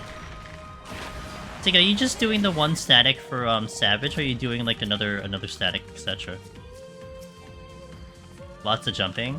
Oh, that's just a me thing. I jump all the time. I joke about how I have a special character where if I don't jump every minute, my character can get deleted off the server, so I have to always jump. It's the same static? Okay, cool. Won't start until Geiger's... Yeah, cool. They might finish today, so... You know, so that'd be pretty badass, man. Are you ready to start tomorrow? Let's go. Let's go!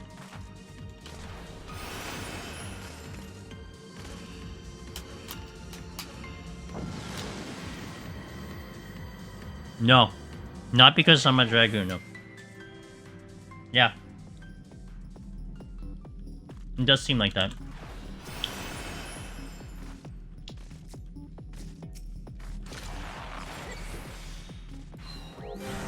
Yeah, we actually had someone earlier, Nayu, who's been a long-time member of this channel. They were 23rd in the world race.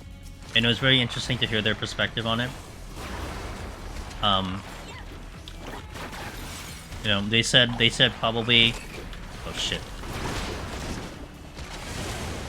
They said probably the main reason why it probably was faster is just there wasn't puzzles to solve. It was just execution. So like you wouldn't... It's like... They didn't feel like they got hard stuck on just having to solve something.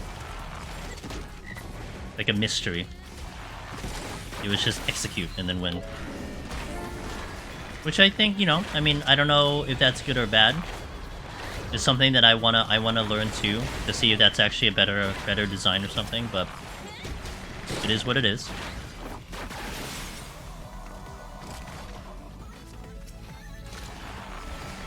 And they thought the execution was more difficult than previous tiers. In general, like having to do the whatever the design asks you to do was trickier. But yeah, I mean, this is one thing. Like, I would love to hear your opinion as well. Like, I really want to hear a lot of the homies' opinion, the guys that I know are doing the content. What do you feel? What do you feel about it? Do you like it? Do you hate it? Because it's like, you know, like, I mean, you already had your typical FF14 drama about, oh, like the expansion is too hard, etc. So it's an interesting thought here that it was cleared so fast. You would think that it would imply, at least from me being the ignorant raider and the person who didn't do the content or haven't seen much of the content because I missed the entire world race essentially. If it's done faster, it must mean it's easier, right? Again, that's just like it's almost like a sentence. I'm not saying that's what I think. It's more like one would come to that conclusion that because they cleared it so fast, it must be an easier tier, but that, of course, isn't necessarily true, right? And then having that insight from Nayu, it's like, it's almost like he couldn't really commit to saying it was overall easier or harder. It's just the design is different. Baby tier. Confirming baby tier, yeah. It's interesting because you also don't look at it as like you took a step away from the difficulty of the content, right? It's just you designed it differently. And so it just opens the doors to so many questions, you know? Does this mean it's more approachable? Does this mean it's actually harder? It's so interesting to me. Because, I mean, think of, like, the puzzle mechanic, right? If like, what is a puzzle mechanic? Like, what's an example of a puzzle mechanic? Like, I remember one of the first ones that I thought was such an interesting story was the one with Uru. And how, like, you had to improperly do some of the mechanics because that was what you had to do, right? You had to take, like, isn't it like you had to take, like, intentional damage at certain points? Because you had to get, like, a buff or something. And, like, because teams had to figure that out, they progged one way up, and then they had to reprog the entire fight to readjust to the new strategies. So that added time to the content, that added time to clearing the content. But if you remove that puzzle aspect, and it comes now down to execution, of course it doesn't necessarily mean it's easier or harder. It's just that now people aren't getting walled on something they haven't figured out yet, right? It's just, there it is, here's the answer. Have to do kind of weird stuff. Yeah, and I vaguely remember the process in which, you know, that was the whole experience of doing it blind. And T was kind of in that situation too, right? With the whole cat thing and the clone and whatever. I forgot there was a name for it. I don't remember what the name was, but that whole thing that you had to figure out, that was a puzzle, right? And it wasn't about executing, it was solving the puzzle. But then after that, it was executing the rest of the mechanic. So now if you're talking about a tier where there is no puzzle and it all comes down to, you know, I think what Nayu said was like, most of the stuff was like, okay, here is what you have to do it. Right? It's like, okay, this is what you're presented with. And I think the biggest one that I saw was like getting into that phase of the phase 2 transition of M4 and seeing all this BS happening, and it's like, okay, good luck. Like that's how it is. Good luck. It isn't like there's some weird oddity to it. It's just figure it out. So, and that's why. And a lot of my questions I'm asking are still so early, so it's like very rhetorical right now. But it's something that I'm interested in seeing. I think okay, hold on. Sorry, hold on a second.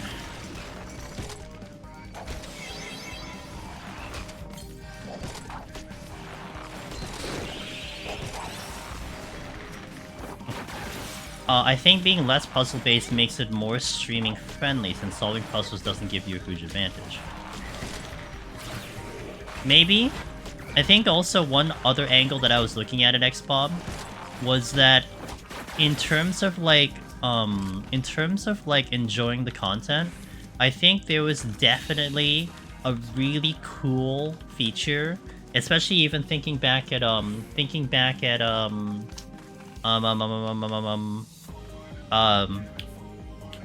DSR.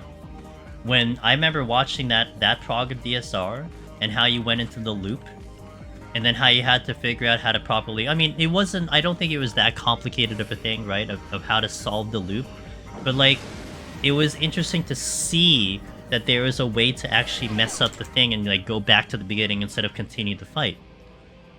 And that's one of those things where, like, if you were on the front lines of doing the content for the very first time, and you're, like, one of the bleeding-edge gamers that were seeing it for the first time, and you were there to experience that whole spectacle... that had to feel amazing. And even as a viewer seeing it for the first time, it's like, wow, this is such a cool, like, extra mystery thingy, right? But the reality is you get to enjoy that once, because after every subsequent time, you already know how to solve the mechanic. It's just doing it over and over until you get it clear. So that kind of, like, gotcha moment exists only once. And for the most part, I feel like teams probably don't have that experience of, like, discovering it without knowing prior information, without the spoiler action happening. So let's just say, like, the approach now, where it is just like, here's the mechanic, solve it. There's no mystery to be solved. There's nothing to be spoiled. And I was kind of putting it akin to, like, Palace in Heaven on High versus EO. Where, like, Palace in Heaven on High, you can know everything about the content. We can tell you everything you need to know, every enemy, what they do, everything you need to execute, how to do this, but it still comes down to executing it. Like, it's still very hard to execute a clear. EO is in a weird spot because it is a memory game, and a lot of people can argue that once you know all of the facets of everything that it does, the execution is a little bit easier. You need focus for sure, you need to remember for sure, but you can argue that the execution isn't as complicated as some of the other mechanics that involve in it, right? So it does make it for an interesting way to approach the content. And of course, the bigger question is it a good thing? Is it ideal? Is it good? Are people happy? I don't know. And I'm certainly not qualified to answer that question at all, because I don't do the content, so... I'll just kind of vibe off whatever you guys kind of go for. This just makes me super curious about how Eden Ultimate, and if they're following this tier's direction choice. That is very interesting, Lake. I agree with that. Will you have a puzzle, or will you just have it just play out and just play hard and win, you know? I've never gone into Sting Savage raids before, but I watched Cider Prog M1 today, and I don't think I saw anything beyond my understanding or execution. Yeah, in the sense that, like, you can do it, and, you know, with enough time you can figure it out. Yeah, no, that's fair. And I do wonder, like, you know, is it their approach to make it approachable? Like, is approachable their goal? I guess I guess you should peel back that question. Are they trying to make it more approachable? Are they trying to increase the clear rate of what people can do it for? And is that a good thing or a bad thing? Like, are the top teams satisfied with the difficulty of the tier? But reality is, you're not doing it for the top teams. I mean, granted, the savage race is a spectacle on its own. It's an entertaining thing to get involved with. A lot of people are knowing of it or paying attention to it, but you're not catering to the top 1%, right? That's one thing where a lot of times I pull back my excitement for, like, you know, deep dungeon stuff, because I mean, we're kind of the 1% of people doing the content. I don't necessarily say we're the top 1%, but we're certainly like a 1% kind of community thing, you know? So as much as we have these awesome ideas and everything, I mean, you're still going to have to try to aim it for a bigger percentage of people to do the actual content, which has to definitely factor into design choices. You're not going to satisfy everyone, but what's the best business plan?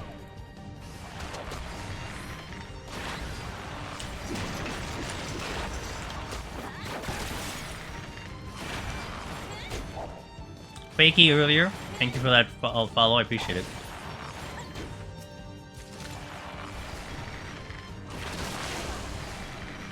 Yeah, I'll be keeping my ears open, guys. Probably be asking a lot of these questions as time goes by. Seeing what maybe the vast majority of the community kind of decide on, and then seeing what you guys think.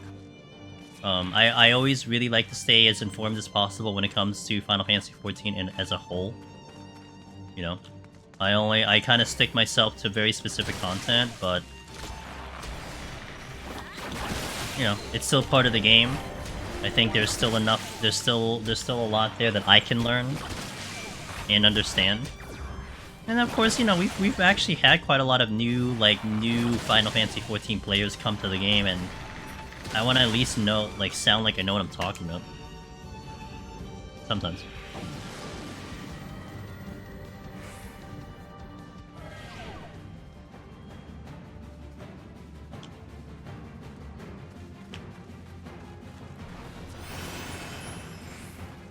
That's a good steal.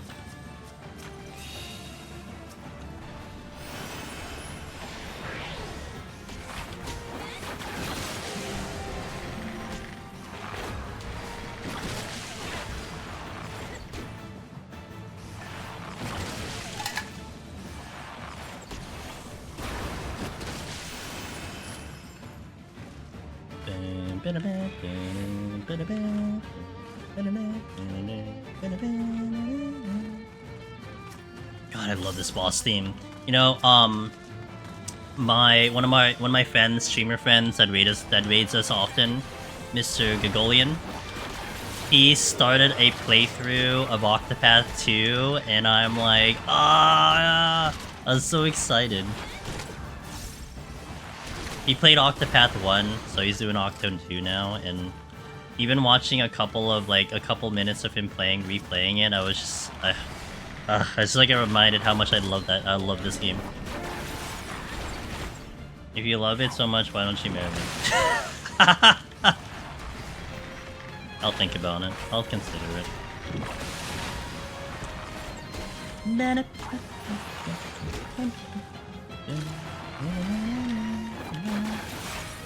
Such a good game. Such a good game.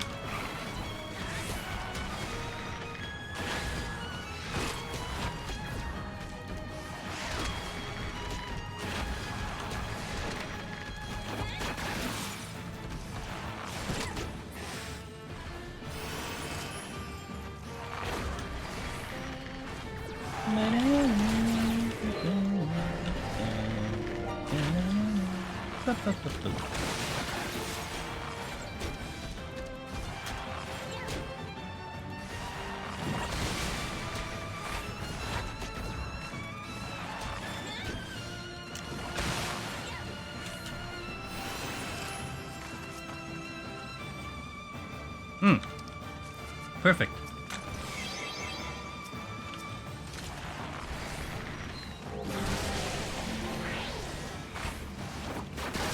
I didn't even see this Cobra walking by.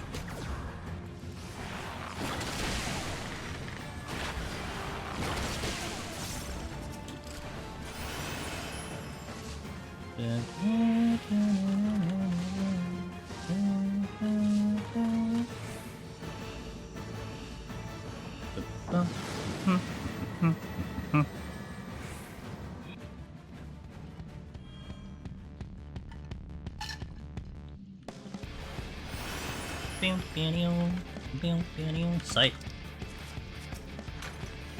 Oh, found the exit. Is this the way?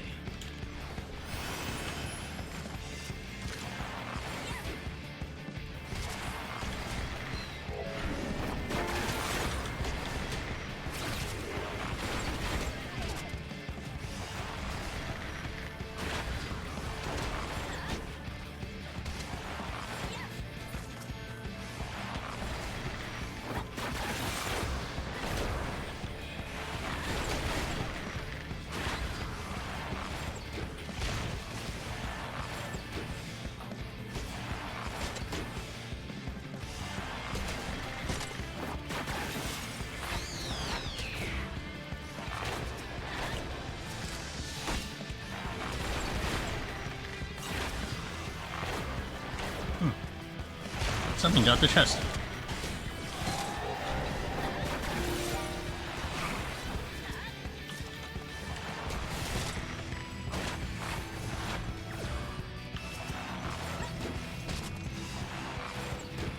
Probably need more than 4, I imagine.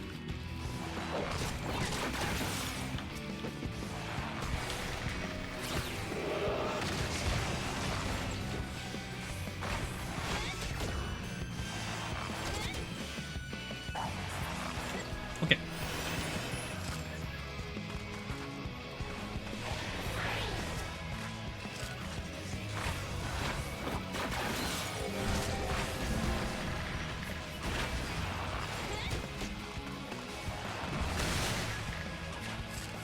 A rage! Rip, don't need it. Do, do, do, do, do, do, do, do.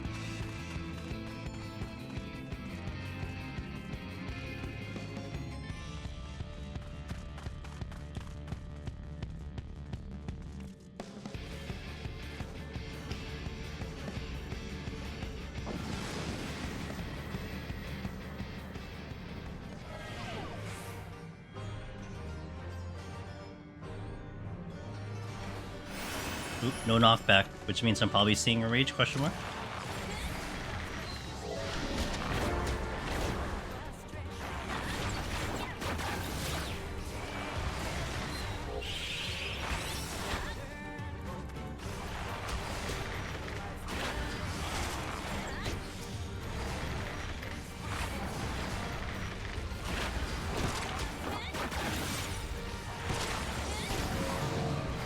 Haha.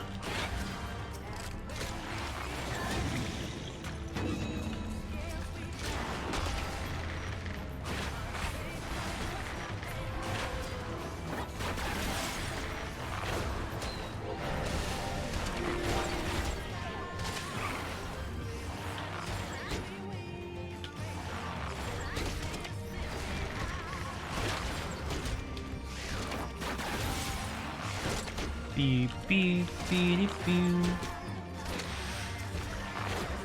Oh, I safety, right? Okay, I can just go through the chest, through the room. Wait, again.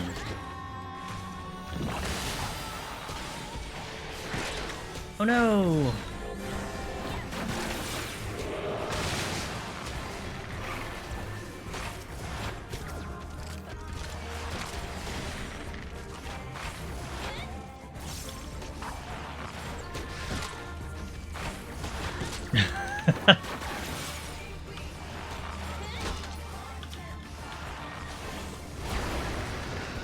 I should heal.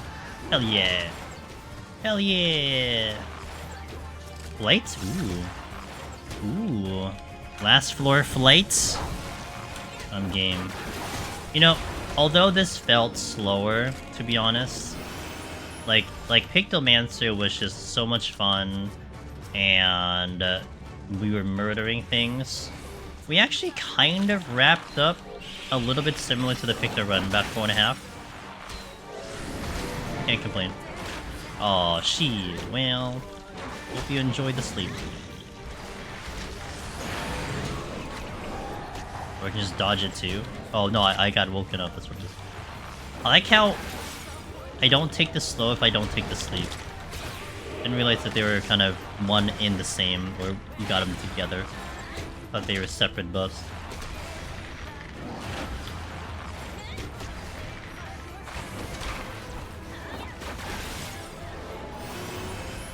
Oh, I'm not out. Oh shit. It is the 50 Shades of Orange. Terrible movie. Terrible movie.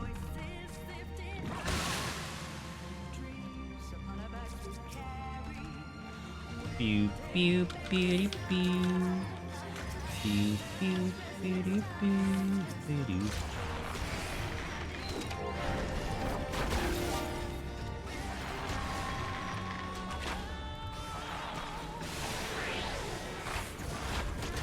Oh my god, that just spawned.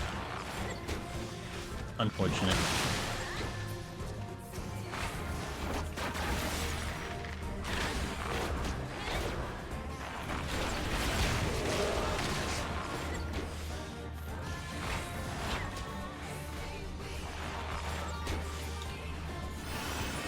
Okay, next floor is flighted, and we are to the end.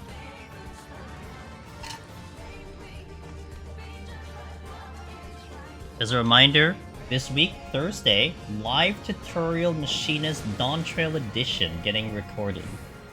Friday will be the continuation of this run.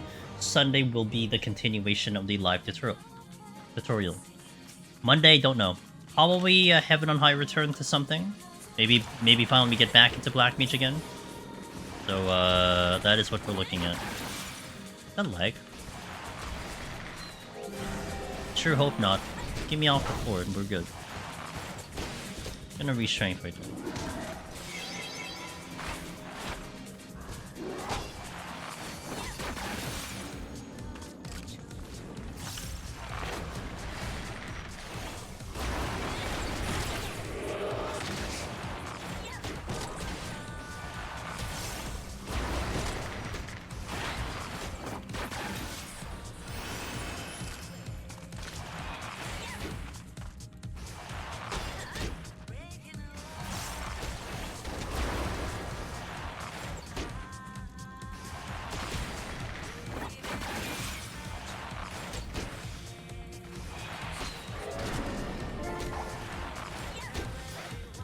Okay.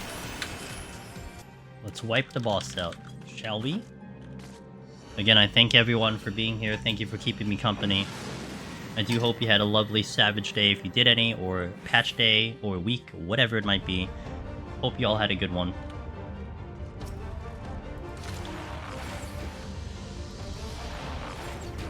I'm gonna wait for my songs to reline up here.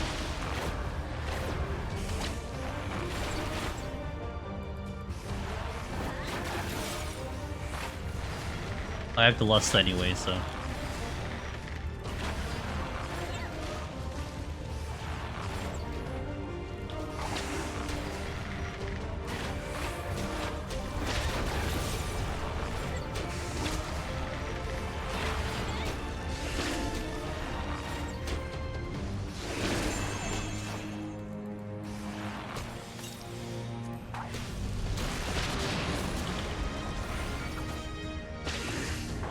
Right on the beach chop too. Gotta love that.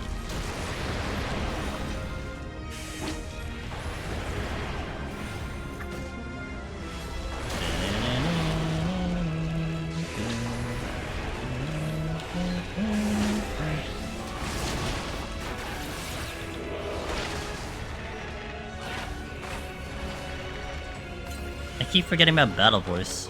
I should actually change the button with that one. Maybe I should. Maybe I will. Like that.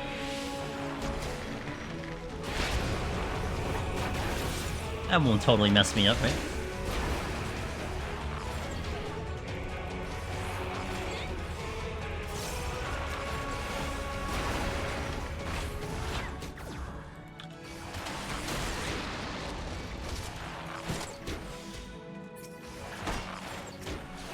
Oh, I didn't get it off, rip.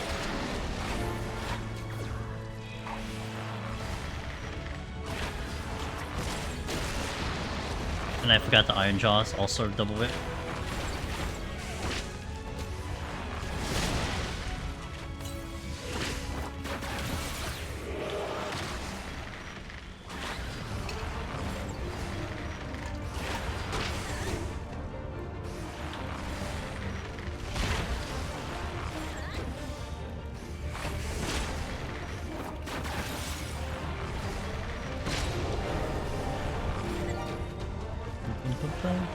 Up, Iron Jaw, Iron Jaw, Iron Jaw. I don't know if that counted.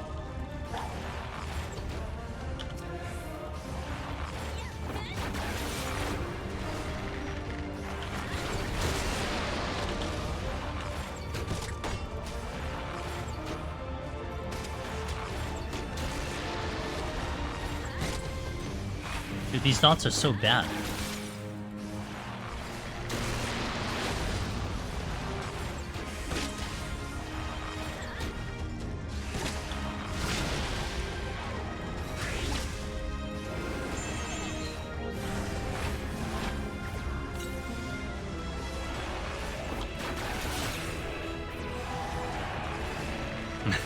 I'm like looking at the bees HP and they're not even ticking down with the dots. Bard's gonna be the next one to lose dots. What are they good for anyway? Other than an Iron Jaw rotation.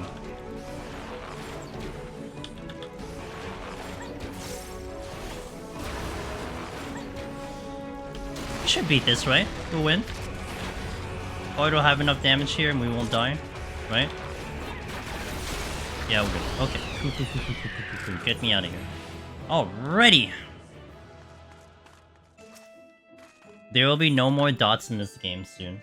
8.0, the removal of dots in game. There's no one here. Look, content's dead. Look at this. No one's even here. Hey, Rarum. Alright, so we did the deed. 121. That was our goal today. We started today's stream 4.5 hours ago. Had some great discussions about the Savage tier and all the other things, and it's been it was a wonderful day. Tuesdays are like such a long day for me. So, you know, kind of streams like this, just getting the setup and just doing nice chill, like really work out. So it's such a perfect day for that. So I do thank you guys for being here.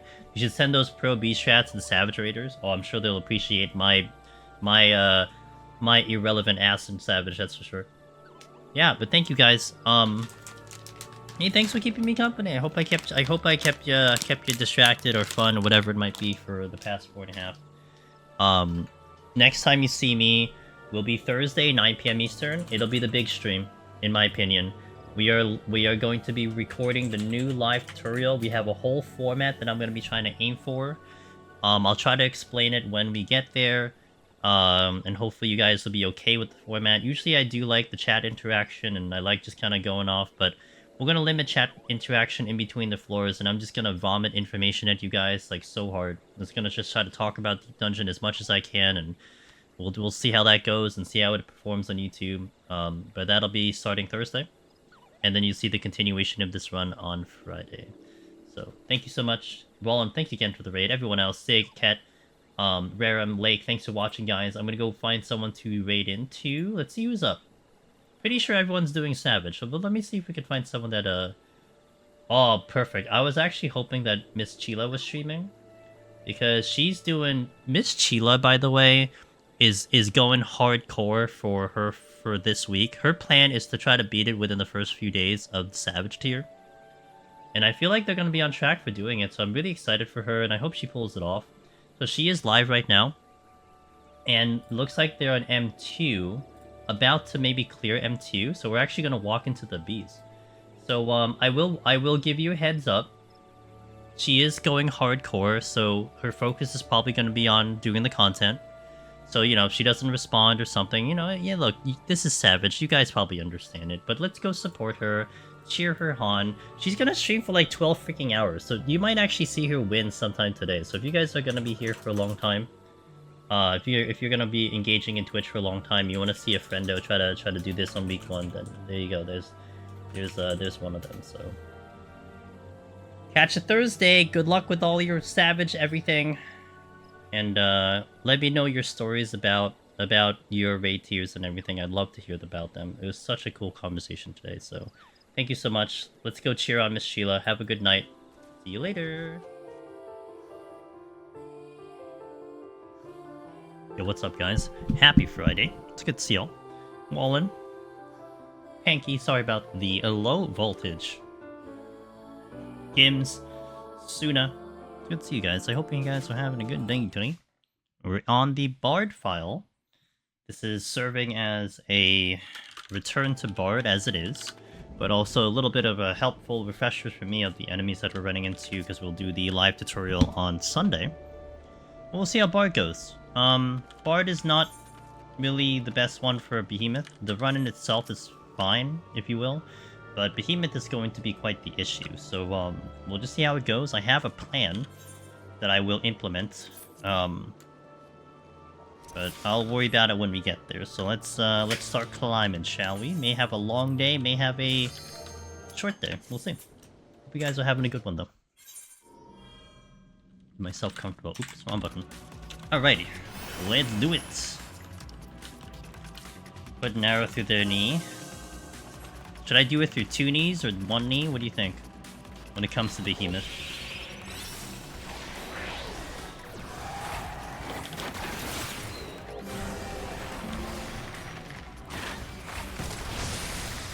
Yes, I get to block that paralyzed. Love it. The one benefit of Bard is that I have that Asuna.